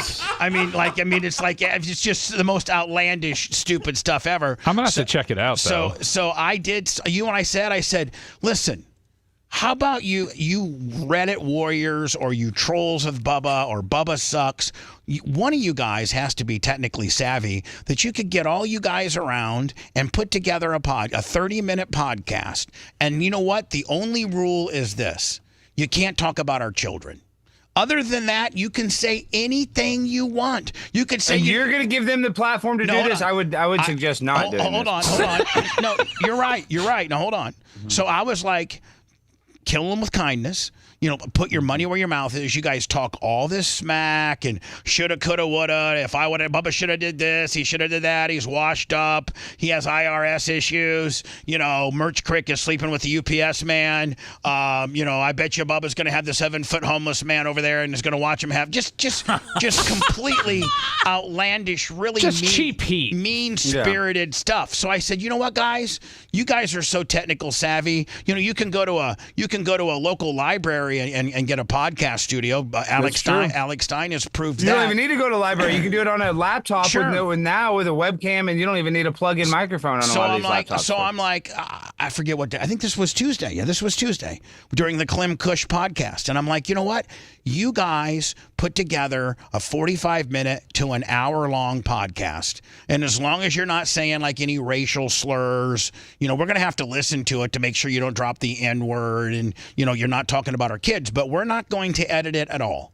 and we will give you one show a month for you to just completely and put it on my podcasting, put it on my podcast, that we have almost 8 million downloads, and it can be the whatever you want to name it. They're like, no, we're not doing it because we'd be providing content for you. And all. I'm like, so after that, they showed me they're a bunch of pussies and they're a bunch, I'm like, I don't even want you to use your real name. I don't want to know who you are. I don't need any identification. You guys just put it together, make up some Gmail account, get it to us, email us the file, and we'll put it up. If you guys want to put your money where your mouth, I'll give you a forum to air out all of your Bubba is the biggest dick, Bubba's a cheater, Bubba's this and that, Bubba has ass sex with Lummy, just everything. And you know what, Alex? Those pussies, those faceless little pussies said no. They didn't want to do it because they put themselves like they're all that in a bag of chips. They're like, well, we don't want to. He'll probably just be using it for money and to get clicks and using us. So I'm like, you guys just showed me exactly what you're all about. You're a bunch of faceless little pussies that want to criticize me, and I'm doing something that you wish you could do, but you'll never get to do it because I gave you an opportunity. And you didn't take it. Can we burn a timeout on this real quick, Bubba? Because I just checked out the Bubba Army Reddit page, and they are huge Babyface fans on there. So no, I know that says a lot. A lot of those, because a lot of them are pedophiles on that website. I'm dead serious. A lot of them get caught trading all kinds of child pictures and all kinds of stuff. Are you implying something there, Alex? No, I'm just saying I'm implying a lot there. Yeah, I'm saying you have fans that are pedophiles. Let me just say this real quick. No, Bubba, because this is the problem. Is we see this. First thing I want to say is this is why I hate selling cars to white people, because they complain the most. Like, white people love to complain so much. That's why they invented the website Reddit. And just remember, all of these people that you gave an opportunity to, any of these longshoremen, any doctors, anybody that has a job, even Babyface that has an attorney, they don't have time to go on a website like Reddit and then micro-analyze every little thing you do. Every single person on there is either out of work, divorce, every single thing that they're saying to you is projection on what's going on in their own life, and they have to spread it as a therapy session to themselves. And they don't miss a show. They don't miss a podcast. They don't miss a podcast. You got to monetize the haters, and see that's what's so stupid is that you said, "Hey guys, I'll even play the clips of you making fun of me," and they don't want to do it because they want to stay anonymous, and they have such self-loathing, like they hate themselves. That's why they have to hate on you. If any of these people had a real job or were successful, do you think that they would be going on the Bubba Army Reddit to trash you? I don't think so. I think that would be highly unlikely. And here's the other thing. I got a life, and so I use this analogy all the time. I don't like Major League Soccer. I think it's stupid. I hate it.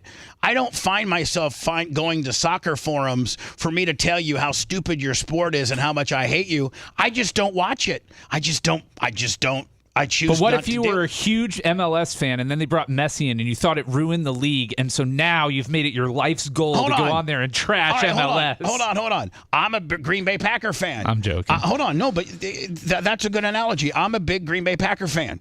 I was mad the way Brian Gutekunst, the general manager, handled the Devontae Adams / Aaron Rodgers ordeal. You mean geniusly because they both suck now? I don't stop, Brian. Stop. Oh, I'm sorry. Here.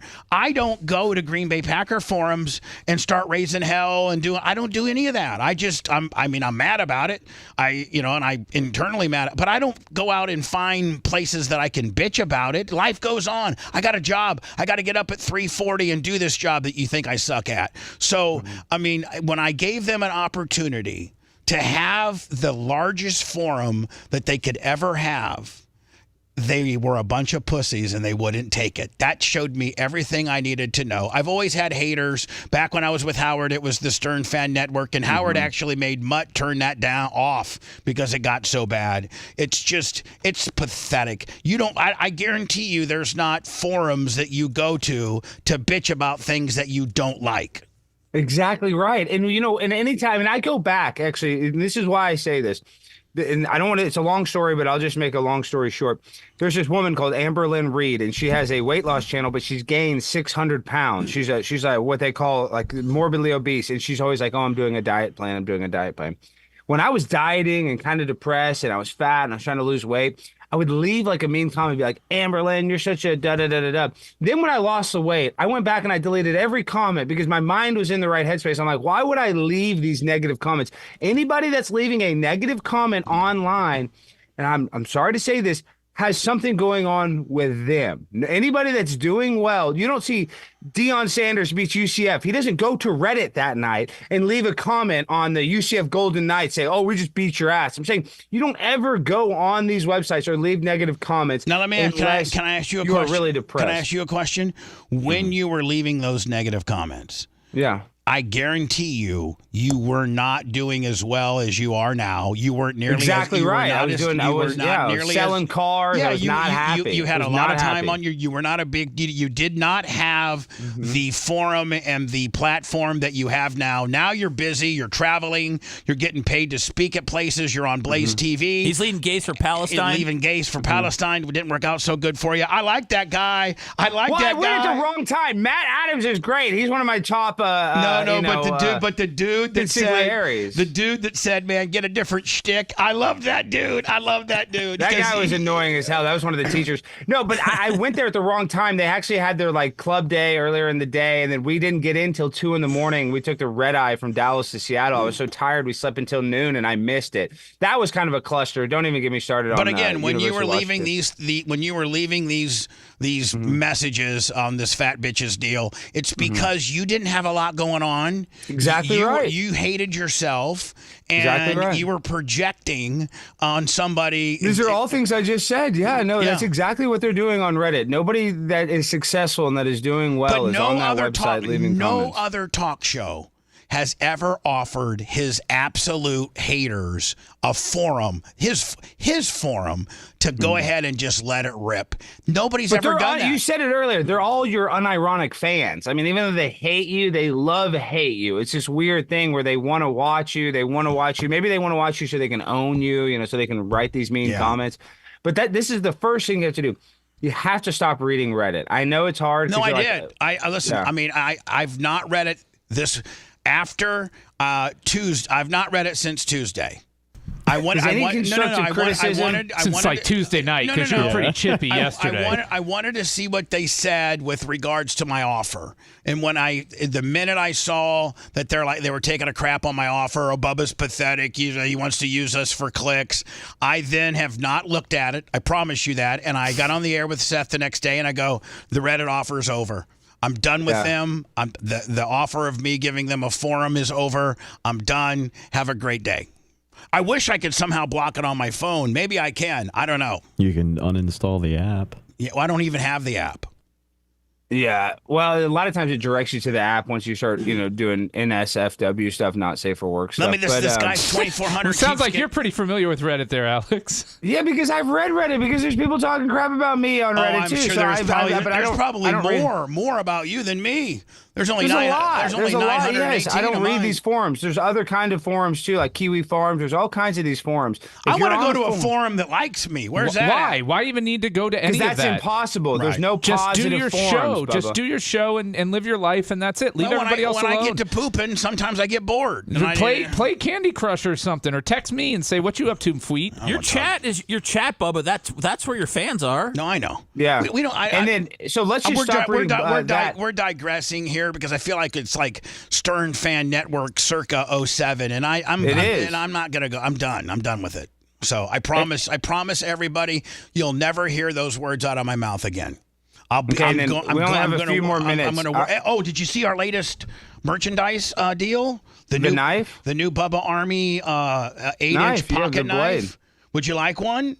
I would love one. I would love that. For self-defense, I need one because there's a lot of Haitians out here in Dallas. That's why he came on the show today to talk about the knife. We're the Trin de Aruga gang all over Louisville, Texas, causing all kinds of disturbances. But, that volleyball guy, Blair, or whatever his name is, they're 9-0. I'm about to start. I just signed up with Bovada so I can start gambling on San Jose State. I'm about to be rich. They're 9-0, and their only losses came in tournaments that they've won this year. So are they going to win the NCAA?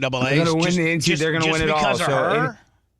She's 6'1", or he's 6'1". He has a vertical, is the highest vertical in the NCAA. Yes, Blair Fleming or whatever the last name is. Are these betting websites even allowing you? Are they allowing you to bet on San Jose State? They are now. Bovada's the only one that I found, and a lot of women's volleyballs, they don't make lines for them. But does my bookie have it, Bubba?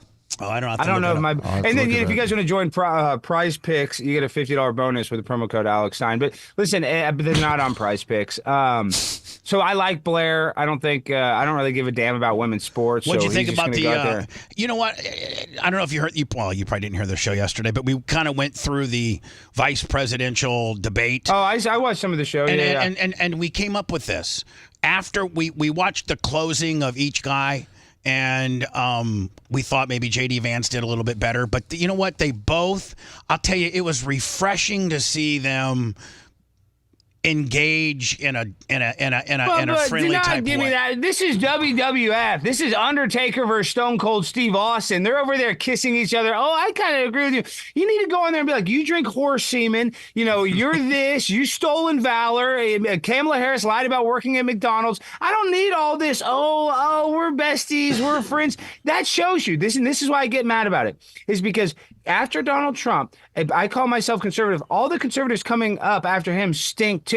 And then Nikki Haley, none of them. There's nobody that you want to support on that side. There's nobody you want to support on the left side. This is the thing: is we have a uniparty where both sides give us the illusion that it's left versus right. We're the good guys. We're the bad guys. It's all BS. They're all friends. And then when they get on the main stage, they're just I want to show you respect. Trump and Kamala aren't friends.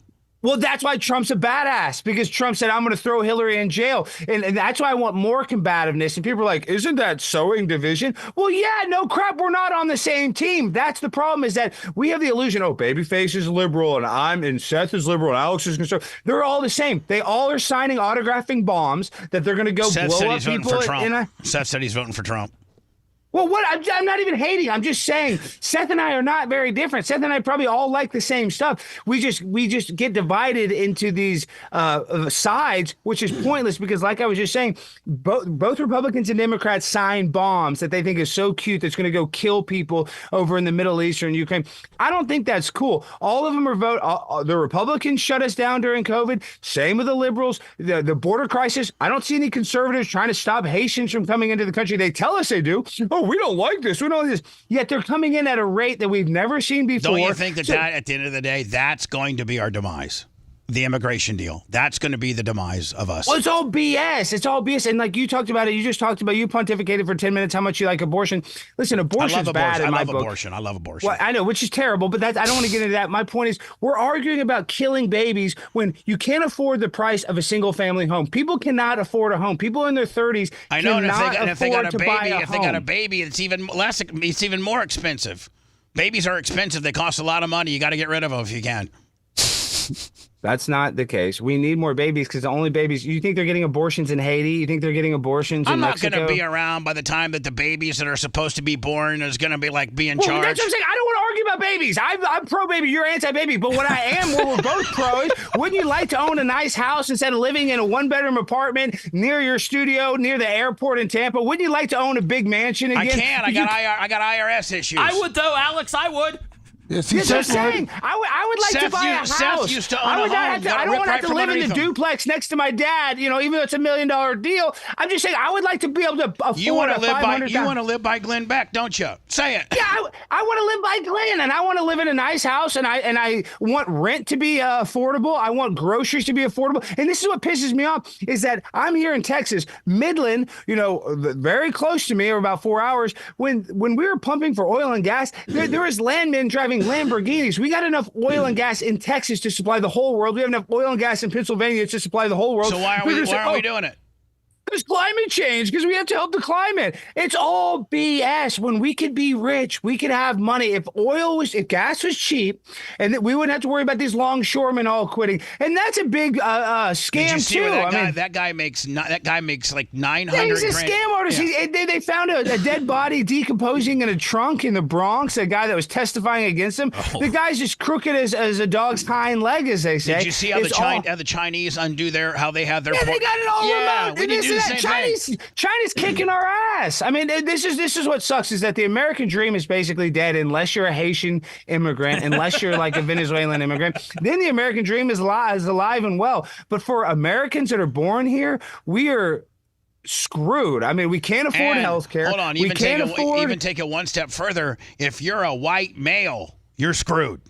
That's why people are like, Alex, do you believe in systemic racism? I say yes, because I know that black people charged with the same crime as white people oftentimes get a harsher punishment, longer, criminal sentence. But this is the thing is now it's been switched to systemic racism that was against black people not that long ago has now been against white people. When you have a vice president, Kamala Harris, that got chosen, and this is not a conspiracy, said, I'm going to hire a woman of color. She was the only one there. So that means every white woman was automatically disqualified. Every white man was automatically disqualified from being the vice president of the United States of America, the second most important position. We should be a meritocracy. Maybe the most talented person should get to be the vice president. But Joe Biden said, no, I want a colored one. I want one that's colored. Think about that. That's racist towards white people because every single white person that worked their butt off in politics or in whatever industry that they think that they would be capable of doing it, were disqualified. Nobody has the balls to even say what you said because you feel everybody's so afraid to just be really honest and true. But it's open season on white people. It really is. Well, I think it's refreshing that Alex recognizes, the injustices on both sides of it. I mean, any sort of prejudice is abhorrent.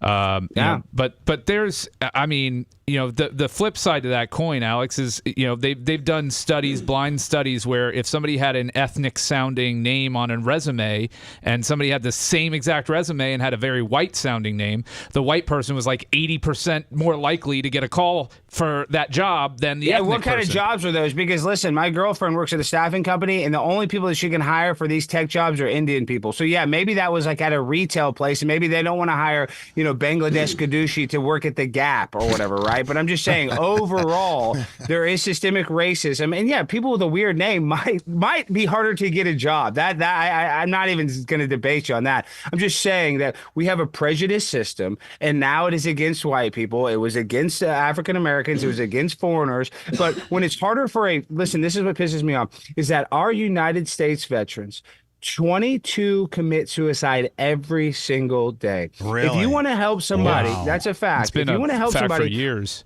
I'm saying this is how incompetent our government is. We can't even help the people that go and risk their lives for this country. So if the government will not help a veteran, a person that probably has PTSD, a person that dedicated their, maturation best window 18 to 30 whenever they went, for our country, and they don't even care about you. They're going to send you to a VA. They're going to get you probably very horrible care. Well, they want them dead. They want them dead. They don't want them alive. They don't want them alive. Why? They have to pay for them for the rest of their lives. So if they commit suicide, that's good for the government. In their eyes, it's just one less person for them to pay for, and more stuff that more money they can steal. I'm with you on that.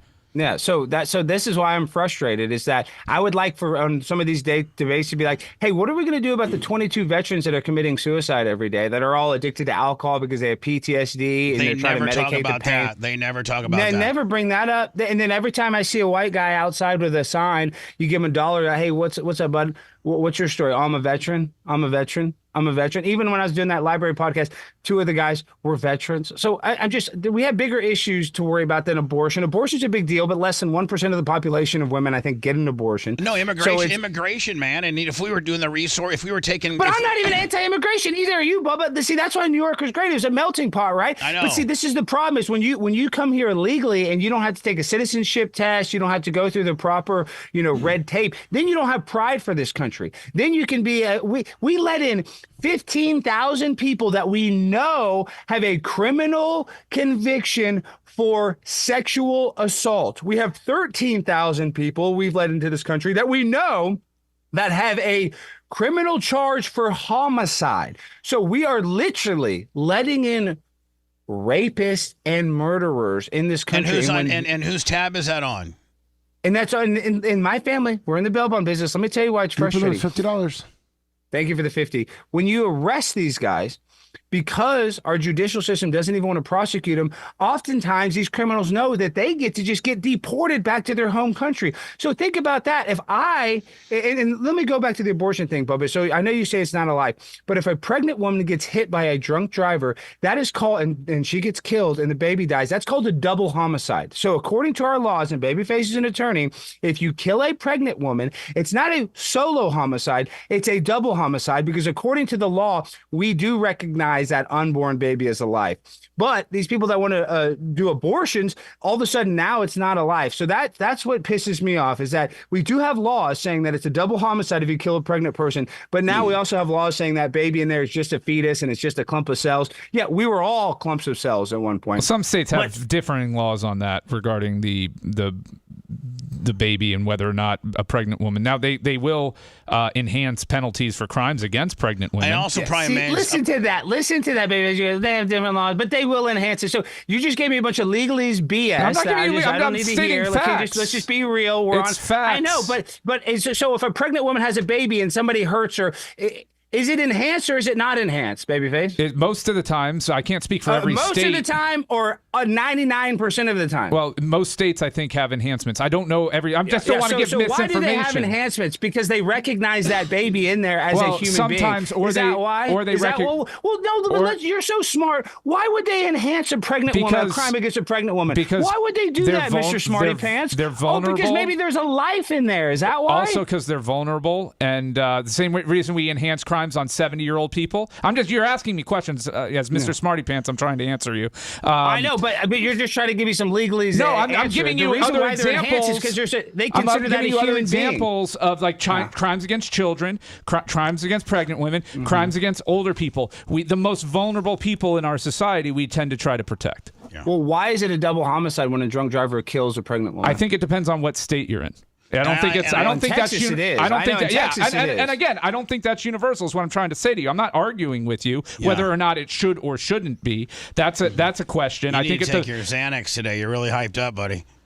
Well, I'm hyped up because we're 35 days away from the election, and Donald Trump, I do not think is going to win. I hope I'm wrong, but I think it's going to be Kamala Harris. I was still hoping to see where he was going with that. Immigration. You were trying to make a point on it. We're way late. We got to get going. Yeah, well, we got to go. But I'm just saying, I'm frustrated about a lot of stuff. I'm going to send you something today. I want you to look at. The knife? No, I'm gonna send you. I'll send you a text today. I want you to look at. Oh, it's Merch Crick's boobs, man. You don't want to turn it down. Prepaid wireless. I got to give her a shout out. She's getting all 4 of her wisdom teeth taken out. And I know, but she's so worried about it. I'm not worried about it at all. And she's really worried about it, so we got to give her a shout out. She'll be fine. She'll be fine. Are they impacted? That's what I said. Are they impacted or? 2 of them are. The 2 of them, but they're going to put her to sleep. When they did mine, they just gave me local anesthesia. And they did it at that. She's getting it all out at once, all out of the way at once. She'll be fine. It'll be a rough 3 or 4 days, and then she'll be fine. No oral for a couple weeks, but you'll get her back. Yeah, no way. The no dry sucking sockets thing. because of that. No dry way. sockets. All right, listen. Be looking for my text. I'm really interested in you looking at something. Of course. All right, buddy. Love you. Bye. If you liked that segment, then you'll definitely like the new redesigned BubbaArmyHQ.com. We'll be back to the Bubba the Love Sponge show after this.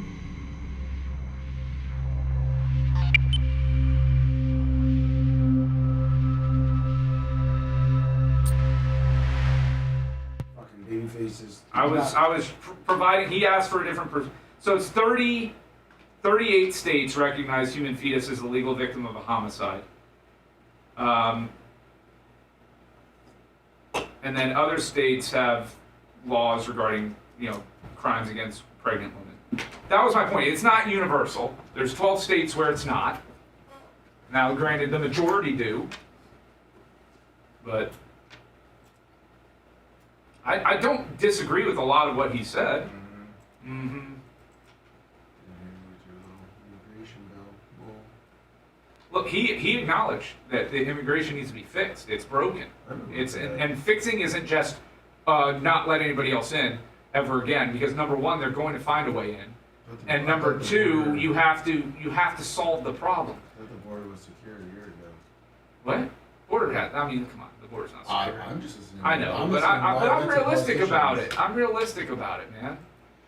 Until you reform the system completely, And you need Mexico's cooperation on this. I mean, this isn't something you can do just in a vacuum. You need Mexico to help you with it. The problem is Mexico has no motivation to help us with it. They want the El Salvadorians and the Hondurans and the Guatemalans out of their country, so they let them on into ours. Mexico. Yeah. Little Mexico. They have a female president now. I know. That's exciting. First time in their 200-year history. Take care, Abe, from Maine.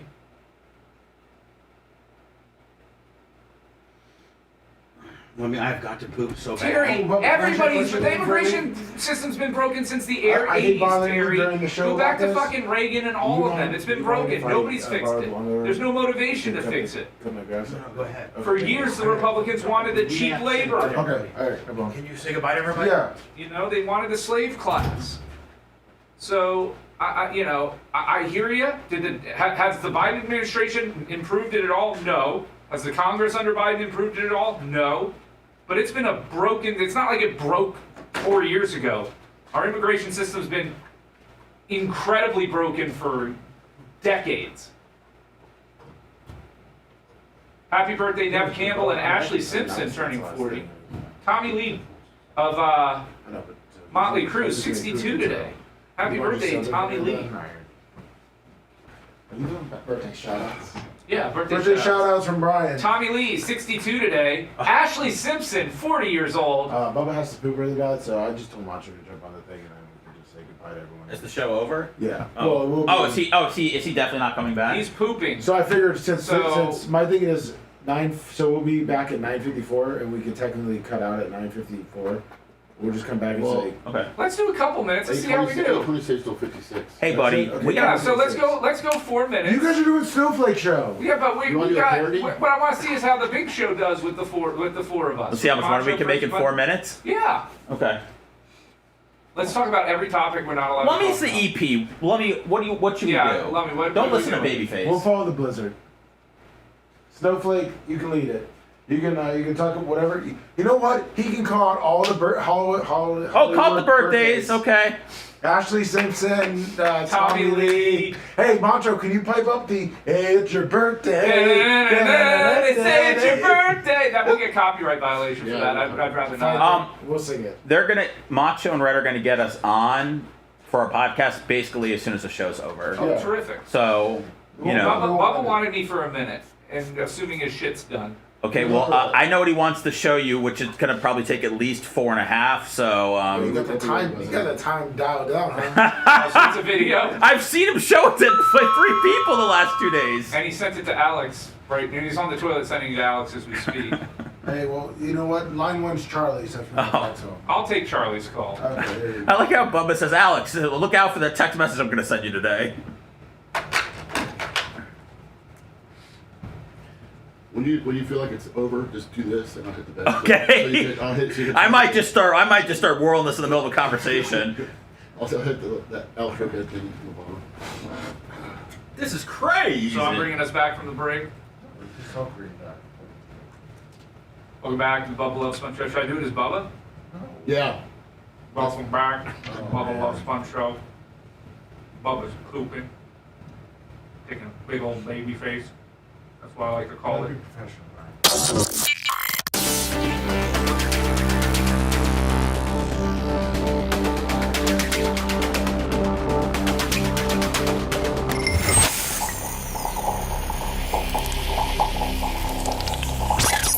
Broadcasting live from the Aquabito Studios. Aquabito.com, promo code BUBBA. It's the Bubba the Love Sponge Show. Welcome back to the Bubba the Love Sponge Show.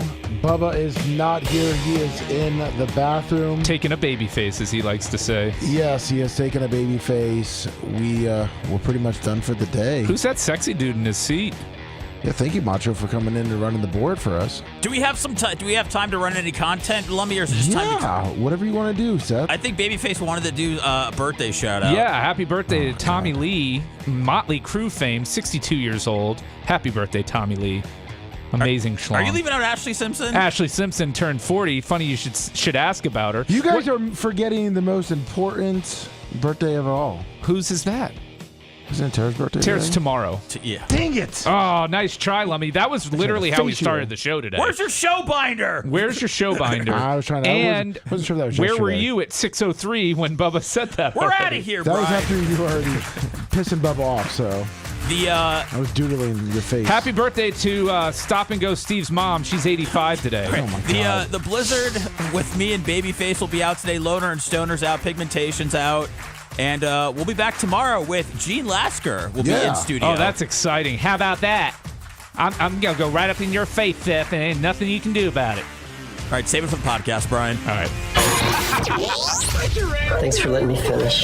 You've been listening to the Bubba the Love Sponge Show, starring Me, Bubba the Love Sponge. Co-host and show historian, Lummit. It's Seth, co-host and president of podcasting. It's Brian Matroni, king of counter programming. Rhett, the filthy ginger video editor. Yeah, back here wiring up. It's Mini Macho. The BRN agent, Thomas Buttoned Up B. Co-host Dr. Dan Diaco, Esquire of Council. Co-host J. Diaco, Esquire, the Spitting Cobra of Council. Now, time for the legal disclaimer. Exactly. The Bubba the Love Sponge Show is intended solely for the enjoyment of our listening audience. Any rebroadcast, retransmission, or other use of this show without express written consent of the Bubba Radio Network is prohibited. We must dissuade him of this delusion.